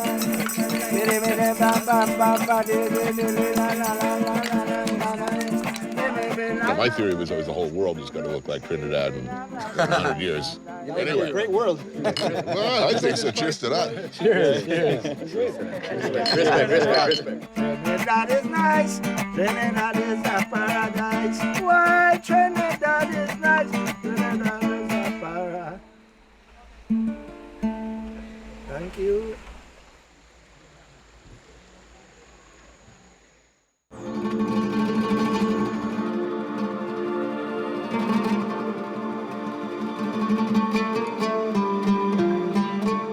started in 1898, more than 100 years ago. Most of the Christians were being persecuted by the Turks. So there was an exodus of Christians leaving Syria. They boarded the ships from Beirut, and as long as it was heading west, they thought they were going to America. Many of our parents landed in Trinidad, and that's when we started. That's the first generation.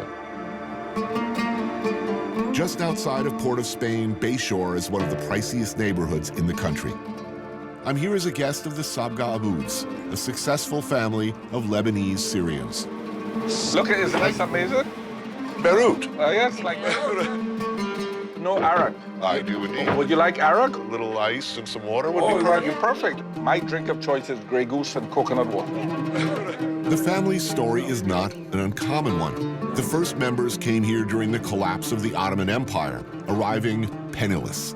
They worked their way up as textile merchants and branched out to run businesses that sell everything from medical equipment to real estate. And how large is the community now in Trinidad? A little under 5,000. That's still a fairly small percentage of the... Extremely small. Actually, we are the smallest ethnic group in Trinidad. But the most powerful, almost the most powerful. Smallest but most powerful, huh? That's not bragging. Syrian Lebanese merchant class are generally seen as the elite. Actually, I'm very big in the food business here. I have 120 restaurants. Call me the Starbucks of the Caribbean. I can't tell you how happy I am about this meal. I love the food. This is raw kibbe. Best raw kibbe you'll ever eat in your life. Yeah, this is the fried version, which is stuffed with the nice stuffing. And then we have the typical hummus. This is muhamra, which is made from chili paste and ground nuts, the best muhamra in Trinidad. Then we have falafel patties. We have grilled wings with garlic, which is every Arab loves. Fish in tahini sauce. You ever had that? Yeah, beautiful. I'm gonna pour some olive oil over our lovely things, because olive oil is a must. I mean, and how closely do people stay in contact with family or relatives back in Lebanon or Syria? If at all? Not very much. We are Trinidadians too, as much as we are Lebanese and Syrian. We are Trinidadians. Trinidad has been good to us, and we know it. But life is good here in Trinidad. Life is very good. But there is a measure of concern in the fact that at one time we used to have a huge middle class, which was a sort of a security in terms of any possible conflict between the haves and the have-not. But now that's eroding, and they're getting poorer. So they're starting to get angry. What do you think the biggest danger is right now? Civil commotion. Civil commotion. Yeah. We have a crime problem related to gangs, gang warfare. Gang warfare. It ain't all good for everybody here by a long shot.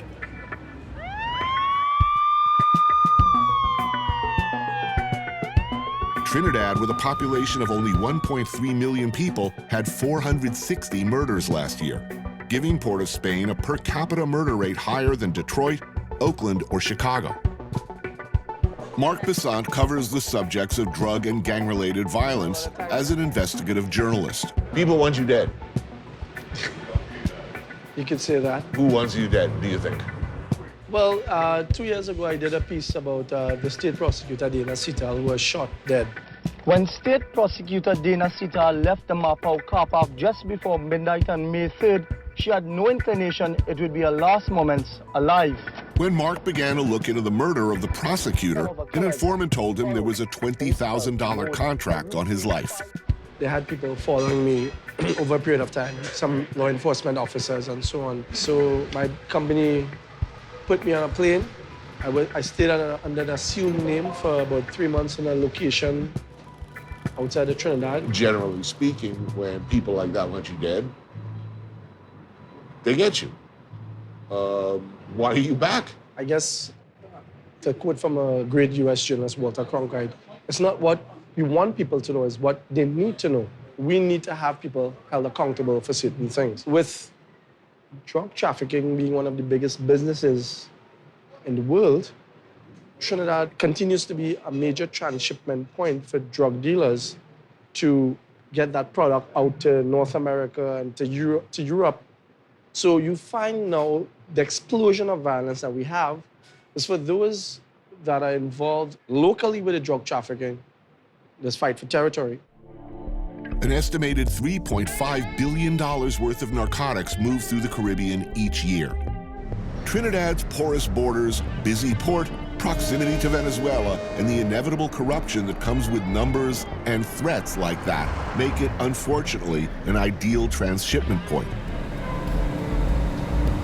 How bad is high-level corruption alleged to be? Fairly deep. I think that the complicity comes across the law enforcement agencies, customs, police officers, even at higher levels.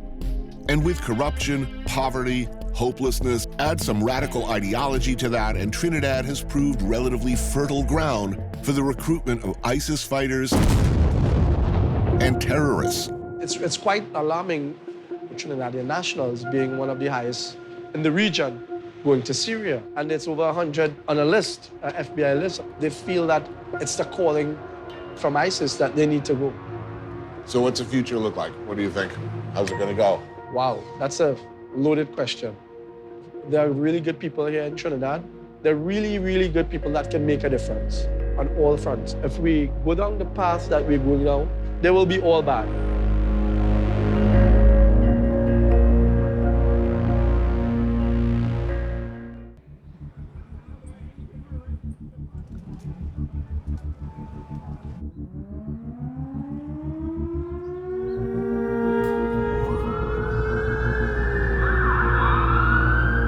In 1990, the radical Islamic group Jamaat al-Muslimin laid siege to Trinidad's parliament, claiming they were responding to rising inequality, poverty, and religious discrimination. What ensued was a violent and terrifying disaster. 26 people were killed in skirmishes, and the hostage takers, would-be revolutionaries, gave up in exchange for clemency after 6 days. Little changed.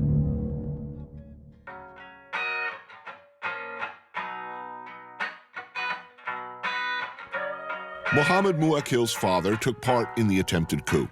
He grew up, in fact, in the Jamaat al-Muslimin compound. But he's chosen to take a different path: music. He's the lead singer of Freetown Collective, a band named after a Port of Spain neighborhood that was once a settlement for freed slaves. They say we can't write no love songs, live fast and we die young. They say we doomed to fail, yeah. They say we doomed to fail. They say we prone to violence and a sinking silence. They don't know what they say. No, no, no, no.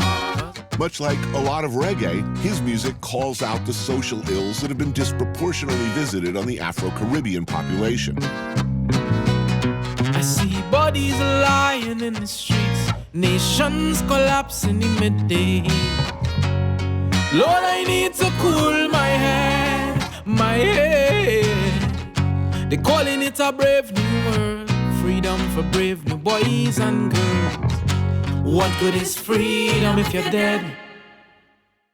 You look around my city right now, and a lot of young people are choosing death over life because the life that they look at doesn't feel like it's substantiated by anything. In the Freetown neighborhood now called Belmont, he lives with his 81-year-old granny, Neela Natu. The thing is that recently we've had a lot of people who I've known, who I grew up with, who've gone to fight in Syria, who've left here. I mean, they will tell you that the official count is 140. I would say it's more. You'd say it's more? I'd say it's more. And why do you think people would go?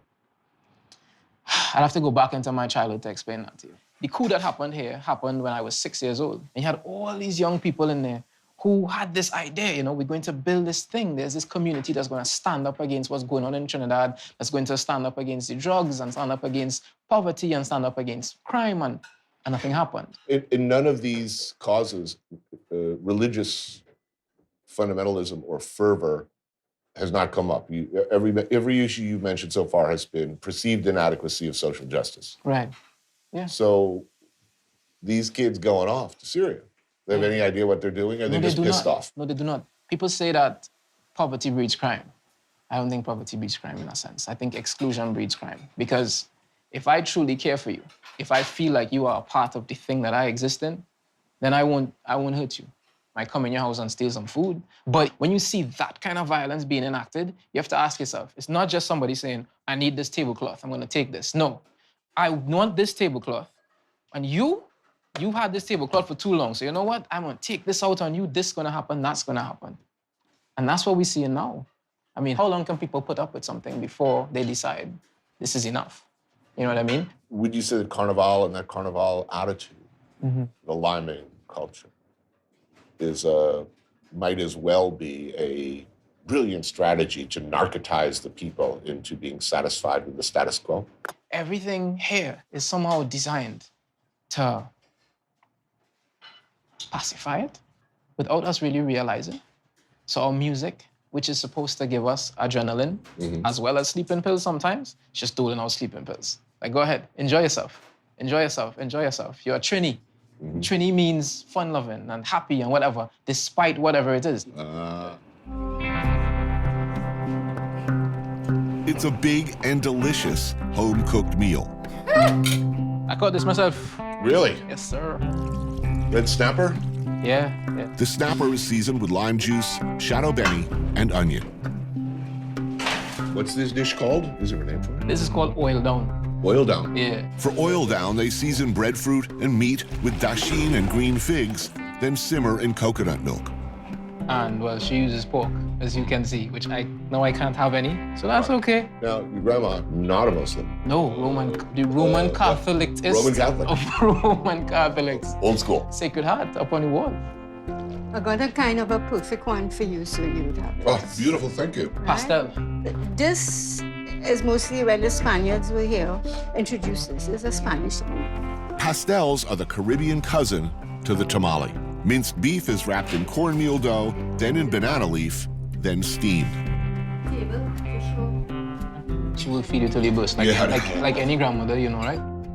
Yeah. I'd be well looked after. And that is once a year. So when do these ordinarily... Christmas time. Christmas. This is very, very delicious. Thank you very much. And one thing I vex about, why I didn't put ice in his glass. It's good, it's fine.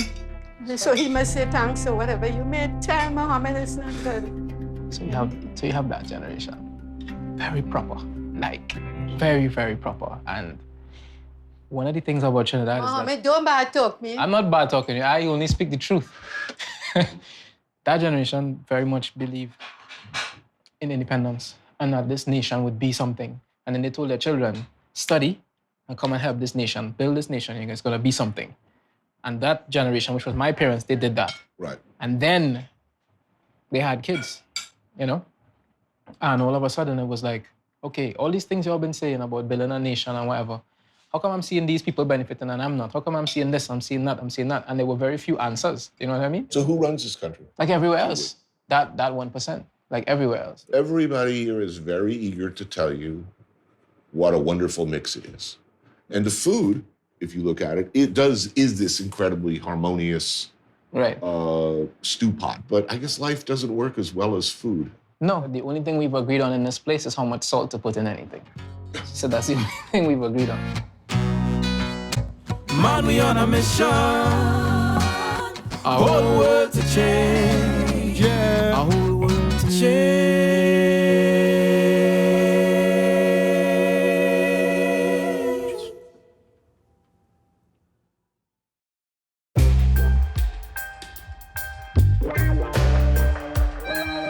Trinidad, it should be pointed out right now before you start packing your Speedo and your cocoa butter, is an industrial island. And like so many places, industrialization is changing the landscape here. But some things persist, remain, echo from all the way back then.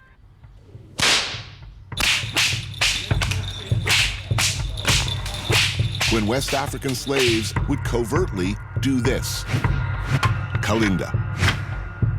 This martial art, based on our research, is maybe 500-600 years old. Stick fighting variations occur throughout the Caribbean, but in Trinidad and Tobago, it's like deep in the blood.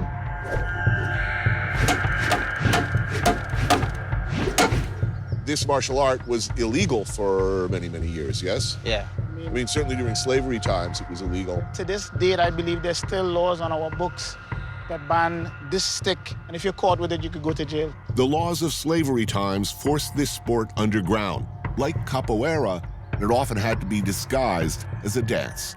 But this ain't no dance. The guys with the whip and the guys with the stick were all the guys saying, you have not broken us. We will continue to resist to the ends of time.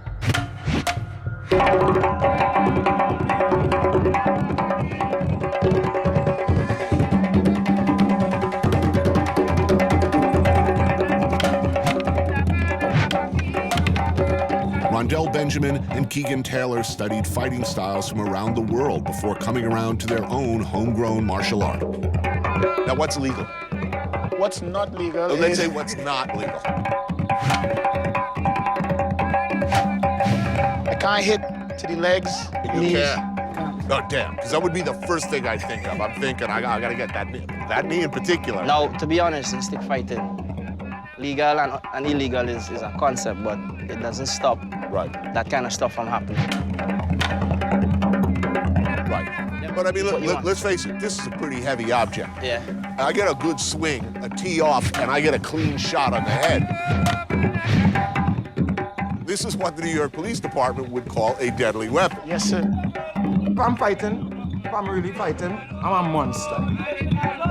I gotta lick you down, I gotta kill you, I gotta dig you up, I gotta bury you, I gotta murder you, I gotta take you out.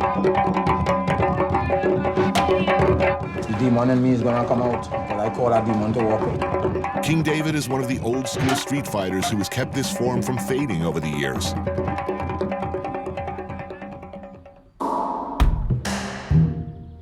As in Brazil and the Deep South, African slaves were given little to work with when it came time for the meal. More often than not, if they wanted meat, they had to make do with what the slave masters did not want. A tongue here, cow foot there. Here, as elsewhere, they figured out how to make something delicious and tender from whatever there was.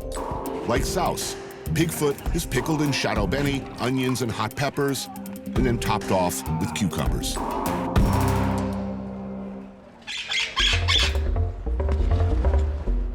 This is a martial art. You either win or you lose. Correct. How do you win? What decides winner? Who draws blood first win. All it requires is the end result. All you have to do is cut the guy. Blood is blood. What's the worst injury you've ever had in a fight? This finger. What's the worst injury you've seen in a fight? I see a man lost the eye. And also I saw a man die. You have to be a real warrior, born fighter, to stand up there and face that demon, which walking like a man.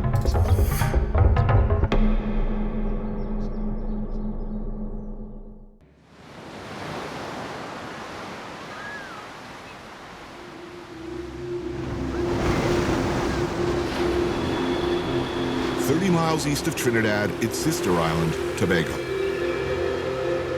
A whole different vibe around here. More like what you'd hope for when you waddle away from the buffet on the SS Norwalk cruise ship. Lazy beach days, boat drinks, villas, all set to a calypso beat.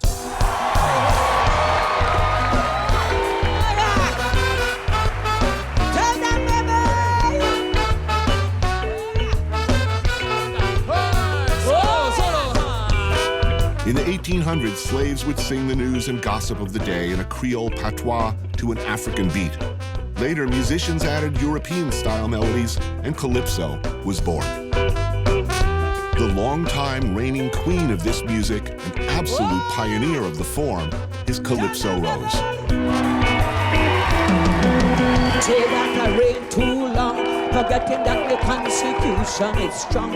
Instead of respecting the long reign, they making threat to take down the name. I've been breaking down walls ever since I was told they would stand up tall and strong like a wrecking drum. I would knock them down.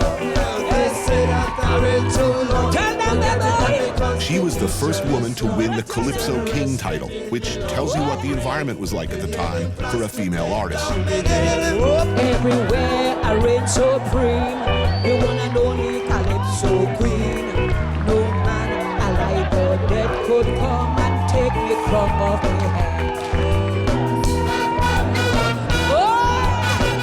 up in a large and strict Baptist family in Tobago until she was 9 years old and was sent to live with her aunt in Trinidad. So she grew up with a foot in each island. What's the difference between growing up in Trinidad and growing up in Tobago? It's much different. Tobagonians are 99.5% African. They are African slave descendants. The culture is more African. And this here is the cornmeal cuckoo. They call it fufu in Africa. When Tobago, they say cuckoo. And this is callaloo. And this is the callaloo made from the leaves of dasheen, you know? But the great thing is the crab.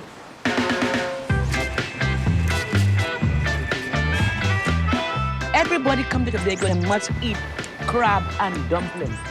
The dry coconut, they grated the coconut, and the juice of that coconut, they put it in the pot with the little ingredients like tomato, onion, chive, and your curry. Crunch it up. Good teeth. If you have false teeth, be careful. All right. No, so far, so good. Here's what really fascinates me is you started singing calypso music and writing songs. Of course.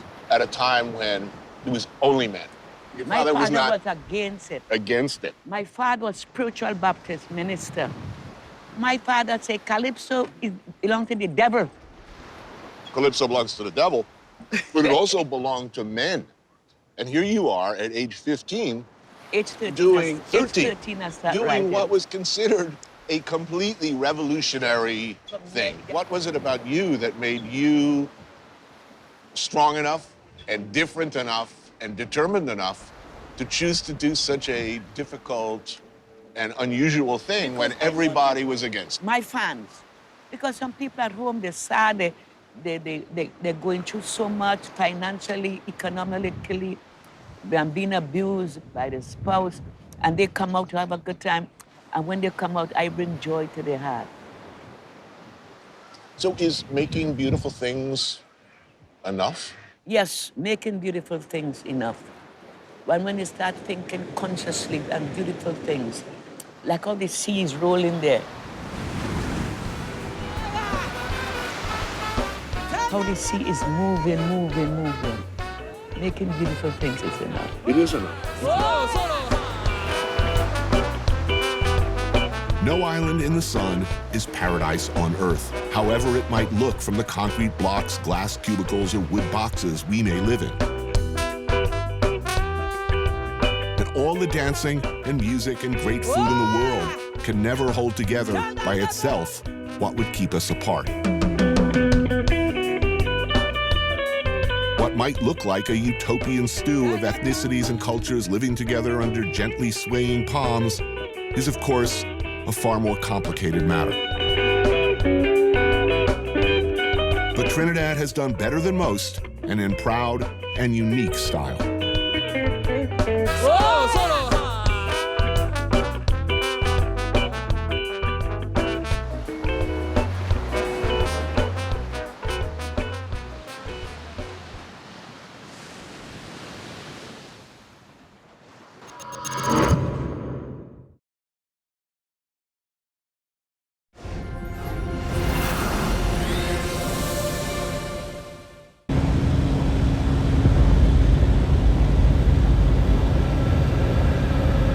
The C-130 Hercules is past the point of no return, the point at which there's not enough fuel to safely turn back, no matter what the weather is on the ice.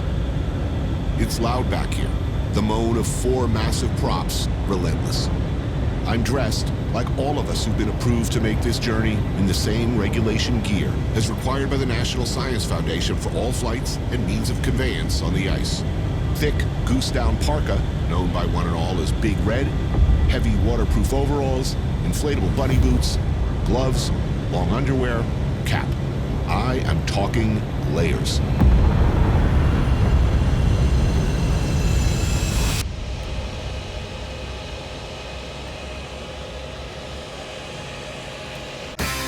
I took a walk through this beautiful world. Felt the cool rain on my shoulder. Found something good in the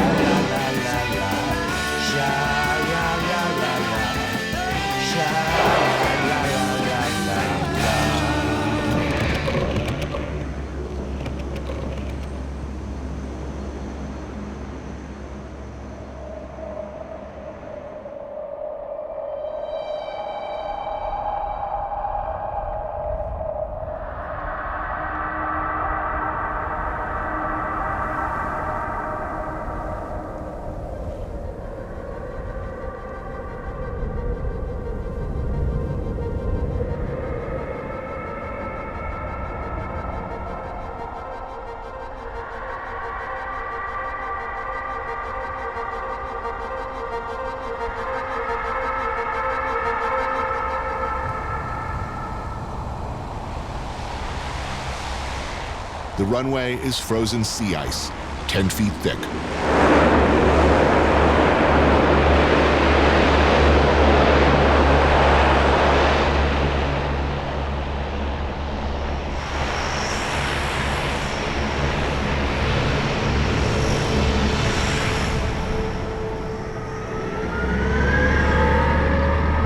Airport shuttle, Ivan the Terrabus, a road warrior-looking behemoth that takes us slowly towards our destination. We're driving Ivan, 40 feet long, 67,000 pounds, 23 years old, made out of some good Canadian steel. Sometimes the heat actually works. This year it does. It is no short hop to Antarctica, and no easy thing to see it the way it should be seen. The last unfucked up place on Earth.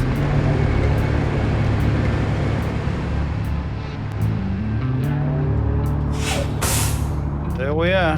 Try to get plenty of rest and enjoy the Antarctic. McMurdo Station, the largest U.S. base on the continent. The hub, supply, and support center for everything we do here in Antarctica. The pursuit of pure science. It ain't pretty. It looks like a mining camp. But look closely and you notice things, like the total absence of litter. Not a single cigarette butt. It's one of the most carefully regulated communities on the planet. And it is a community, a tightly knit, highly organized, very odd subculture of just under 1,000 people in summer and 150 in winter, all working towards the same thing in this most remote, barren, yet stunningly beautiful continent. Work is seasonal in McMurdo, and it's the type of place that demands a very special kind of individual.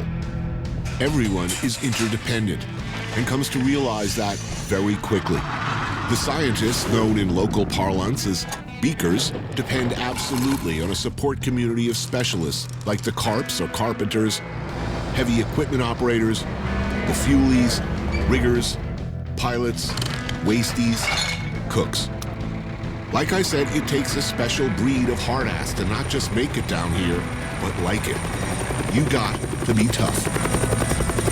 Right now, I love being in McMurdo because it's like being at a spa for scientists. Doug McHale is one of the world's preeminent glaciologists who's been coming to Antarctica since the 70s. The Coffee House, one of 3 watering holes on station. It's not much to look at, but offers a welcome respite from the cold. One thing about this continent that's special is the vertical hierarchy. Everybody respects up and down equally. The janitor really does have a sense that their action is right at the front line. That doesn't happen as much elsewhere in the world of science. Tangibly seeing a contribution. What brought you here? It's cold down here. It's part of some kind of personal honor. People who come as a scientist might think of their science as driving them more than thinking of coming to a place that is definitely different than anywhere else in the world.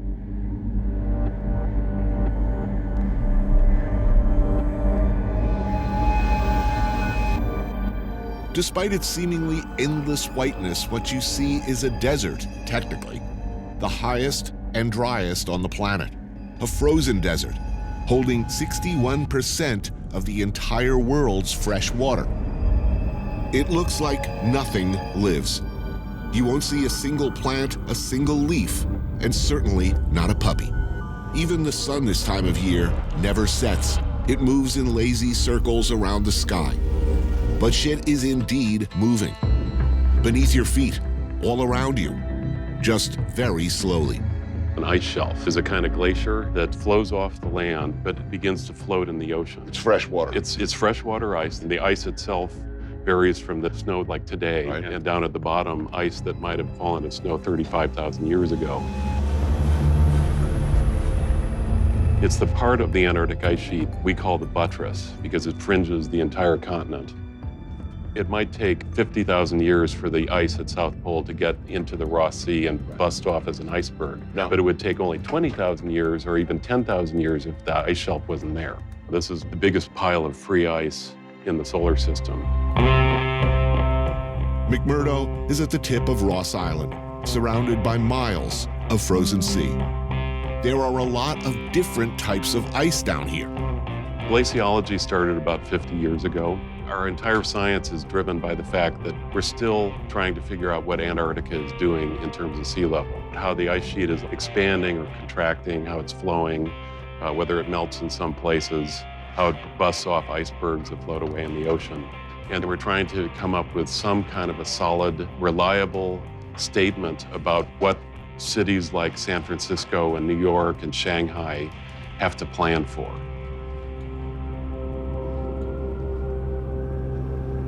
Antarctica, for all too obvious reasons, remained free of any sustained human contact until the mid-20th century, when the U.S. Navy launched Operation Deep Freeze, an enormous logistical enterprise that established the first permanent base here at McMurdo in 1955. Deep down in the ice, caves were cut, and here the supplies were packed away in a natural fridge. Frozen meat, perfectly preserved, but where's that axe? Let's have a bit of 15-year-old ham. Since the National Science Foundation took over from the Navy, things have gotten a lot less Wild West around here. It feels like dorm life at college. Bathrooms are communal, everybody rotates housekeeping duties, and everybody shuffles off at designated hours to the galley, where the cooks do the very best they can, given the infrequent delivery of what are called with longing tones around here, freshies, or anything not frozen, canned, or prepared. Little connectivity I have with the outside world, I owe entirely to you. You've been helping me enormously. Joni works IT and has been coming here for 9 seasons. But it's coming, right? I mean, sooner or later, they're going to put a satellite up there and everyone out here is going to Maybe. I mean, I think we're a long way away from having cell service down here and everybody having internet like at home. It's really the last place on Earth for cell service. Christy is a heavy equipment operator, coming for 19 seasons. I actually started off in 2 seasons in the galley, and then I ended up getting trained on the equipment. So you learned an entirely new profession so that you could stay here. Yeah. And Jules, another heavy equipment operator, who could most likely kick your ass, eat your lunch, then kick your ass again, has been coming for an astonishing 38 seasons. So what were you doing before? See, my mom worked for the company, and she wanted me to come, because I didn't want to come. She was trying to get rid of you, or what? Yeah, she wanted to come. When you first started coming, how many women were here? What was the ratio? My first 2 years were at South Pole. There were probably 90 civilians. I was the only female at South Pole. And there were probably 12 total in McMurdo and probably 1,100 men.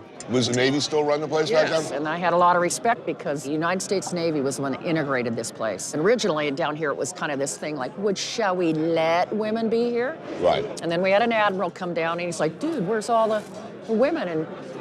And we don't have facilities for them. And he said, well, you goddamn better get facilities for them. When I first came down here, the company was all about, hey, this is special. There's not very many civilians. You know, it's wild and free, and it's a great place to be. Just looking out the windows, having seen what you see on a regular basis and experienced what you've experienced, is that an alienating experience? I really appreciate how simple life is and how little you need to get by. Like, you just pack a couple duffel bags and you come down. But then I find when I go home, sometimes I get caught up in the I want, I need. And that's the part that kind of bums me out. And that's one of the things I like about it, is that there's no rat race, there's no errands. It's a pretty egalitarian society here. NSF sitting down at tables with us, and the janitors and the fuelies are as important as the people who run the station. Nothing gets done without power, and there's no power without fuel. There's no fuel without roads. There's no roads without heavy equipment. So it just kind of goes from there, and I kind of appreciate what everybody else's role is. This is a place where things are more powerful that don't involve money. You make lifelong friendships. The beauty of this place is astounding. It's such a unique experience. There's something magical about being here, a shared experience. You know, a lot of people get really hooked on this place, and it's inexpressible, I guess, as to what it is.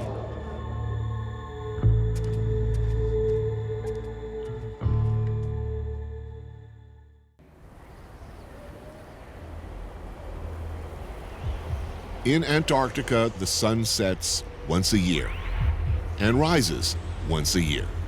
Some twilight in late March, then 5 months of darkness and extreme cold and weather conditions lasting until September. 6 months of daylight, the Antarctic summer season, where we are now, constant sunlight. reflecting off the ice, and it can and does fry the brain.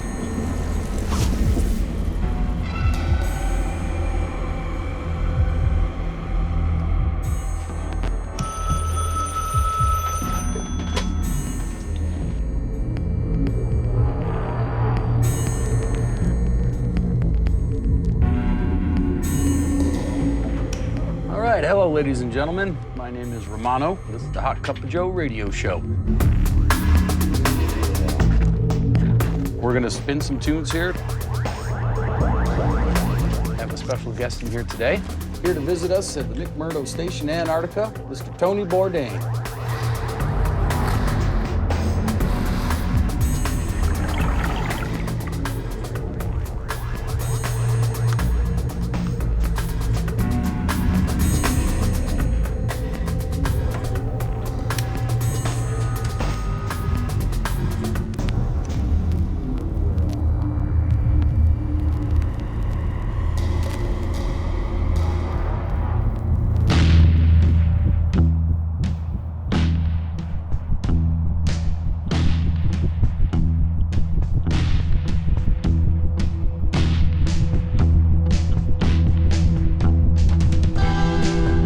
There are no roads and few suitable runways beyond McMurdo.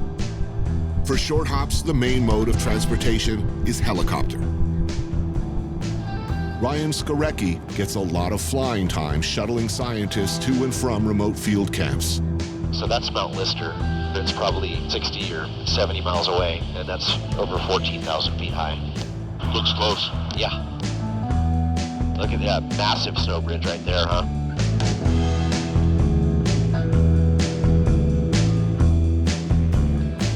And there's some good building size blocks.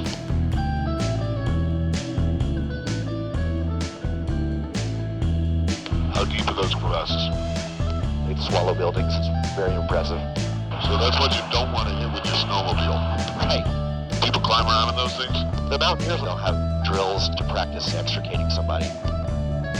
There is a steep learning curve to flying down here, skillfully handling gale force winds, reduced control at high altitudes, and the unpredictability of extreme turbulence around mountains and active volcanoes. Slowly but surely climbing. And it's minus 20 outside. Erebus, and that's Mount Terror. This is Mount Erebus, the southernmost active volcano on Earth.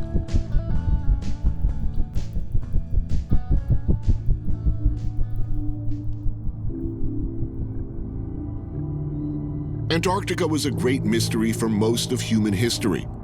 Only a theory, a great white space at the bottom of the world. We're just passing 8,500, so we'll go another 4,000. You're going to see the main crater in just a second. The conditions endured by the first British Antarctic explorers like Scott and Shackleton and Norwegian Amundsen, and the lengths of time they endured them are, well, horrifying to imagine. They made their journeys in wooden ships, man-hauling equipment across glaciers, ice floes, mountains, and frozen seas, surviving on penguin meat when rations ran out. You might start to smell some sulfur.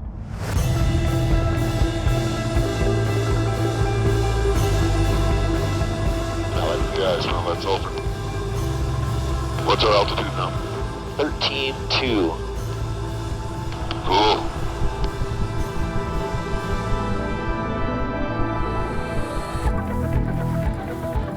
About 22 miles from McMurdo is Cape Royds, where a penguin colony of about 2,000 breeding pairs live. Marine ecologist Dr. David Ainley has been studying this colony for 20 years.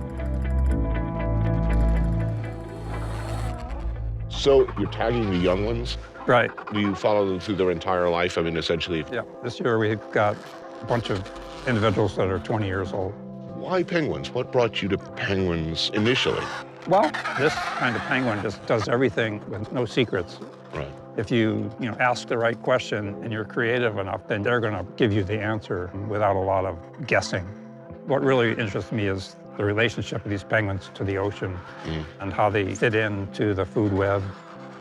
During the 90s, small colonies like Cape Royds were increasing much faster than the large colonies, where the competition for food was so intense. In the last 10 years, colonies started increasing again. We think it's because of a fishery for Antarctic toothfish. The toothfish and the penguins eat the same prey, so now there's more fish available for adults to capture and feed to their chicks. Oh, so there's less competition, therefore more of the same prey available. Yeah. I don't see a lot of them going in the water, but they're looking for some indicator that there's fish down there. They're afraid to cross the ice crack because leopard seals might be in them. They're very hesitant. So then finally they make the plunge. I mean, they're very agile. They don't look at first blush, they appear clumsy, but watching them, they've got a lot of moves. Yeah, they're very, very agile. Increasingly, people want to see penguins. They are much loved by, children everywhere. A lot of people would like to come to Antarctica as tourists and look at penguins up close in their natural environment without impacting them in a negative way. Is that a good thing? And the thing about Antarctica is that most scientists just kind of keep their nose to the grindstone. So the only advocacy for Antarctica has to come from the public. It's very valuable to have these tours because then people have an ownership. They've been there and they see it. What keeps you coming back? I mean, other than the work. I wanted to come to Antarctica because I heard it was a very severe place and, nature was the king, daunting. Having that chance to be humbled by something greater than you is, I think, an important part of being here.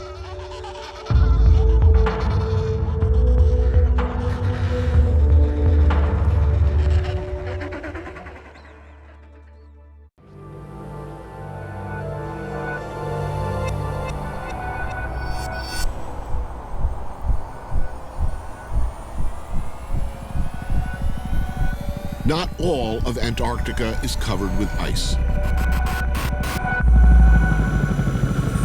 60 miles out of town are the dry valleys. The 1% of the continent devoid of snowfall. Scott called it the Valley of Death, and it feels like Mars. In fact, they used to test out equipment for Martian exploration here.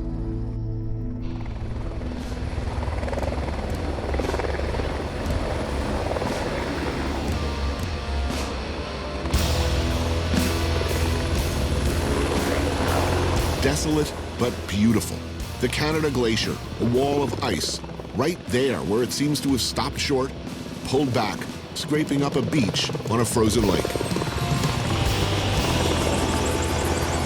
Here is one of the NSF's oldest and more legendary field camps, Lake Hoare. Everything comes in by helicopter. The base here supports a small team of scientists and staff working on a variety of long-term projects. It is, however, most legendary for this woman, Ray Spain, the camp's manager, who's been coming to Lake Hoare for 19 seasons. Said to be the best cook on the continent. This in an environment where so-called freshies, the rare fresh vegetable, is spoken of in hushed tones of near fetishistic appreciation. Staying over at Lake Hoare is a rare privilege, enjoyed by few, like Dr. Michael Gusev, a hydroecologist, and Dr. Byron Adams, a biologist. So what are you looking at here? Everything that lives here lives in the soil. We study the soil organisms, mostly the animals that live here, but also the microbes that those animals feed off of. Right. This is just a marker to tell us to stay on this trail. Okay. These soils are so sensitive that if we walk off the trail or whatever, we can completely jack up the soil organisms that live below there. Oh, like that guy? Yeah, like that dude. He's totally, he's gonna get wiped out. When scientists came and first started studying, they thought that these soils were sterile, but we dispelled that myth. When the glaciers melt and the streams flow, that's where you find life. So why does this area look like this? Where's the ice? How come the ground is sort of soft and spongy? The polar plateau, where most of the ice accumulates, starts to spread out towards the edges of the continent, but the transantarctic mountains form a barrier. So the ice sheet hits the mountains and it can't get through. The other thing is that there are these really gnarly winds that come off of the drop down on the plateau and then rush towards the edges of the continent, gushing through these valleys. So it's a fluky microclimate here. We call it the banana belt of Antarctica. It's warm, we're coastal. Life at Lake Hoare, considering the limitations and the difficulties, is freaking luxurious by continental standards. Out here, by the way, as everywhere on the continent, every bit of waste is separated and collected.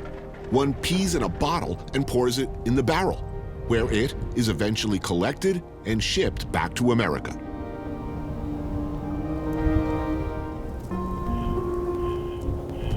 Life here most definitely has its advantages. Ray and her staff seem always to be making something delicious. Homemade bread, scones, muffins appear throughout the day. Tonight it's barbecue pork tenderloin. Oh, that looks good. Pork tenderloin? Damn. Grilled mahi sticks and shrimp marinated in chili sauce. Homemade sourdough bread, a roasted beet salad. Gosh, look at the salad. It's so purple and it has avocado in it. What cannot be fresh is nonetheless delicious. Edamame salad with dried cranberries and carrots. Roasted vegetables. One might find oneself enjoying a cocktail or two. This is an amazing spread. I know. What are you guys doing here? What are you looking for? I'm collecting water samples in the streams and also collecting samples of the algae. So we're looking at these cyanobacteria mats which create this rainbow shag rug in the streams, which is it's super cool. Well, you know, the beginning of the 20th century, when scientists and explorers were national heroes, there was a hunger for knowledge and discovery. Not a good climate for facts, though, we live in today. No. We may interpret our facts differently, but we don't get to make up our own facts. I mean, there are plenty Right? of people out there who believe the Flintstones is pretty much an accurate portrayal of history. Don't laugh, Mike. That's I know. Public, they're funding our science in large part. You want that connection between the public and the scientist, and that's something we don't do a great job of back home. I get this criticism all the time, though, that you scientists need to do a better job of presenting your research. I get that, but I'm a professor at a university. I present knowledge and information. They attend the classes, they learn all this awesome stuff, they're thoughtful, they enter the world, they make the world better, but they don't do it in a 5-minute soundbite. But we live in a terrible new reality where you better have a 5-minute soundbite or they're coming for you. Right. We gotta learn how to teach evolutionary biology, 140 characters. Yeah, pretty much. So you guys just need better press. Yeah. You are gathering data that will potentially save the world from flesh-eating, anal-seeking algae.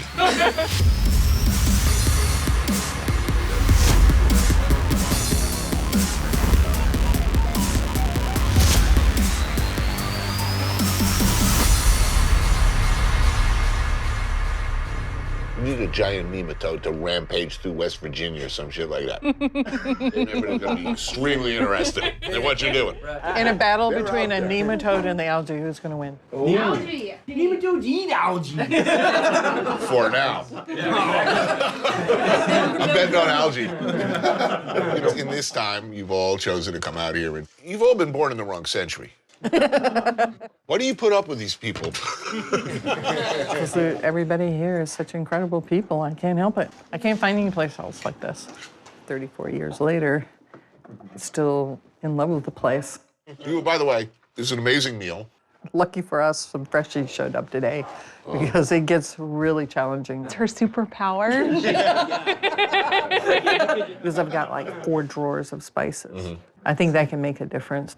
Makes it different. Well, the meal was delicious. Thank you.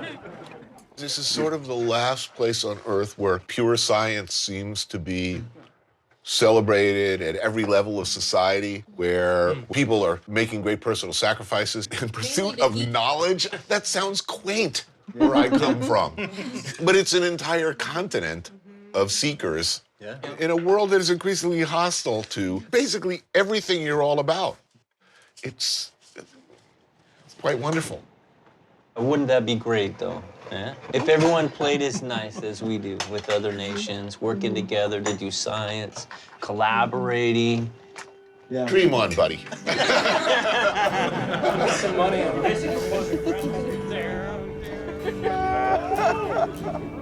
The meal is followed by a precarious trip across the frozen lake to the beach. Because what's Antarctica about if it ain't about a beach party?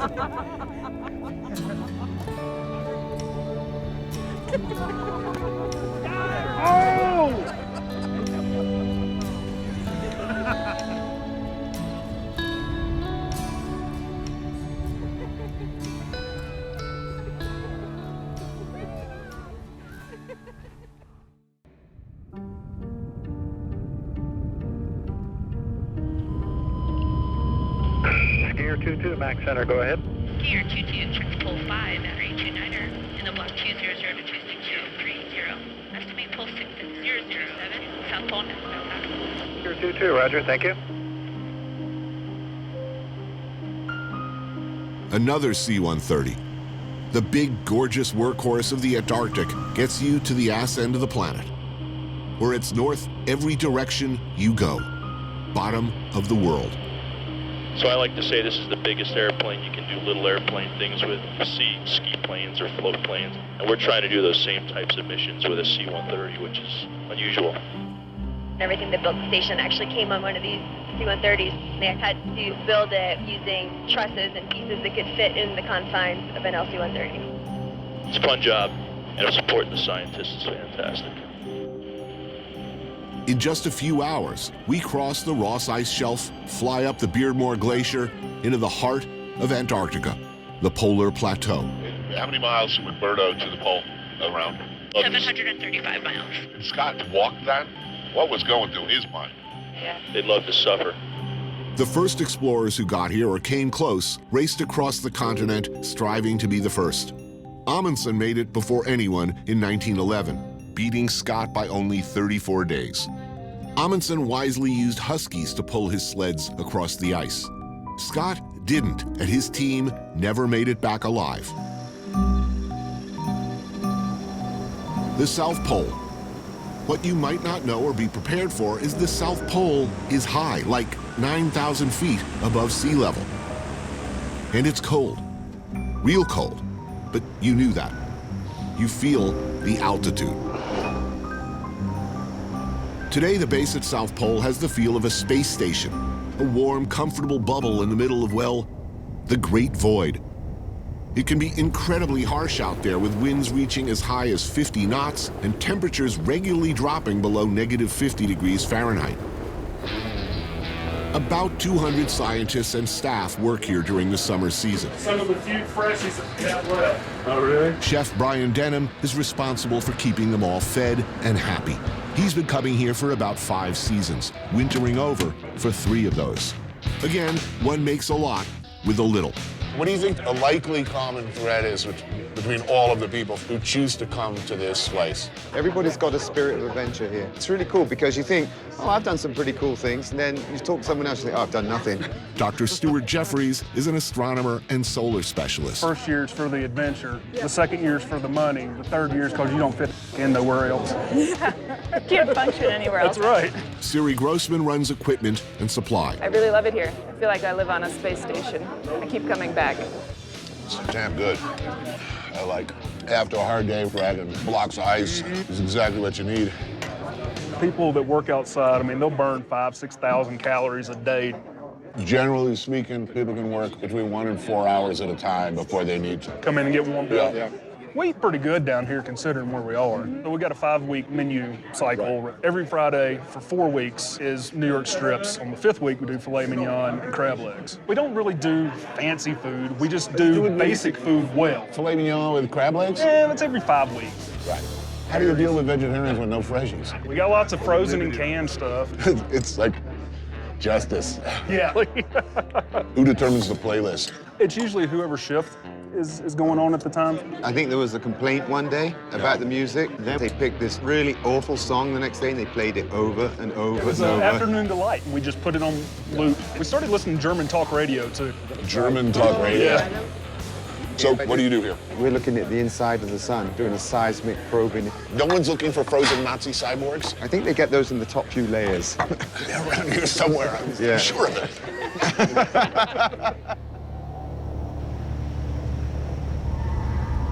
Beneath the station is a subterranean world.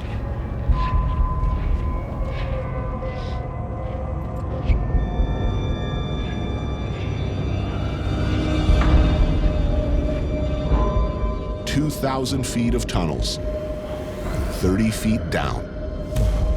Carved into the walls, impromptu shrines, depicting personal messages, remembrances left behind by long-gone workers. A frozen, constantly moving and shifting network of passageways. The walls come in, the ceiling comes down, the floor comes up. Requiring constant maintenance. What's supporting this roof?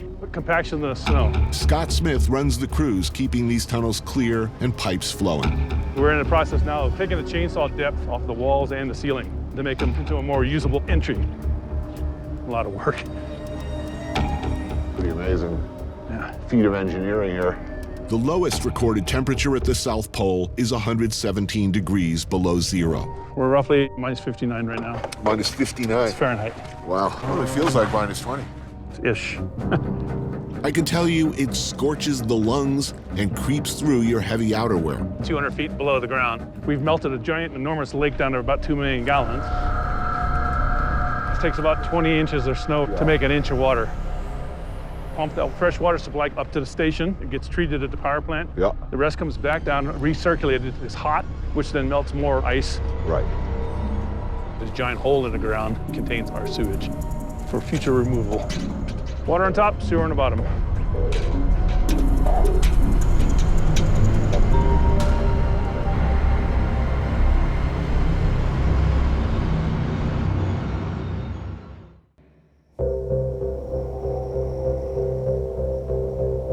What do they do down here?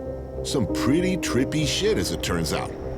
This is the Bicep in the Dark Sector Lab, and the South Pole Telescope, 10 meters across, mapping thousands of degrees of sky. Today, they're installing the most advanced camera of its kind. It's the third generation South Pole Telescope camera, 16,000 pixels. It weighs about 2,500 pounds. In a couple days, we're gonna pull it up into the telescope and try and see if we can hit the sky with it. Very cool. It's like a Bond villain stuff, you know? Yeah, no, that's right.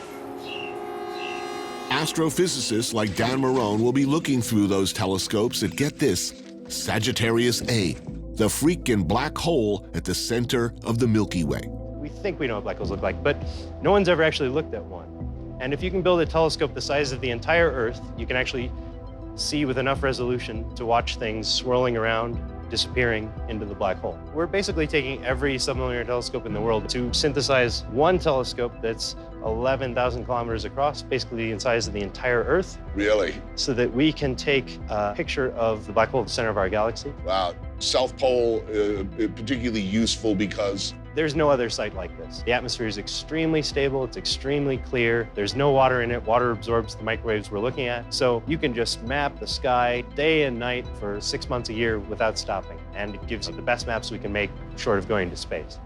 I grew up in the Kennedy era, where the space program was everything.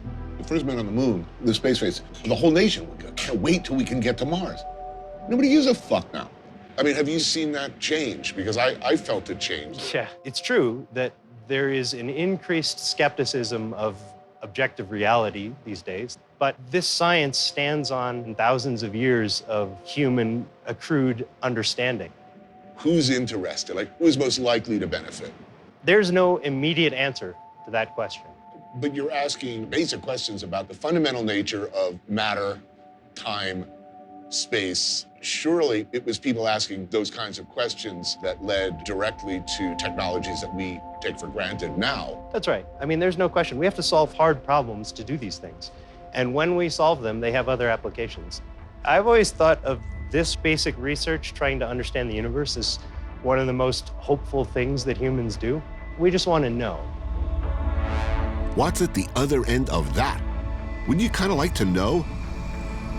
At a time when science is held in open contempt, when painfully acquired data is actually being deleted from computers if it conflicts with preconceived policies, these guys are looking at some deep stuff. Where do we come from? How does it all work? How far can we go? What are we as sentient humans capable of? And what's on the other side?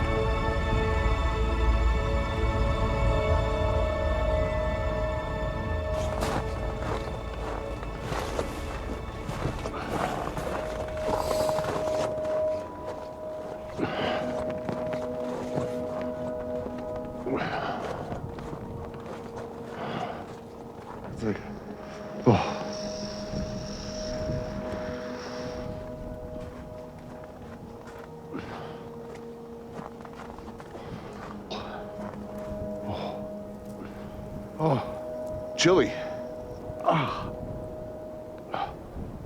My face hurts. Oh. It really is the ass end of the world.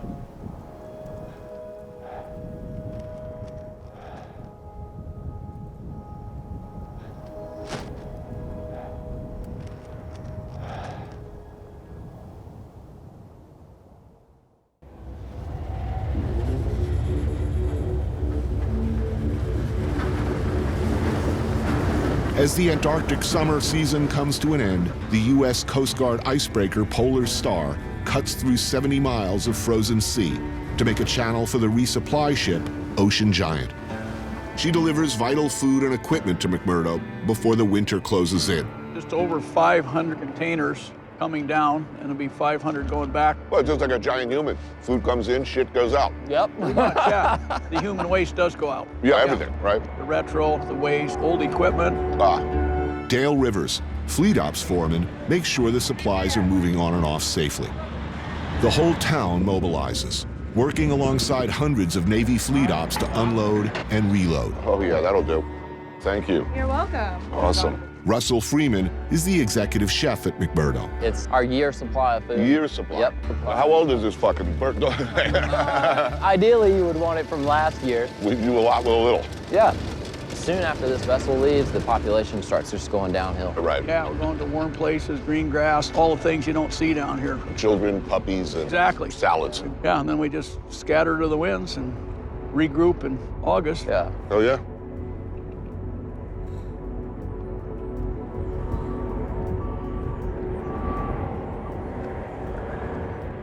At the end of the Antarctic summer season, there is, however, a vibrant party culture.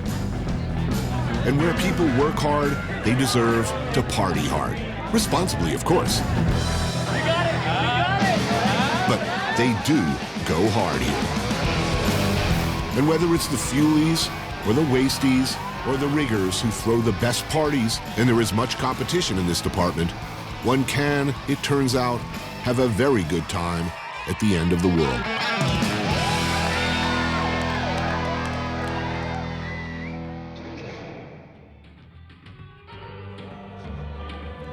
Let's get another album queued up here. It's liking this song. All right, this is the world's worst and most technically inept DJ signing off. Thanks for listening.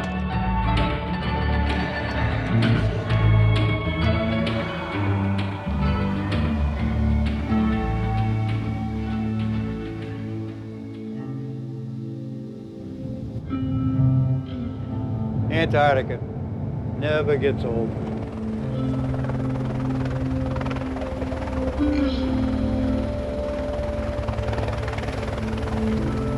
There is a curiosity in everyone who comes here. It's a continent of travelers, of seekers, united in the continuation of exploration, learning, the search for greater understanding, the pursuit of pure knowledge.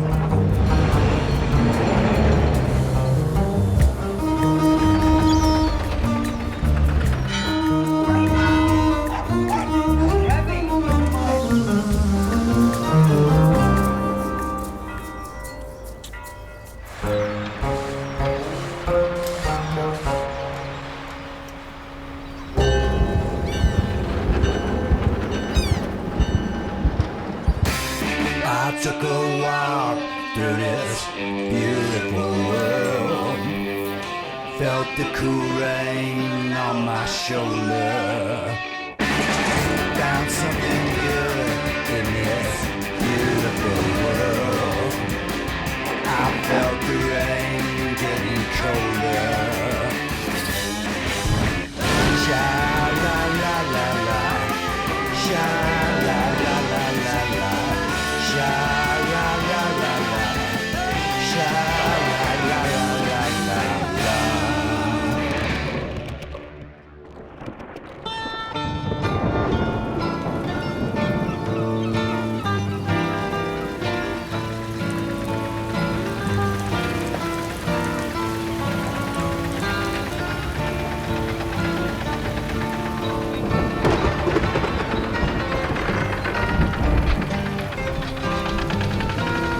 Everything old is new again?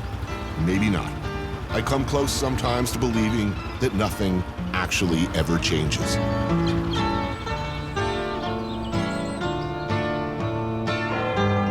Back in the beginning, fresh out of the kitchen, when I first went out in the world trying to figure out how to make television, I came to northern Portugal.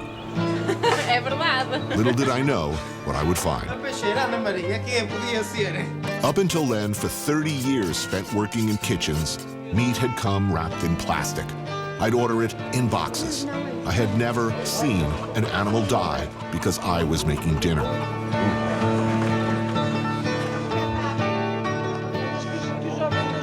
Bom dia!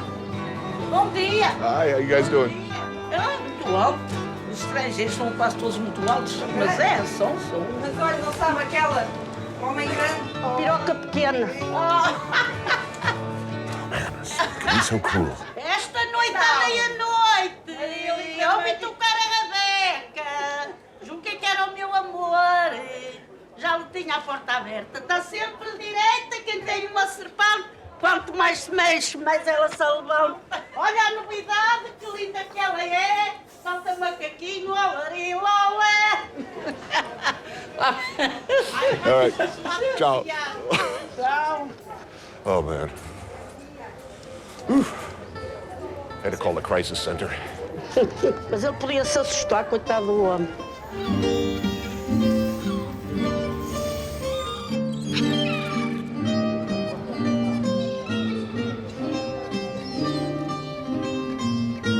Portugal, sandwiched between Spain and the Atlantic Ocean and tiny as countries go, has had an outsized impact on the world.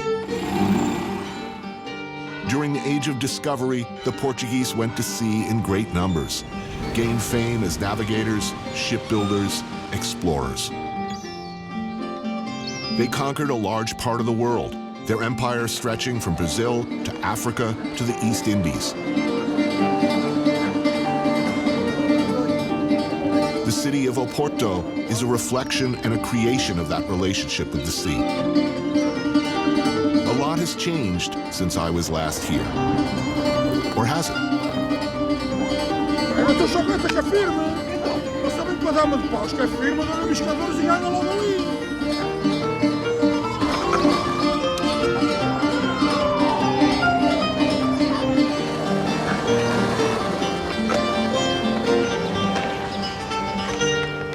When I decided to return to take another look at this place, I of course reached out to José de Mireles, my old boss and first entree to Portugal. How you doing? Good, you well? Good, man. You good? Yeah, nice to see you. Been a long, long time. José is from the area around Oporto, and this time, just like back then, he said, come, see my country, meet my family, we'll do a pig feast.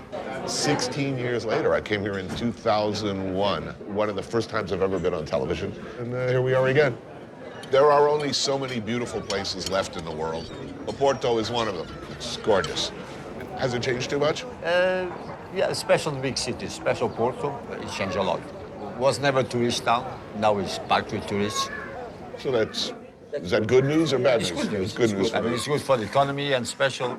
It came up during the big financial crisis and all that, so it was a great help for the city.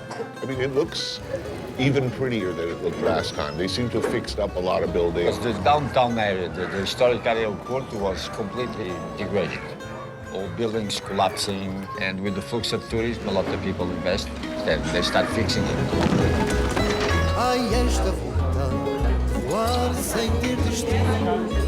So, what are we eating here? What's the specialty? Actually, we're going to start with tingas. That's a small sardines. Inteiro em primavera, sem ser preciso parar.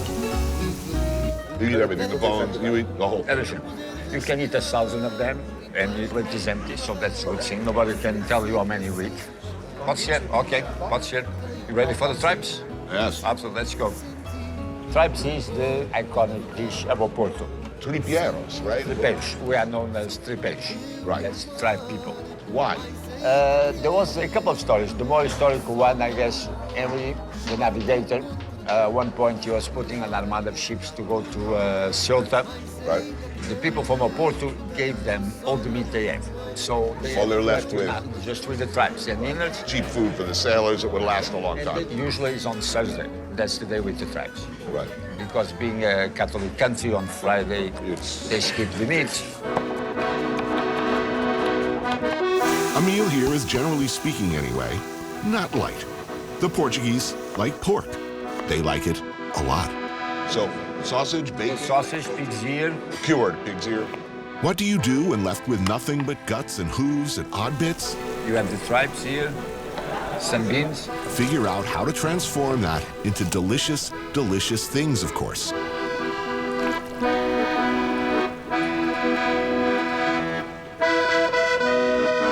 Oh, wow, look at that.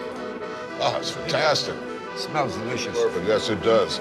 So I put a little rice on the side there to mop it up? Yeah.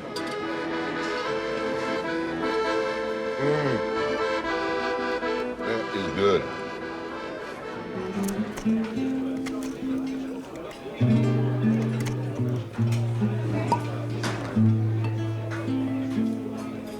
A vida é como a All the vintage, 1983 or something like this. I mean, it's sort of incredible, the story of the wines here. I hear that because the soil is so tough, flint and stone, the vines have to dig up to 30 meters down. But that's a lot. I think it gives the wine a special character. Northern Portugal's Douro Valley is where port comes from. quantas ondas, quantos mares. If it's not from here, it's not port. It's just fortified wine. Infinitos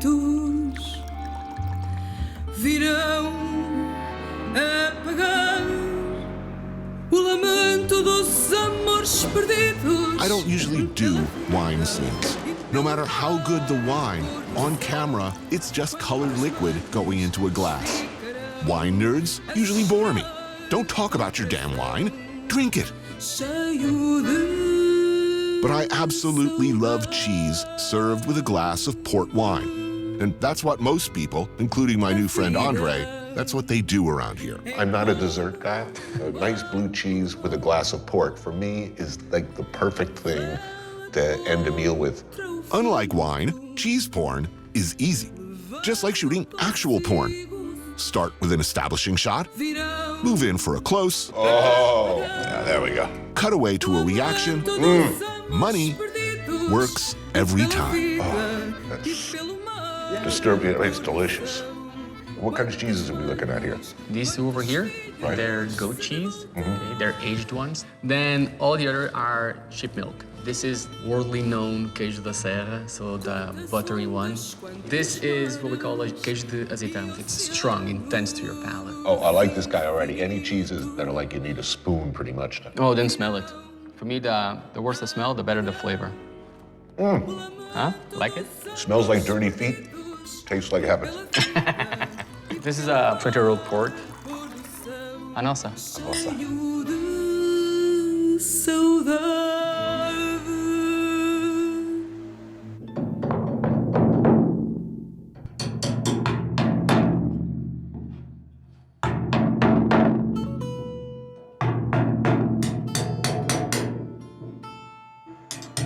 Tu que és tão linda, miradas assim, tão loucamente.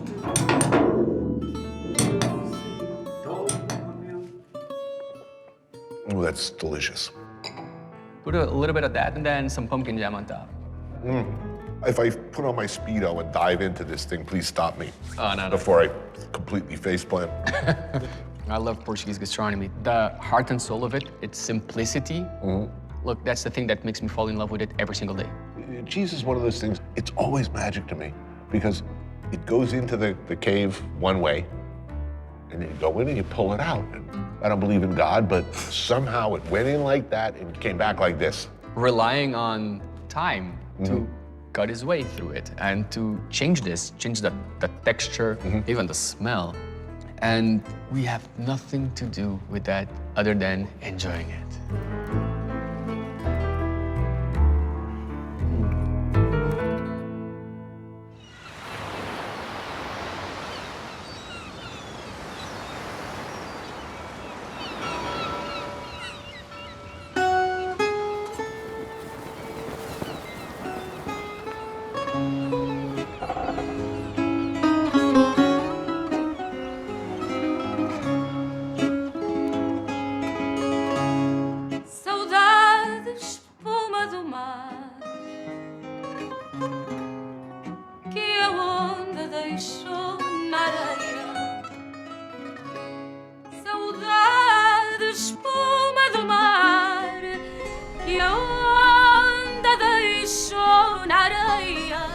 Portugal has got a lot of coastline and a lot of history with the sea. It's a close relationship, one that's imprinted deep into the national character.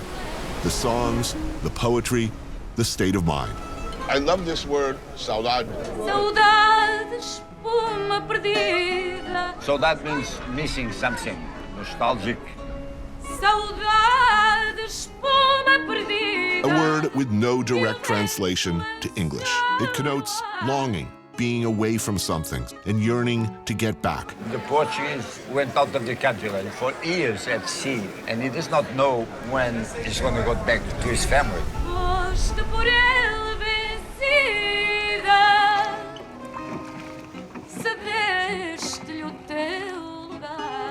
During the cold, gray months, it's lamprey season. Oh, hell yeah. So I'm here at just the right time. What do you call this dish in Portuguese? Is it the lamprey eel? Yeah, lampreia bordalesa. Awesome. Lamprey are but ugly damn creatures, but delicious when cooked right. And my man Pedro knows how to cook it right. Very traditional, cooked in its own blood. Yeah, it's bordalesa style. When it's bordalesa, it means it has the blood. Leva o vinho, bota-se uma pinga de vinho que é para o sangue não colhar. Então bota-se o alho, bota-se o sal, bota-se a pimenta, bota-se o louro, tudo calce de whisky.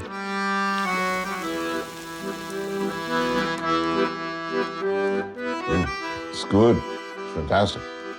And saudade is going back to a moment where you were happy. It doesn't matter, it was through food, through sex, through whatever. You're making me sad already thinking about this. No, but that's not sad. I'm getting depressed. Come on. Yes, thinking about happy times that I can't have right now. But there's an hope in the future that that's going to happen because that's also part of... Yeah, I see it like that. If you don't see it, that's a problem. Eu estive na guerra colonial, na Guiné. E tenho saudade daquilo. E tenho Embora saudade. tenha sido uma guerra.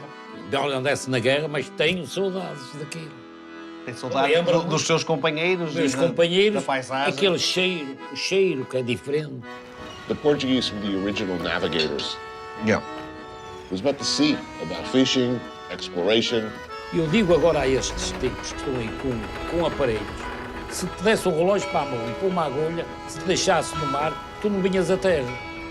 Por isso sinto grande admiração aos outros, ainda mais sem nada. Sem nada. E sem motor e barco para a beira. E eles lá iam. Está certo que morreram muitos, não é? Mas lá iam. Question. I went to the fish market. I met these women who sell fish there, and they were saying terrible, terrible things to me. They were saying, hey, pin dick, get over, how do you satisfy your wife with that tiny little penis? My God, I've never in my life heard women, anybody speak like this. Esse é típico das peixeiras. This is what I'm gonna get. Yeah, nasty approaches about your penis and your height, yeah. É como os pretos que têm muito grande. Eu nunca vi nenhuma, mas gostava de ver. Eu sou como o São Tomé, quero ver para querer. Dar um pratinho ali. Olha se aparece o quadro. O quadro estaria a chegar. Vou-me embora, vou partir, mas tenho esperança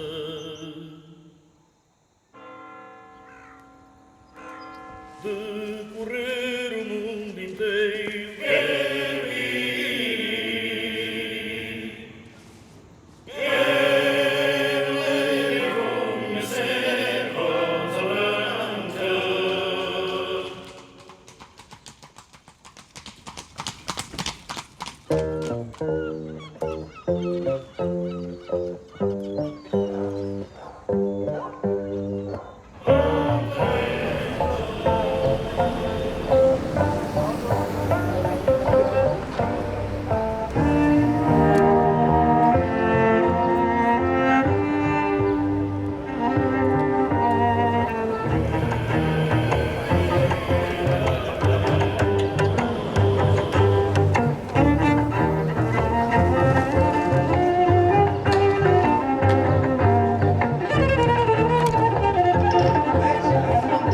I'm Tony. Hi. I'm Sophia. Sophia? Joanna, nice to meet you. Hi, good to meet you both. How are you? Those of you who know me, even a little bit, are familiar with my unholy attraction to the mutant hot dog. Is it actually called a hot dog here, or is it No, something here we call it cachorro. The shovel. Toasted bread, fresh sausage, Fresh pork sausage. and a cheese. And a spicy sauce. Spicy sauce. And cut in a very specific way. Wow, I look at fast knife work. Nah. He's asking if you want some fork and knife. No, we can No, eat it with your hand. It's delicious. This is very healthy too. Yeah. Yeah. Right. I'm not so sure about that. No. Yeah, it is. They're busy. Yeah, they're always busy. It's a small place, so. And you can see it's just Portuguese, just local. Right. How many places like this in town? Nowadays, not many. Now, you guys own a tavern? Yes. How's employment in Portugal now? There's a lot of unemployment here. There's a lot of people like that. Do you get a lot of people with degrees, higher degrees who are opening restaurants and... She has the degree in psychology. Right. I have the degree in sociology. And everyone who's working with us, they have a degree or they are finishing. I might have to have another. That was good.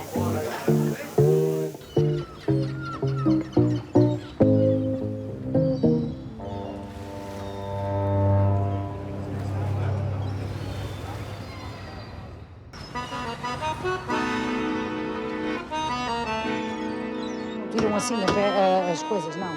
É de nós. Sim, bom dia. O meu marido foi o mesmo para o Brasil. Quando eles chegarem... 46. Sabe o que é que um colega dele me disse para eu fazer quando ele chegasse? Para encher o bidé. Se os colhões for abaixo é porque ele não se estreou. Se os colhões subir para cima é porque ele consolou.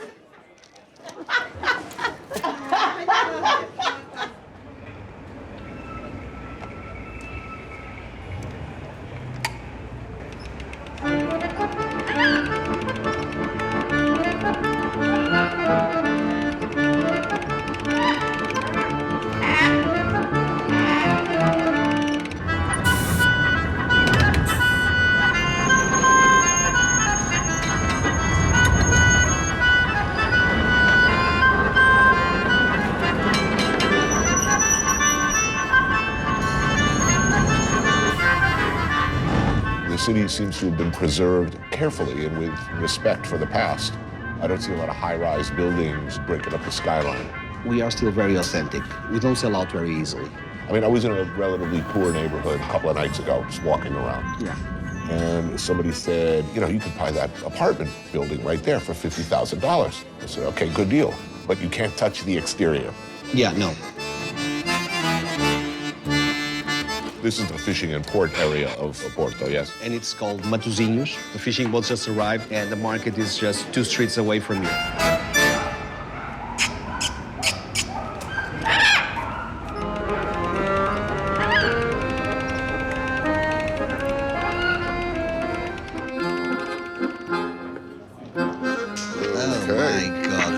Seafood tower, bitches. All right, then. Okay, not a tower precisely, but a whole heap of incredible creatures from the sea. Coastal shrimp, local oysters, and crab. Sea urchin, langoustine, gooseneck barnacles. This I'm very excited by. Yeah. So dangerous to get these. Yeah, it's not the thing that you get from the hulls of the boats, but from rocks. And you got to get it in between waves, Mhm. quickly. Whelks. Caramujo. Caramujo. Yeah, there we go. Insane. And one thing that I don't like with food is sauce. Yeah, I don't need it. This is all perfect. What do they do to it? They steamed it. Yeah. Some of it, the rest is raw. I mean, it's not like this is fancy cooking.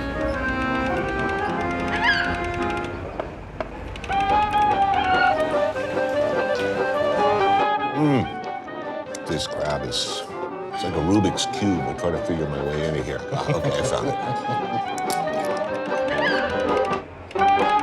This is the thing that gets you back to your roots. You have to use your hands. You don't have to be polite.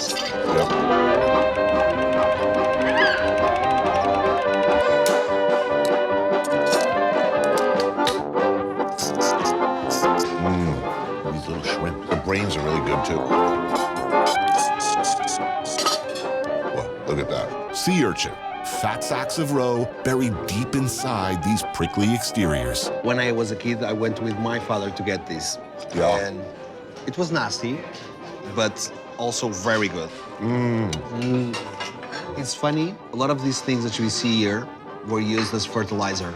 In the years before independence in Massachusetts, lobster was seen as a pest. Yeah. The only people who used them regularly was the prison system. The prisoners rioted because they said, this is cruel and unusual punishment, having to eat lobster every day. No, oh my God, it's monstrous.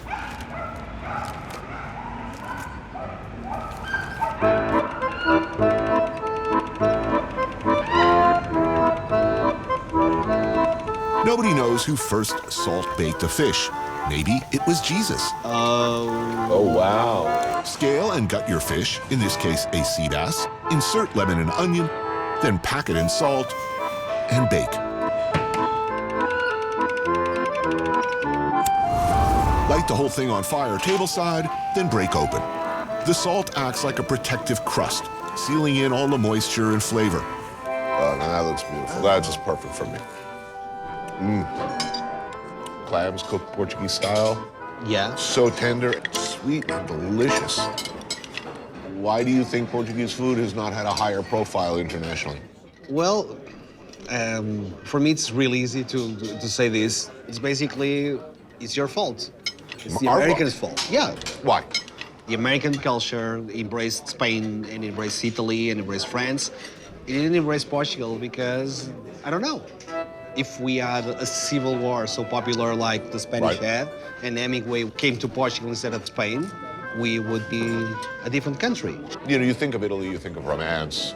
No, but we are romantic. I know. We are the most romantic country in the world. After you had a couple of meals in Porto, you're going to feel the saudade in your heart and soul. Man, good meal. Oh, what, there's more clams? It's right over here, my friend.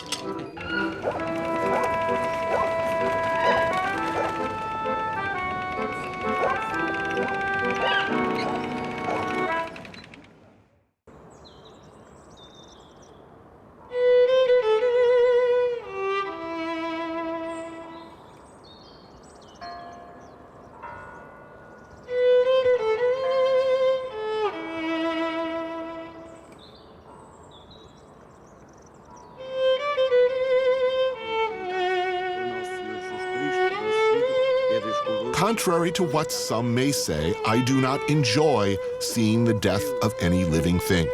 I do not promote animal cruelty. E a todos estes géneros alimentícios, a bênção, a graça e o amor de Deus Pai Todo-Poderoso.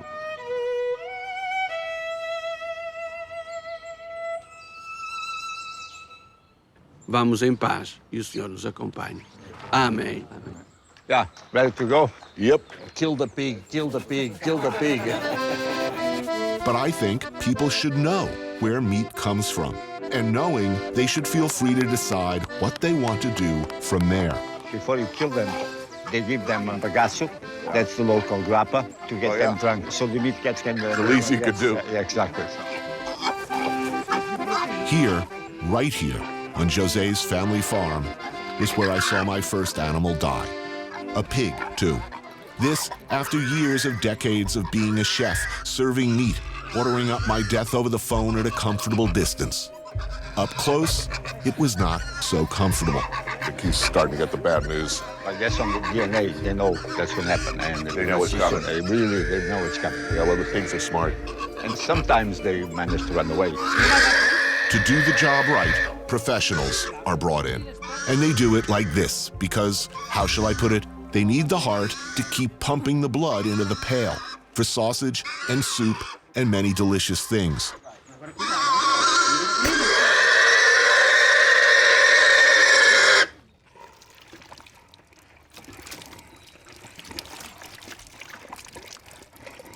We all come to this in the end. Whether struggling for air in our beds, bleeding out on cold concrete, a last mighty dump like Elvis, or this.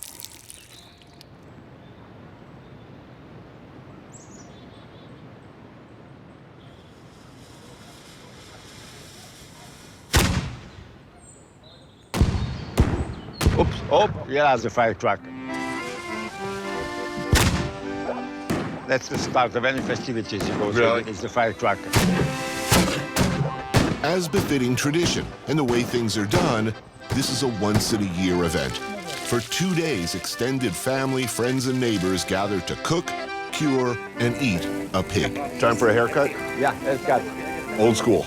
Yeah.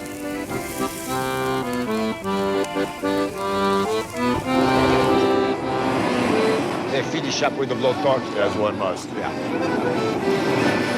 Bom dia para todos vós, bom dia para todos vós, Deus vos dê a vida boa. They start singing. We call desgarrada. Everyone makes his own verses, and then the person must respond. It's like rappers. Yeah, that's it. Freestyle. Eu também não sou boneco e que hoje fui convidado para ajudar a matar o resto.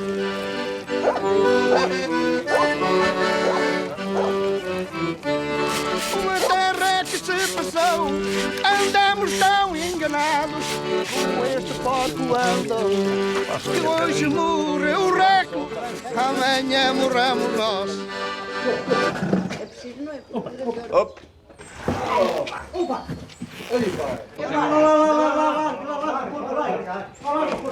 So now they're gonna finish up and take all the guts out, then it's lunch. Lunchtime. In Portugal, we used to say that if we want to know our body, we have to kill a pig, because it's absolutely the same. All the organs are placed on the same disposition.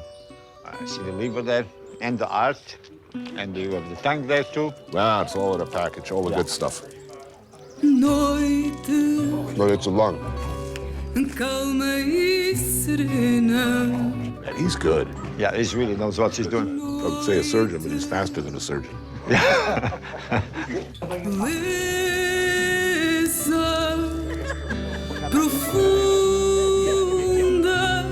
Guts removed, the liver and heart are used today, cooked immediately. Oh, this is the best. The heart. It's like a tender sirloin.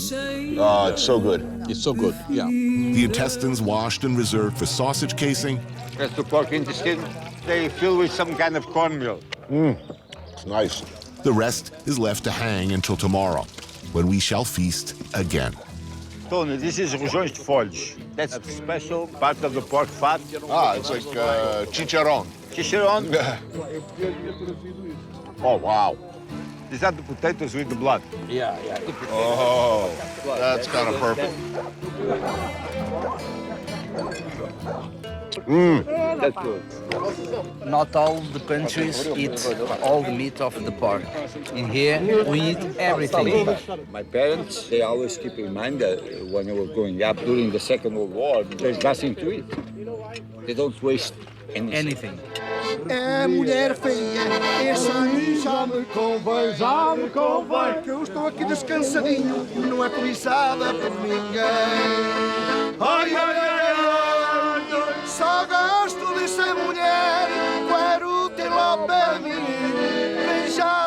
quando quiser.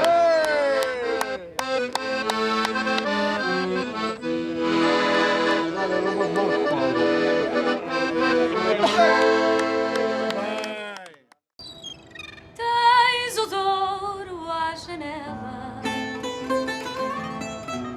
és mulher de pescador, de beleza tão singela, feita a luz, feita a aguarela, és cais de tanta cor.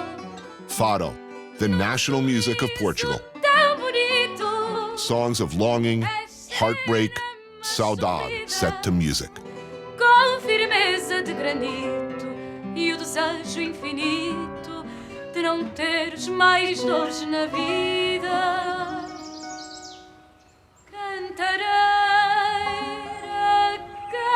cantadeira. My good friend Anthony, besides other things, he also sings fado. Anthony, in Portugal, everybody thinks that they sing fado.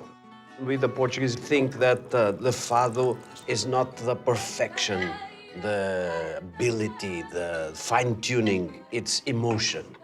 So everybody is allowed to sing. That's why José is telling that I sing fado. I see. Normally, the guys who sing fado are very happy guys. They're very, but when they begin to sing, they turn into sad guys. I don't know why. Well, you said the Portuguese are bipolar. Yes, they are. They are. So, ready to eat, I think. Huh? Big enough table?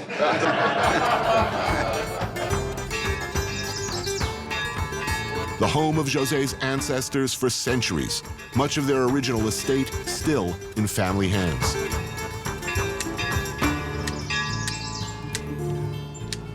So we're going to start with the famous blood soup. It's called papas sarrabulho. Very excited.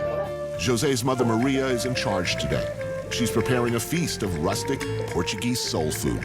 So it's all little small pieces of meat. Usually the bony part, the tradition comes, they could not escape those bones, and they need to use every single piece. They boil the bones out, then they finish with blood. So, and blood and bread. Blood and bread. Yeah.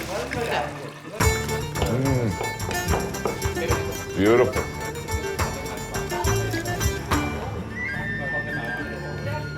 So good. Let's go to the cuisine. I'm going to show you what you should eat.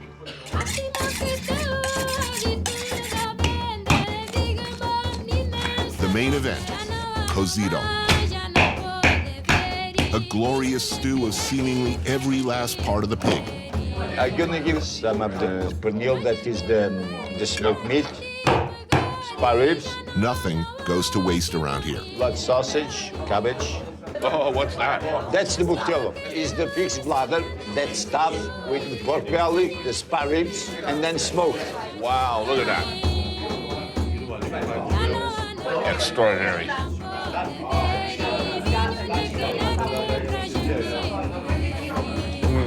And one good thing, you don't feel that guilty when you eat it because it's only just boiled, not fried, not...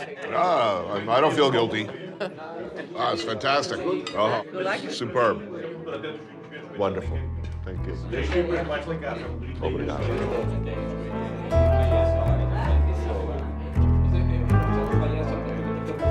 So, José, what's left of the pig? A couple of hams and not much else. Well, everything is on salt right now. So the shoulders and the legs are in salt? They're on salt. They're going to be in salt for about 1 month. And then they're going to be smoked, and is your prosciutto. And they are fantastic. You spoke about fado and sadness, but, you know, after a few drinks, everybody gets very happy, you know? Good. With wine, alegria. Means with wine, happiness. Yeah. Cheers. Yeah. Happiness.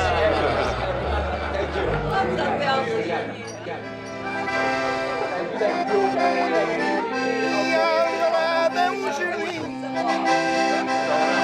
Está coberto de flores, onde as belas raparigas vão falar aos seus amores.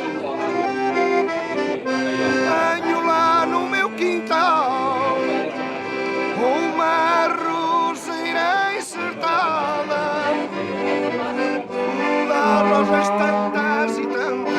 A seguida arrasa brancas e levam três encarnadas e dá rosas amarelas. Tu não vi outra igual, tenho lá no meu quintal aquela linda roseira.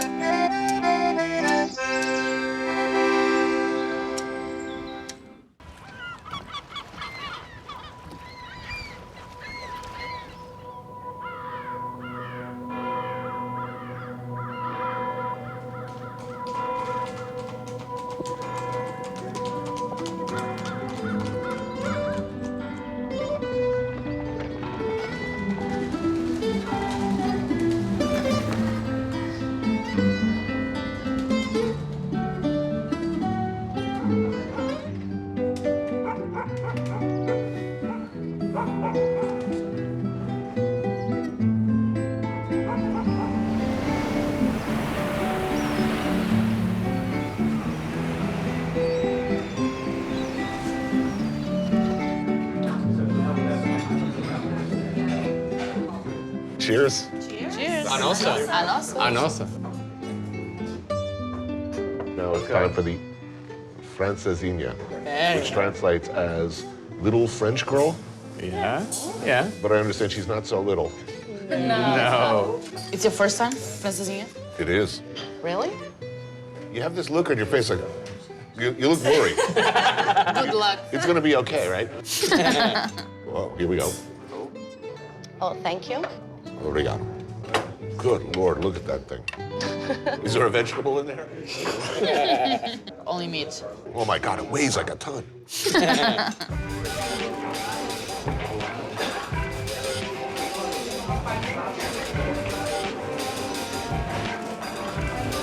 So it's bread, ham, steak. Sausage and a bit of... Linguiça. Yeah, linguiça. And then the sauce has many things like beer, port wine, spicy, tomato. Cheese. A lot of cheese. A lot. Wow. What a construction. Meat, cheese, fat, and bread. It's the immortal combination. Yeah, it's the ultimate solution for hangover or too much pork.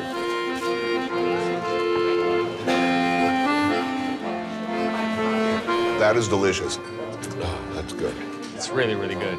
There were a lot of places making this? A lot. Yeah, Everyone does. And this is a Porto thing specifically? Yes. Yeah. What's the relative rate per capita of heart-related disease in this country? I'm just curious. It depends on how many francesinhas you had. Right.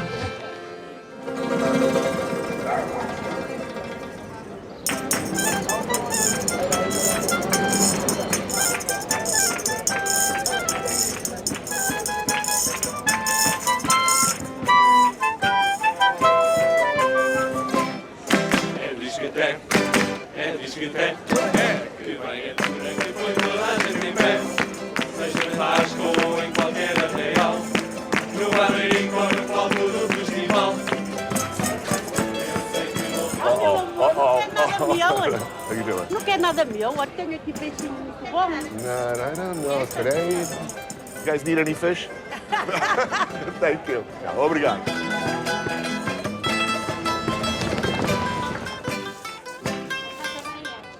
Aqui de Bolhão está há uns anos, há 30 anos. E andava aqui o maluco, ele tinha muitos ciúmes de mim.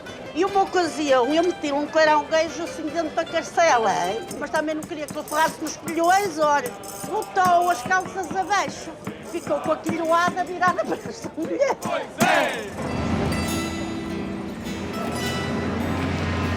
No novo, não posso dizer estas coisas, tenho que desfolar agora.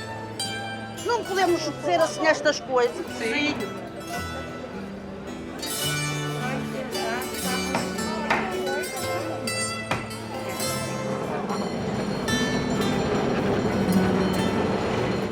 Everything old is new again? Maybe not. I come close sometimes to believing that nothing actually ever changes. that we are trapped in our destiny, hurtling or limping or being dragged towards the inevitable. That saudade refers not to a long-lost place, but a long-lost time, when we were all young and innocent. Saudade can help you value things. Be grateful for just the sunset. Enjoy that. Smile. Enjoy it now, Yes. because tomorrow we die. We never know.